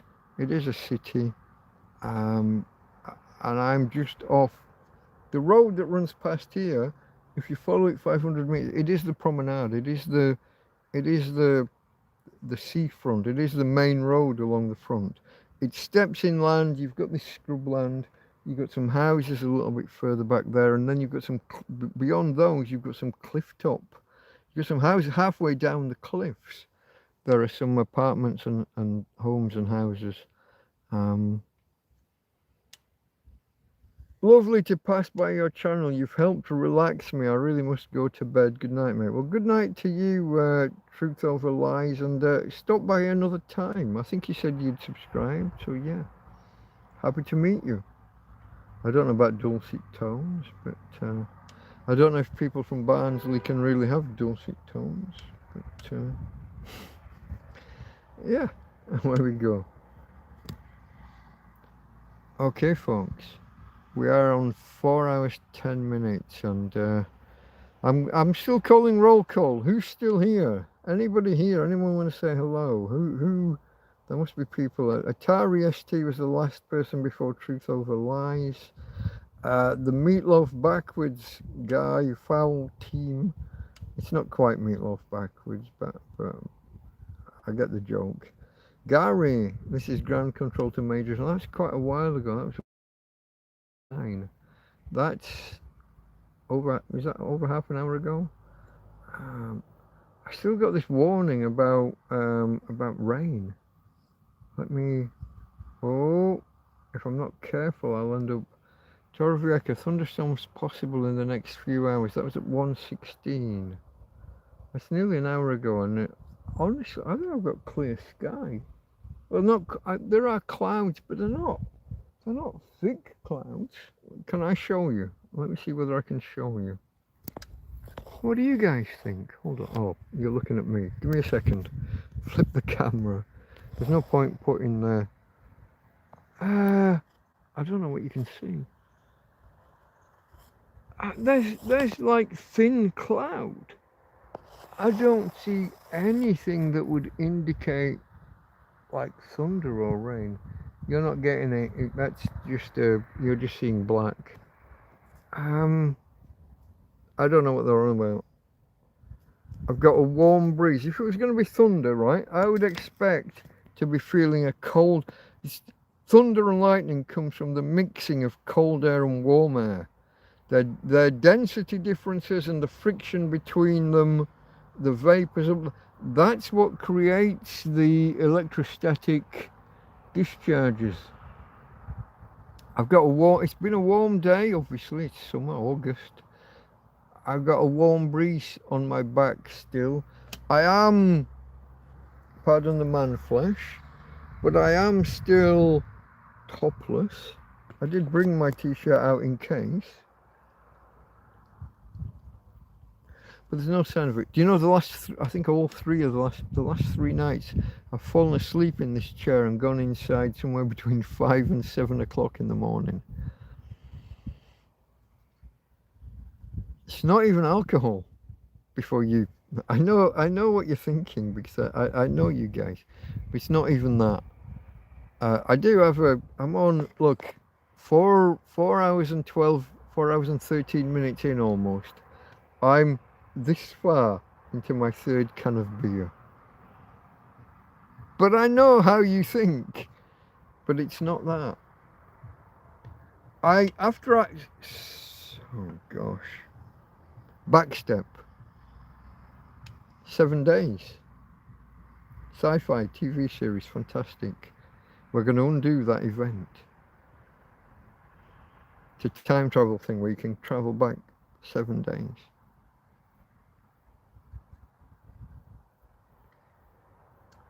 Russian president visits the American president in the White House, and the White House gets blown up. Alien technology, Area 51, they've got 7 days. And they have to find someone who can put up with the pain, the disorientation, and fly a craft. Because when they backstep 7 days, he's going to start off where he would be in the Earth's orbit of the sun. He has to come back to land. That's like step 1, getting the craft back to Earth. The American and Russian presidents have both been killed. We're going to undo that event. There's a code name, Conundrum, which he has to telephone in. And when he arrives and says Conundrum, that's it. His word, he is God. His word is gospel. Whatever he says goes. Frank Parker, named the character. Anyway, excellent TV series. Where was I? Why was I doing this? Why am I talking about back? I said something about back stuff. I wanted to step back with my own conversation. I'm rambling. Why did I want to backstep? I don't remember. Did it matter? Let me... No, I'm in the middle of a rant and I don't know what I'm ranting about. I've gone off on one about a TV. It's a fantastic TV series. The lady who plays the Russian lady, very pretty. Not usually into redheads, but very pretty. Yeah.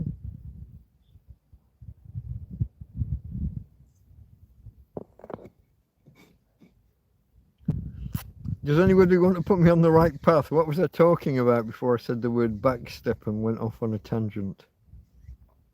I don't know. I was probably talking about me. It's my favourite topic. Me or my girl. For anyone new here, meet Tina. Hey, babe. Oh, I was looking at this. Oh, thunderstorms. I was talking about thunderstorms. Here's a Tina girl. Hello, babe. She had some food before. That's her little food bowl over there, the gold thing. Here's her water, which she knocked over earlier. I've had to refill it and bring it back. But here's Tina. Hello, babe. She doesn't like bright lights, so she's not too bothered about talking to you. Hello, babe. Tina is... How do we put this politely while talking about it in front of her? Tina's on her way out. She hasn't got long left. Her back legs don't work, and more her front legs don't work. Doubly incontinent.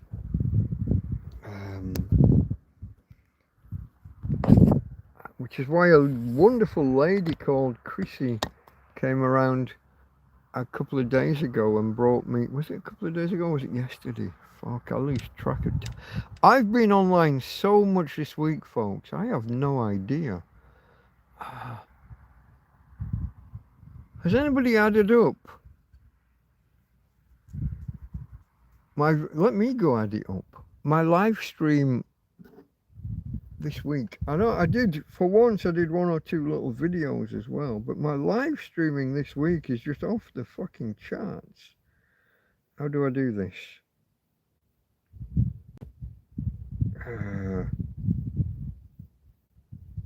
My live, okay.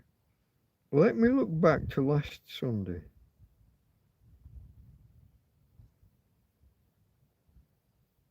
So not 6 days ago. Sunday night with a tramp, okay?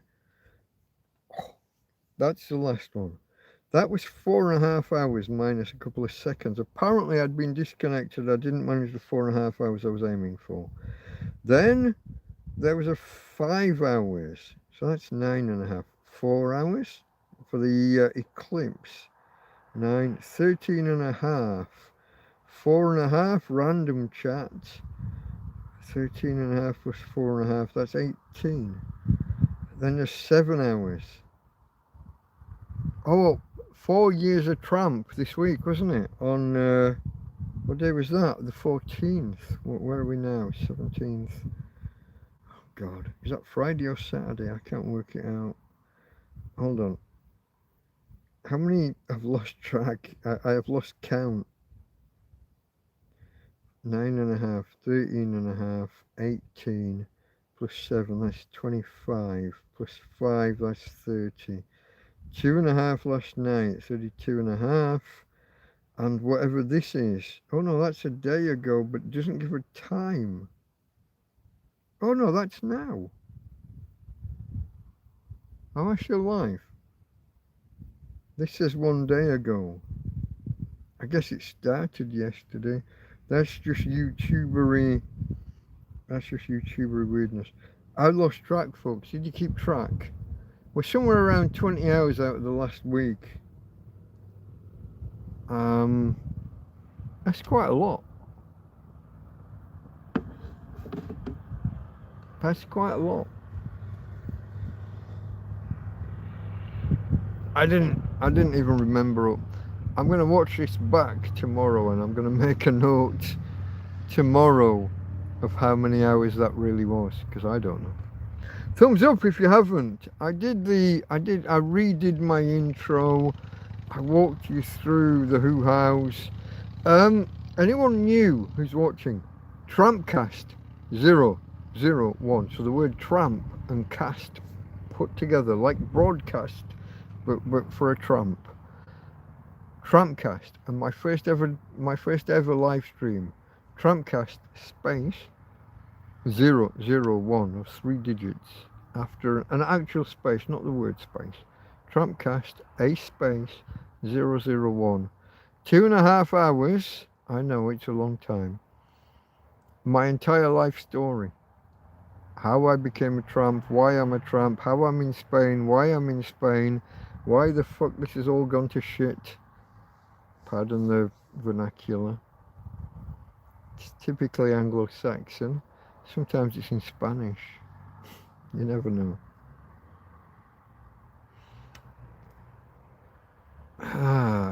So there was Truth Over Lies was here and is now leaving. If nobody's talking to me, then I'm leaving as well. I'm not sitting there chatting with myself, folks. Like I said, I don't want to be dark side Phil. I'm not, there is the PayPal link, but there's also an impetus on you guys to take part in the chat. Otherwise, I've got nothing to bounce off. I need jumping off points. I'm happy to rant, to rave, to tell you all about all sorts of things in the world. You just need to give me a starting point.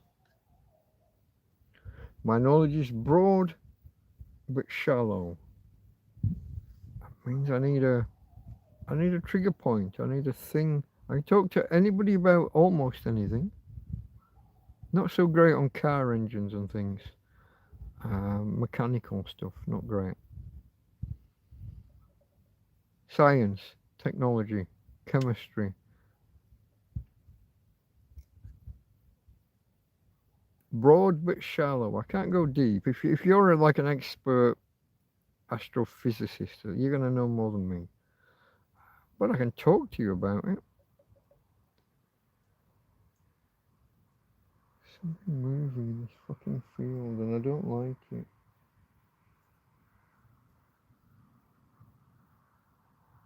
If it's a cat, I'm alright with that. But if it's not, I'm not. Alright folks, it looks like we're going to be calling it quits soon. We're on 4 hours 22 or 23. I will wrap it up. I like to go to a round number, so we'll go to 4.5 hours. In 6 minutes, 7 minutes, I'm going to call it quits. Probably. It is a Sunday night. I have streamed an awful lot this week already. Somewhere between 20 and 25 hours apparently. Although my maths, I'm incapable of counting all the numbers without rabbiting on in between and therefore coming up with a total. Apparently. Government statistician can't count in a fucking straight line. That makes sense, doesn't it? Wasn't it? Didn't it? Former government statistician.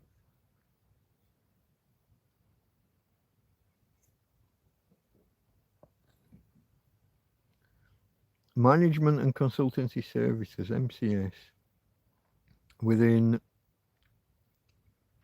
it was called Customs and Excise at the time, wasn't it? Her Majesty's Customs and Excise.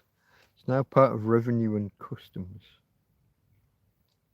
Based in Raleigh Keys in Manchester.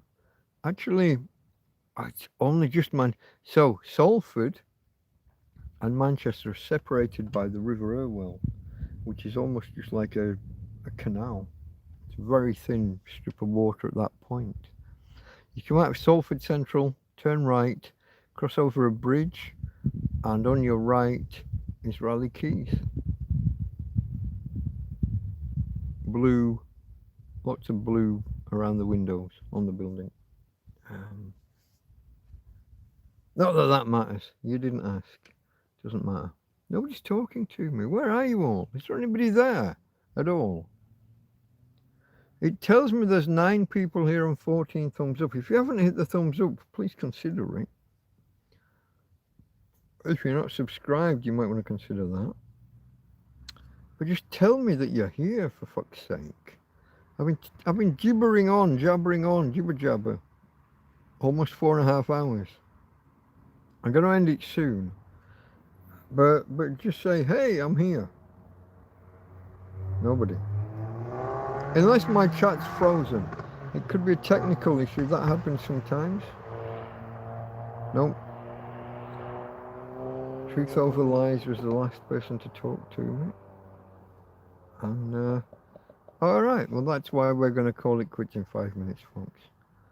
And then I'm probably going to sit here and watch a video or two, and I'm probably going to fall asleep. Do you know, for the last 3 days, if you've been here a while, I had some chicken carcasses in the fridge for Tina, for the dog, and the fridge stinks vile still of the chicken carcasses. But I've got these pork steaks that are supposed to have been cooking for the last 3 days, and I keep telling tomorrow morning I'll have them for breakfast, and then it gets hot really. No, I don't feel like it. I'll have them for lunch. Friday, Saturday. I'll have them tonight. Oh, I'm live streaming, or I don't want to be eating. I haven't got teeth. I don't want you watching me eat when I haven't got teeth. I haven't eaten. Are we up to 4 days? We might be up to 4 days now.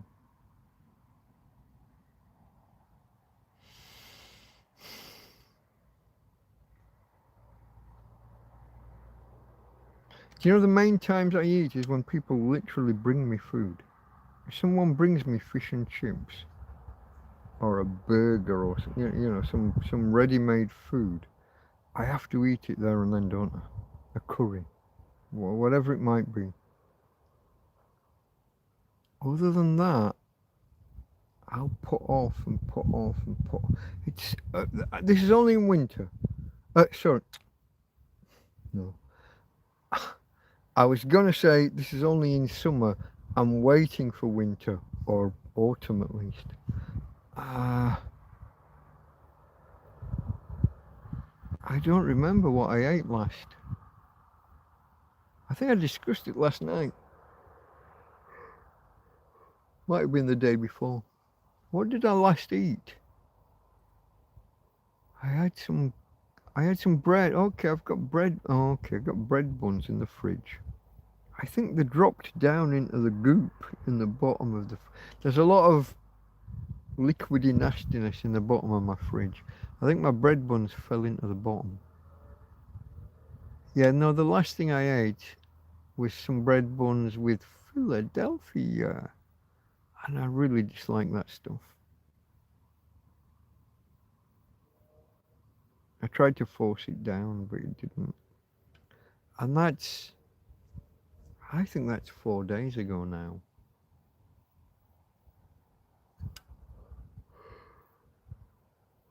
Sorry, don't like to yawn on screen. I know it's contagious.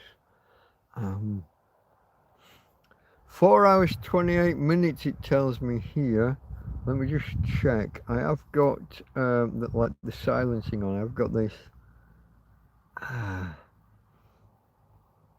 there's Tony Akadaka, who sent me some money a few days ago. And we've had a bit of back and forth.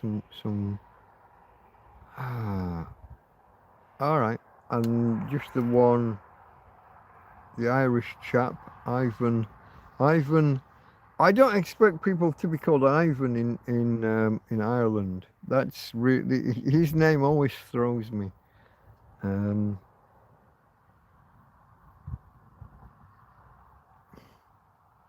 And then there's my Norwegian friend with a very similar name, Ivar.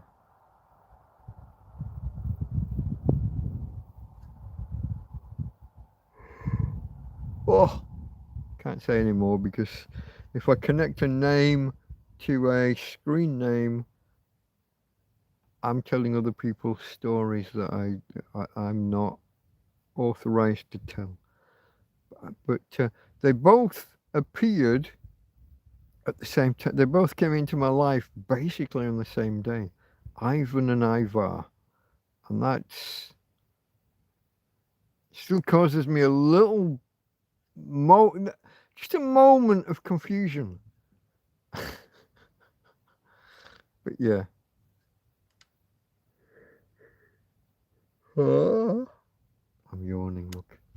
So what I'm going to do now, folks, I'm going to bring things to a close. I will finish in the manner to which, if you've been here a while, you may be accustomed. I've got 10 lurkers, none of which are talking to me. I'm going to bring things to a close in the manner to which you may or may not be accustomed. If you're not accustomed, subscribe, you bastards. I say that in a love tap kind of way. I know you're not bastards. I don't mean you any harm. I don't mean you any nastiness. It's just a thing I say. If you don't know it, I say the words. I say all the words, including those words you're not allowed to say. Faggot, retard, nigger, all the words. I say all the words.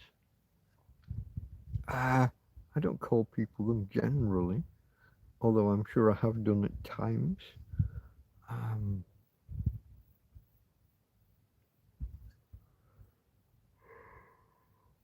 But right now it is me, my dog. We live in a field. We have a tent with no roof. That split apart one day and then the next day blew away, if that's how tent roofs are. It's been a fantastic tent, I have to admit. Van Gogh, you did me proud. It was like February or March of the year before. So I've been here with this for, it's knocking on for 18 months. It might not actually tick all the boxes for 18 months, 16, 17 months. If my friend Jack Attack was here, he can tell you the date, or at least he has told me the date in the past. Really, really happy. Folks, this is not, obviously not sponsored. If you're looking for a tent for leisure activities, Van Gogh. I know they are one of the more expensive. They are a top brand.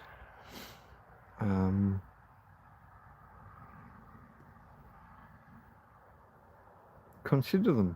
I'm not going to say go back. You know, I'm not telling you what to. I'm not your dad. But I would say consider buying Van Gogh. I don't think my next tent is Van Gogh. My next tent is a second. This was brand new, brought from this was a display model in a shop somewhere near Hull. I'm not entirely sure, Hull or Grimsby or somewhere around there. My next tent is second hand from the tip, from the recycling centre. We'll see how that does. I'm not sure if it's a brand name or not. It's very, very... The packaging, the bag, is twice as big as the bag for this tent. I don't think the tent itself will be.